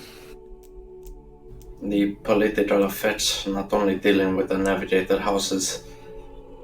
This will not be the typical run in the park mission. Not even the closest to it. Yeah. So, Rogue Trader. Yes. Looks like you're up. You asked if I missed it. I suppose I must admit I do. There'll be a chance for to reclaim my old glories, even though it is to pretend. Okay, so Your own life. do we know how long we'll have before we set down? Your qualities. But your qualities From what as I well. studied from the warplanes, around 2 weeks, It is your maybe own. months, if the It work is your steady. own quality that have. Okay, time enough to get our legends straight and... I suggest we all equip ourselves with The one. poison pills Your own in case legends. of capture. Agreed. They should come first, above all. Indeed. Fuck, you alright?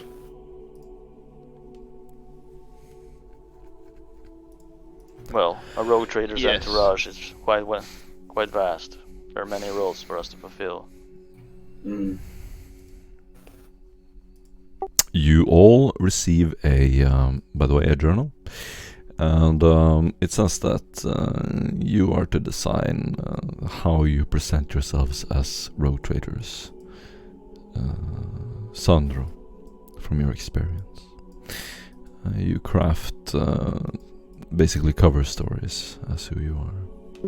Yeah, I have the rogue trader book in my shelf. I'm going to look it up, but there are lots of different things.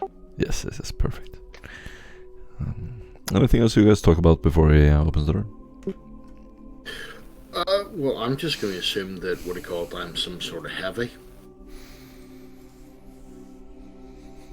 In character, I'll- anything you want to do? Sorry. I'll come- I would like to see if the what I call Inquisitor is still available. He is not. He's out of the room.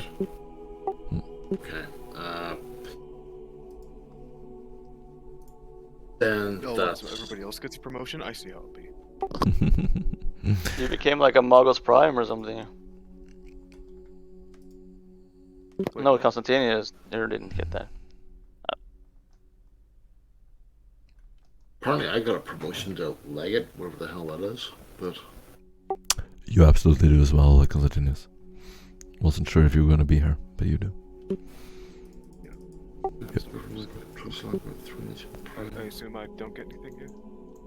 Oh, you do, absolutely. Oh, what do I get?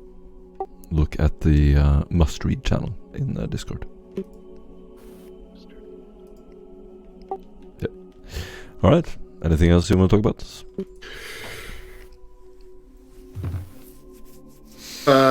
I'm just gonna sort of see whether or not. So Doc, gonna go to Medicaid or what? Oh, I'm a prime now, huh? I think my wounds will bide. Okay.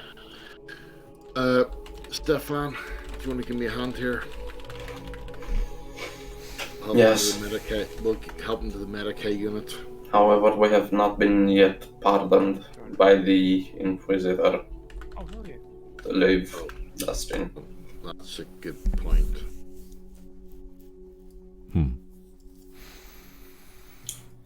As I've heard some of the, official workers say before, as he turns towards Constantinus, I didn't hear no bell.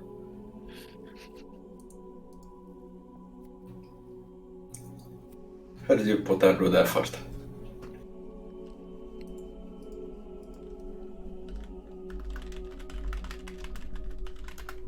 Awesome.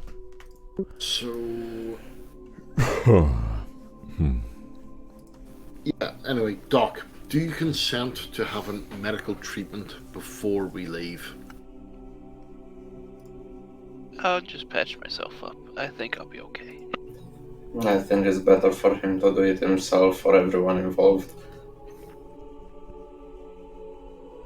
Still, I'm impressed by how much pull the Archconfessor has. I understand that the Inquisitor has been groomed by the Ecclesiarchy and he holds them in high regard.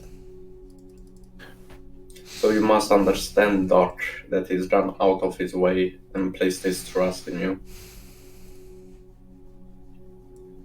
Let me tell you a little bit about my years as a rogue trader. Well, a rogue tradership is often vast and it's never ruled by a rogue trader alone. He is more like a traditional captain, as you'd say. But there are certain highly positions that are quite common. We have the Arch-Militant, who is the master of arms and military strategy of a rogue trader vessel, as they often come into combat. And they always also have an astropath, which I don't see any one of you becoming. An explorator, leader of the explorators, a missionary, and also a navigator, and a seneschal and a void master. I will tell you more about these roles, but these are all highly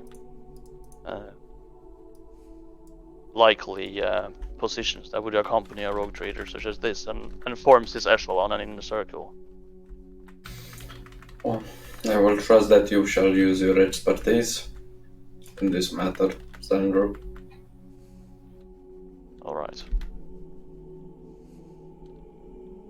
With all due respect, I know very little of how you merchants deal with.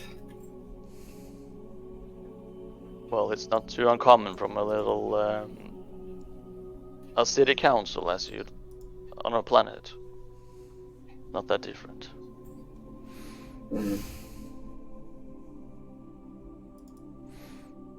So we're going to this gate then. What was his name again? The Blood Marsh? No.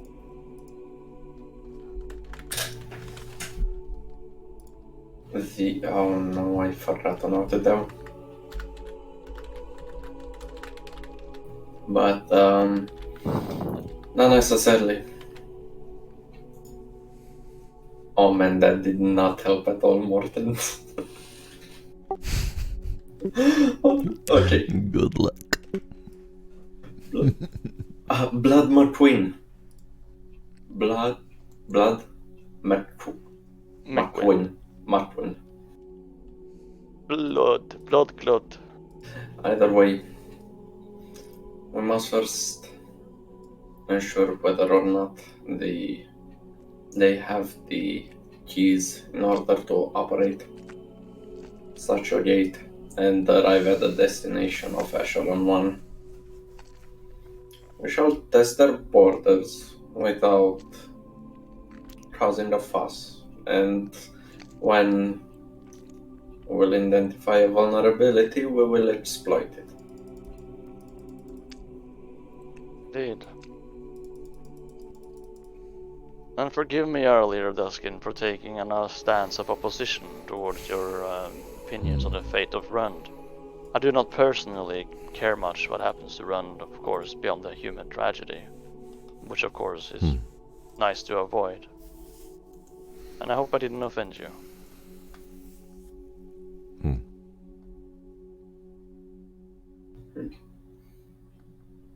I can blame him.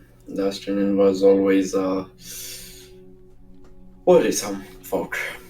He is on the opinion of better safe than sorry. Or better sorry than safe. I mean, better sorry than worry.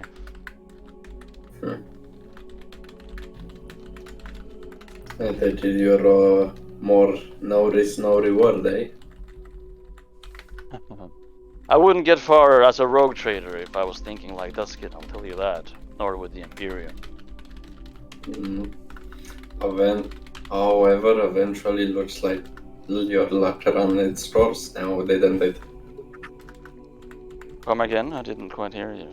It seems that apparently your luck has run its course. Yes, it would seem that we are to be pitted against quite a challenge. Indeed. A social misstep here could be fatal. If we're lucky for it to be only that. 1 second, I just need to put the charger back in my headphone.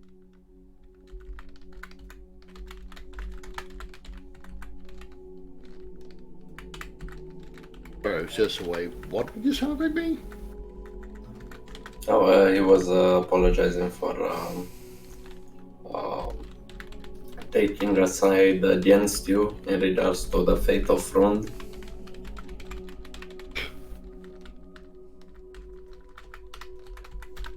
I kind of assume most people will take a side against me.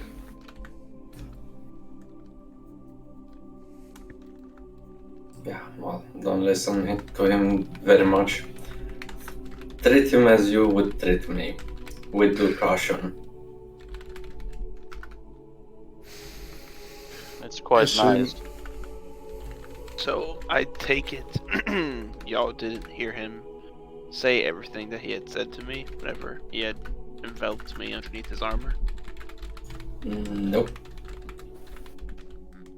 Okay, then I'm not gonna say anything.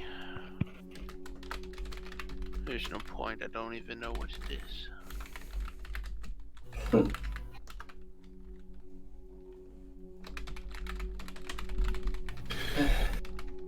That's why I asked what they called whether he was available to speak.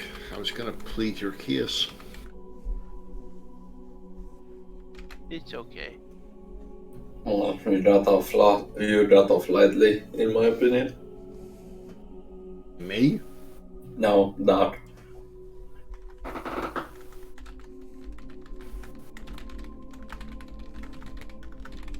We both know that the Inquisitor has a soft spot for the Ecclesiarchy. He doesn't usually go out of his way to correct their judgment. So yes, Doc, consider yourself lucky. Yeah, but I should.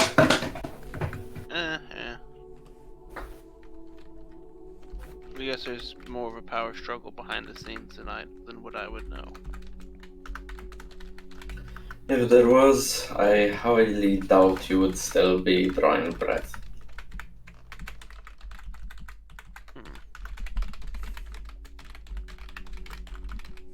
What?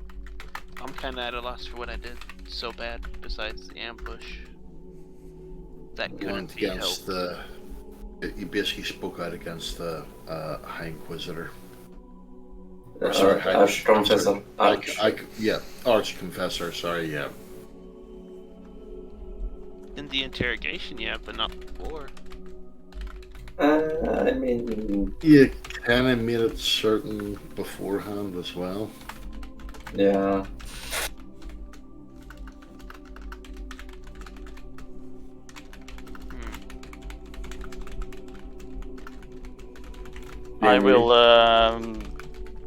I will give you paths and roles for the upcoming infiltration. I urge you on to study them. If not, I can share with you what is expected of you. I will take on the role as the rogue trader, as I believe that will come most comfortable for me, due to my history.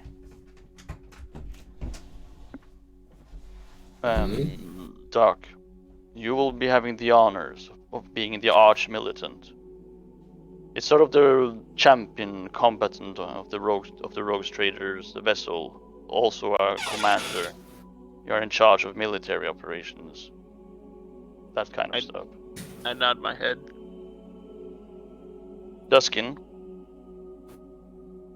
you will be the missionary, or the Voidmaster. You can choose.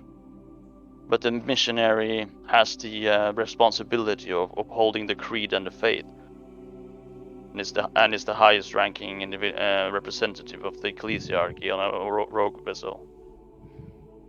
Or if you find yourself, you can be a Voidmaster. It's sort of one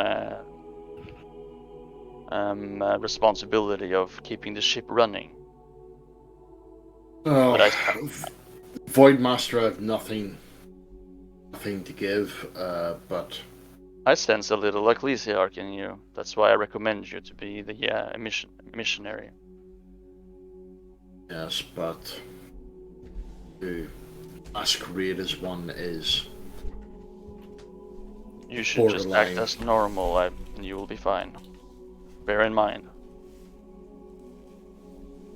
that you are a little different. For you, Ripsaw, you will have the rank of the Explorator, often occupied by the roles from the Mechanicus. You're probably aware of it already.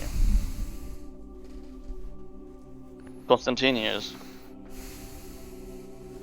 you will be the Voidmaster, or second in command Archmilitant. Excellent. I shall not let you down. And not last but least, Stefan, you shall be my seneschal, my spy master, my master of coin, commerce, master of logic, and master of whispers.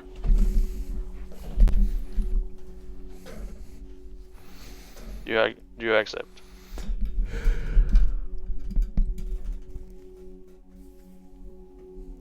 In fact, if I still were a rogue trader to this day, I would see you as a perfect seneschal. And with that, the door opens. The Inquisitor slowly walks into the room with his hands folded. He looks at all of you and then walks all the way in. Behind him, again, you see a menacing figure clad in black, most of its insignia missing, but on a vest you can see an inquisitorial pin before the door closes. He looks at you with an unsettling gaze. Walking into the room, the Inquisitor, is going to stand next to the door as if he's waiting for something.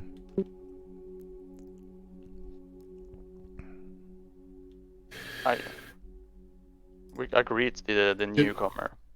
Respect. Did I actually sort of see what the pin was? No. And as you stand there, an Eldari will decloak into the room. The sound of crackling and the light of the purple energy field dissipates as he suddenly makes a sort of deformed pattern on the wall, as if a puzzle is being solved. It sort of creates these heat waves in the air, and slowly but surely the heat waves dissipate. You would all react to grab your weapons, if not for the Inquisitor's calmness, as he walks after the Eldari and just stands right next to him.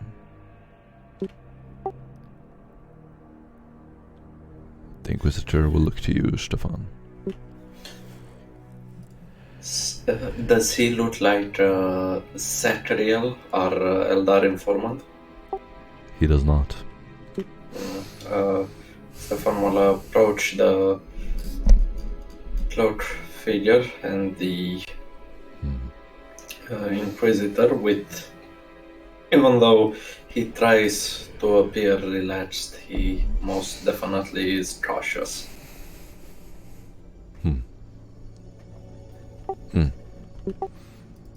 All of you can take a fair one test. 1 second, I'm just plugging this charger in somewhere.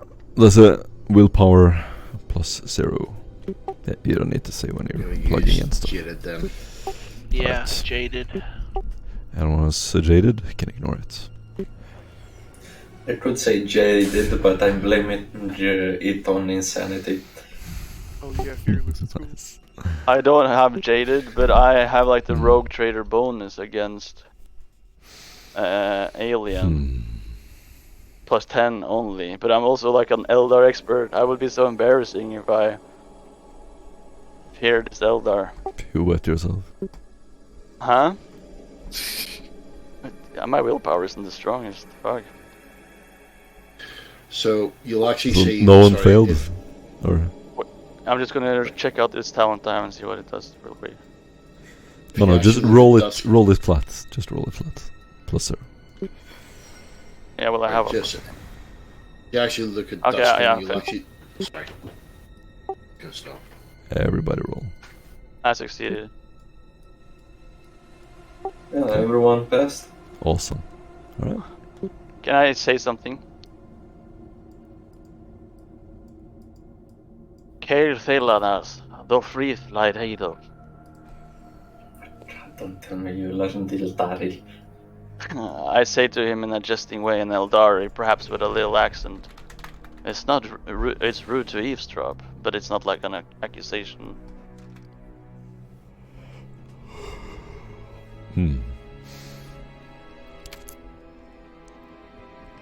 I add that he scared me.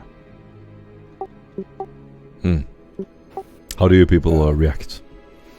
If you look at Duskin, you'll actually see his hand is on his plasma pistol, melted pistol, and he has literally beaten himself back from attacking this thing. The only thing that's actually stopping him is the Inquisitor standing there.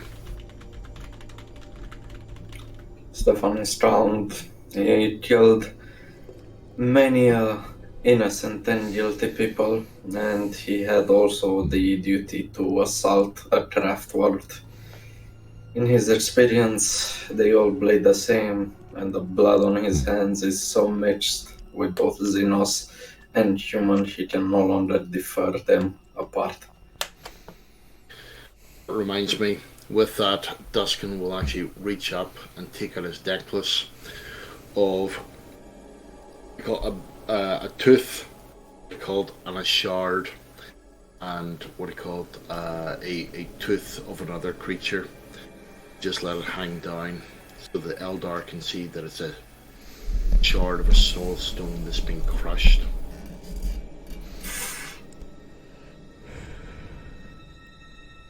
just stare at him.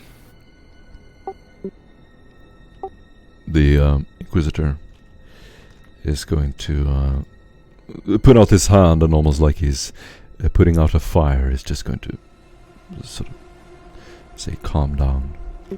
He's going to take a step forward. This is an Eldar. Vathanin. Is that correct? And with that, the Eldari will, with his mask still on, make a single nod as he stands wide feet. He is extremely tall, menacing, wearing his ritual armor. He even has what looks like a weapon by his side. You all feel chills just running through your body. Your immediate reaction is to grab your weapons, but you're frozen in place, and even though you outnumber him, you feel extremely exposed and vulnerable. He is a towering presence in the room. He's just going to look back and forth between all of you. Is there anything you wish to say, Vathanin, that could aid us? He's going to look to the rest of you.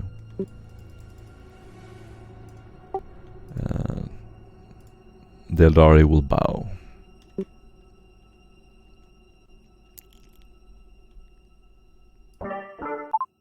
Yes, your ones. Do any of you bow or do anything? There are many. I will show I have him come from far I will away. not bow as deep as he. I have been convening with all the three-eyed human. They have made a pact. Do any of you speak? Or do you just wait? Okay. Wasn't he about to say something? Yeah. But you're not reacting at all, just standing there. That's cool. Just standing there, just staring at him. Staring at him, sometimes sweat begins to drop from the forehead. Cool. Oh wait, Barbosa's microphone got up. Never mind. He's going to nod. Step forward. I'm back. No. I greet him back in like the Eldari custom of respect. And I gesture in like what's the Eldari language is there more we go. than just words. I gesture to him of acknowledgement and friendship and honor. I show the small gestures of peace and negotiations and reverence. Do Forbidden Lore, Eldari. I just did, and I got 3 degrees of success. You sneaky bugger. Alrighty. Can I roll a charm also? No, dude. Alright. Do not Don't ask for rolls. How dare you ask for rolls? He is going to look between all of you.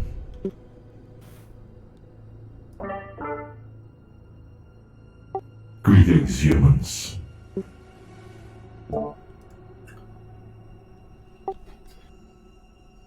Salutations, Eldar. He walks forward to try to make a formal greeting with you, Sandro. And you can take a linguistics Eldari test. You got this, bro. Oh, let me do this. 6 degrees of success. You are the ambassador for the humans. I take it. I often have been. And I've been honored to meet your kind many times before. And I am honored to meet you.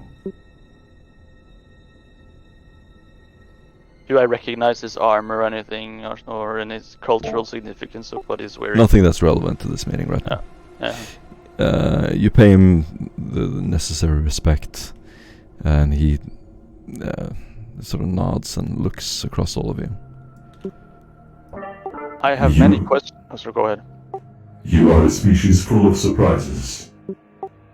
Like humanity, the Eldari are an ocean. If a few drops in the ocean are dirty, the ocean does not become dirty. That is very kind of you. I must say I agree. Given time, I would love to speak more with you also. I have many questions. I suspect that is why your Inquisitor brought me here.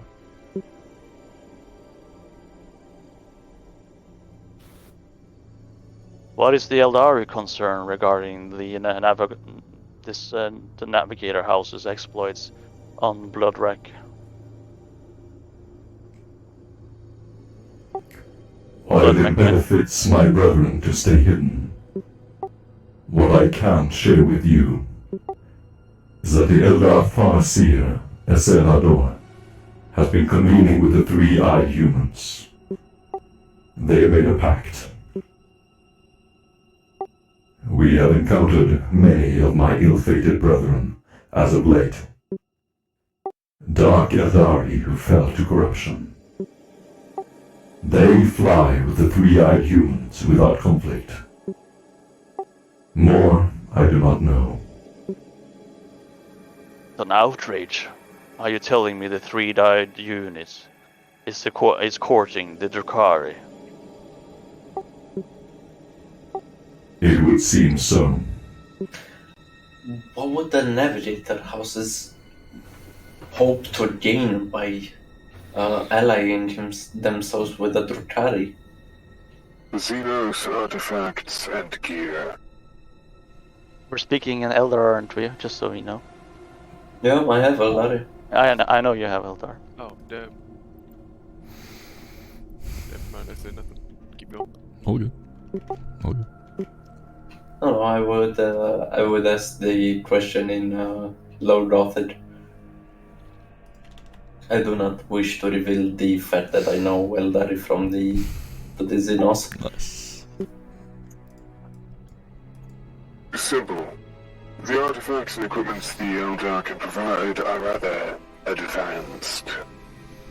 To someone who does not have access to Imperial war gear, it's the best thing they can hope for. He is.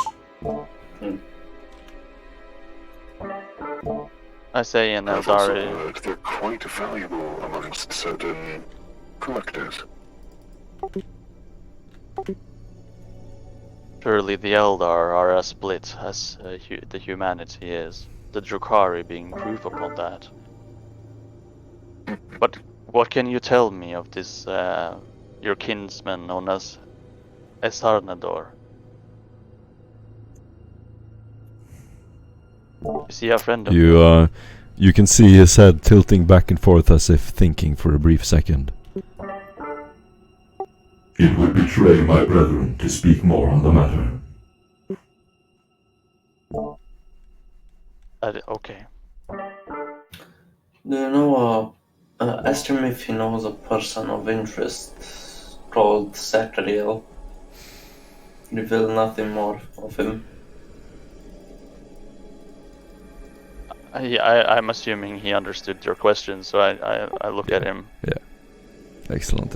Also, you get an inspiration point. He's going to look up to Stefan and speak directly to him. I take it you understand what I say.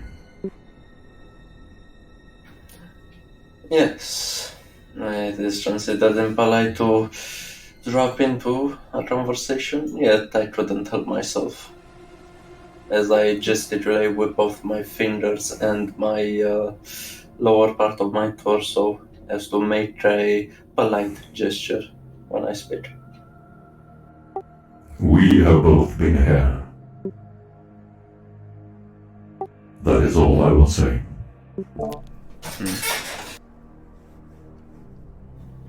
I ask you, do you know of a fall of a local craft world into the hands of the Rhaenys powers? I know of the world you speak. But the craft worlds are the cradle of the Eldar. But the Eldar cannot stay in the cradle forever. I believe that our paths will one day unite. Yes, yet you understand that such a radical change could not have take place overnight. You speak of the Dark Ones. Sorry, is this in Low Gothic or is this in Eldar? Everything is happening in Eldar.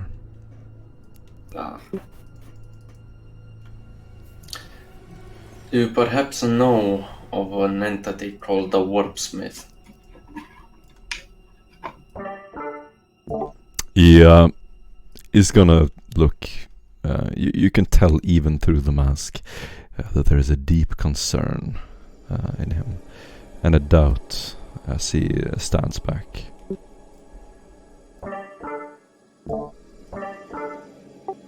What of it?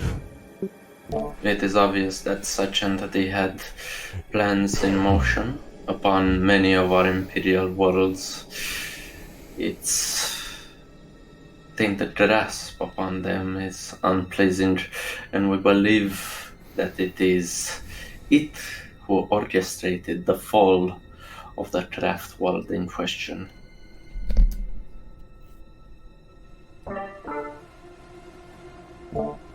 The Inquisitor is gonna step forward as the Eldari remains quiet. Only ask him questions regarding the Eldar. He cannot help us beyond that. I see. Well, it's come to my understanding that the Eldar, in some capacity, is cooperating with Lord Abraham Chodorov and the Romanons, and in general the lordship of the Askellon sector. Are you comfortable sharing anything of this with me, or with us? I am. They are the Eldar who have fallen. The ones who are plaguing the Wargate. Many craftware Eldar are making the same mistake.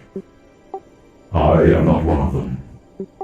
I am an outcast. I cannot say how many more of us are near the Wargate. What of the cult of Sardok? They must be in opposition to this fallen, are they not? An insignificant pawn in the game.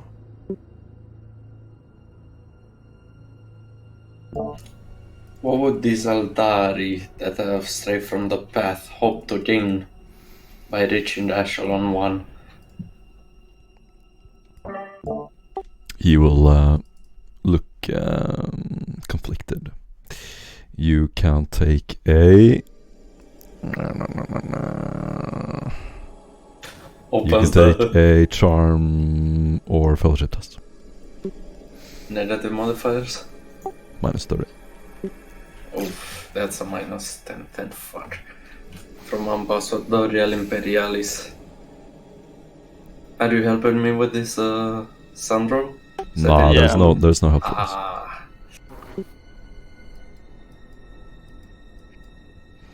This is all you. Success with one. Sick. What did you ask you? What would the misguided Eldari hope to gain by reaching Askellon 1?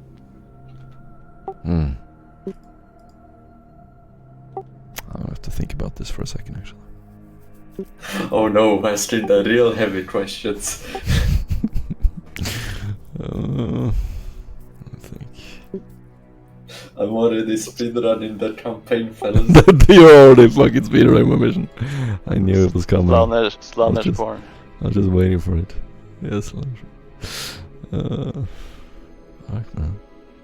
You're asking the tough questions right now.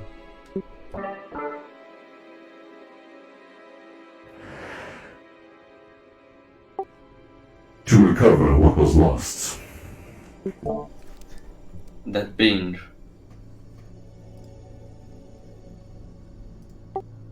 He will tilt his head slightly. Would it be an honor? I doubt they would be willing to make such a bold move. Materials, it'd be less likely. No, an artifact, mayhaps. Let's choose my speculations. As you say, artifact, you will see him slightly leaning forward towards you, as if menacingly.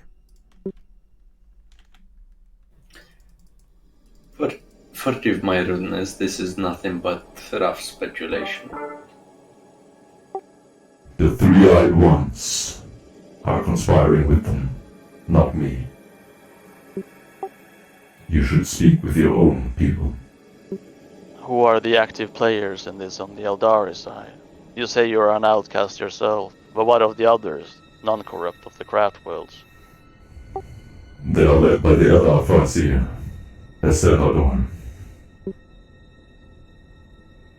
But he is being tempted, and is falling. Perhaps much is shrouded in darkness. And yet, the Drukhari is present as well. We do not know exactly how many, but we know that they see the walk gate as we do. The walk gate is known to us, as if a shadow through dense fog. The Drukhari... No, go ahead. Its use and arrival of the three-eyed humans will attract much attention. There are many Eldarian humans. That is all I can say. The Drukhari is an enemy of the Imperium. Aligning with them is a grave offense. That I am aware.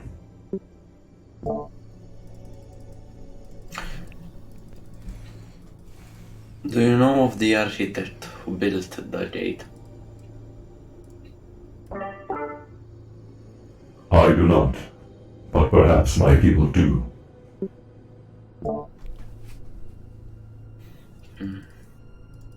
Is there anyone guarding these secrets? Or are they just shrouded in mystery?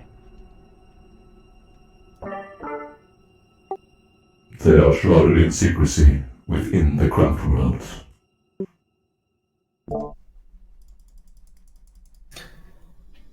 Do your people believe that the other factions managed to possess the keys in order to access Askellon 1? Or could they be attempting a bluff? I will not speculate any further for you, human. Just to reiterate, these Eldars that are in contact with Lord Abraham Chudorov and the Romanovs, they are fallen, you say? Are they in fact Drukhari? That I do not know. I only know what I have heard. Do you have any human allies we may call upon for assistance? Not physical or combative, but for shelter or information. There are many humans who have aided us. They will be made known to you by your Inquisitor.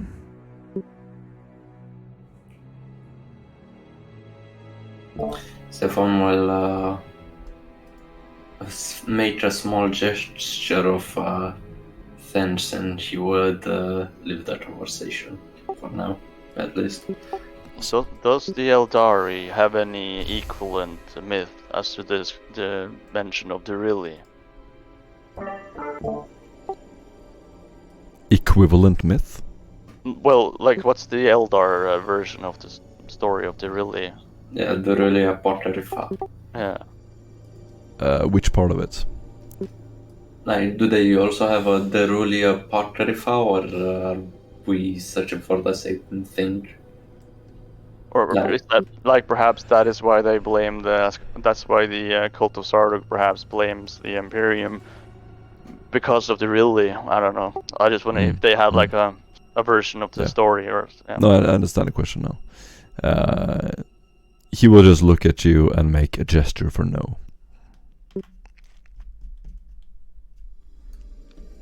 Well, I thank you. You've been most helpful. I say his name and I gesture.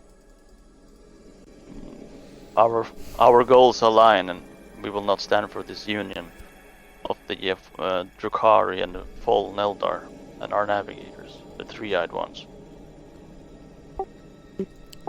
The Inquisitor is going to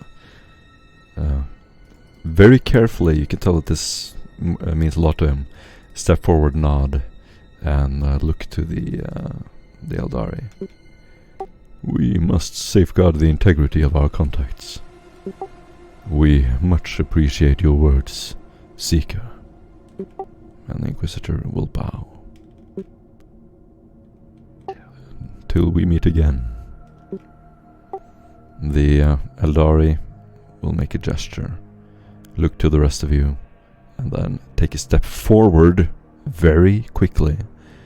And then you see the same effect as this field appears, and it sort of disintegrates in the air.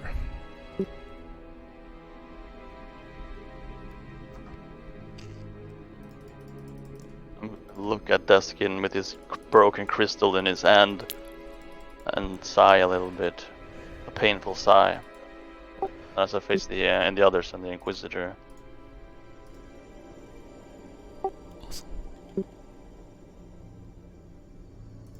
Thank you for the opportunity to speak with the Eldari again. It was quite informative. The Inquisitor will walk to the door. We are pulling on all the resources we have on this one. You will meet Sumakri in the hangar. We'll be arriving in the system soon.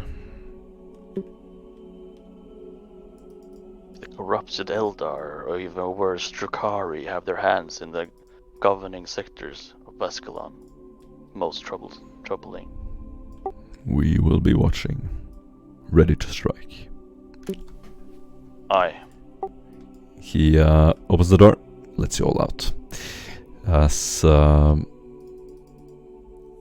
you leave, he will stop you, James, and Duskin. He pauses for a second as you're standing in the door. We will need some inquisitorial agents to work the supply lines. Hector, Jericho, Heinmott, Tetricus, Llewellyn, Sumakri. They are all attached to your cell. You may bring 2 of them to the field. Any more will attract too much attention. Who will it be? I will bring Jericho and Sumakri Corporal. The Inquisitor will make a single nod. They will be brought to your cell.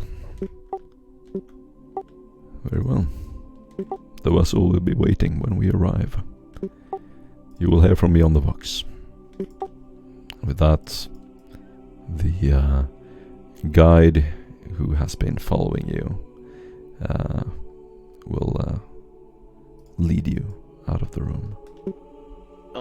Quickly, before that happens, I wanted to ask the Inquisitor about the battle leader position and what all he expects of me if I take it.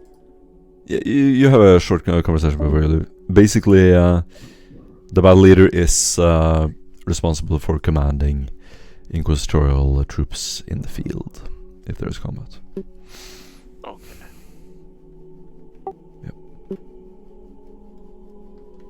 Does that answer the question?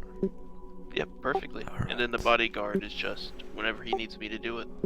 That you're to stay as close to him as possible, and basically, just shield him wherever he deploys. Okay, sounds good. Awesome. On the way to the hangar, you hear word that you are arriving near the Blood McQuinn planet and the gate. The hangar is going to open, and you see a huge crew there working to ready your ship. So Macri Corpum is there, and you walk around with him, You can basically equip it with new weaponry and armor. You should have the list of vehicle weapons. It's pinned, I believe. Let's see.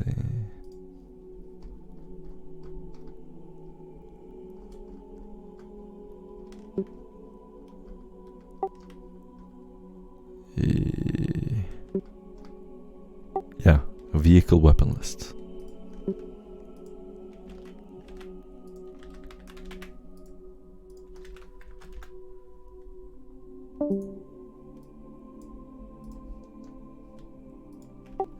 And we can just round off the last, since we are extremely late.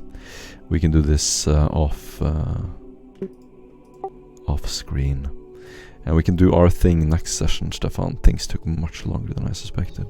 Yeah, no, I sure do. Yeah, you are led to your ship. You can all roll requisition to add some weaponry to it. Is this the same ground cutter or? It is. It is the same. I doubt we will have to use any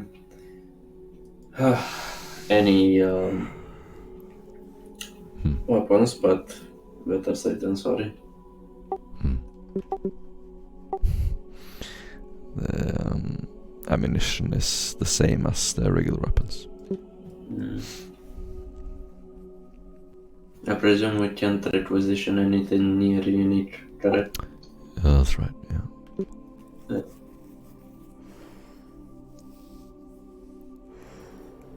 I don't think there is much, but I will look into it further. XP? No XP yet. Okay, got it. You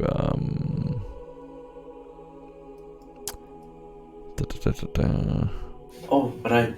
What does my new position entail, basically? Yeah, we can go through that, but I just want to sum up the session first. Sure. The last thing that happens is you load up the weapons on the ship, and you are going to arrive in the sector and be given a map. And we were planning on running it a little bit longer than that, but that's all we had time for, so let's round it off there.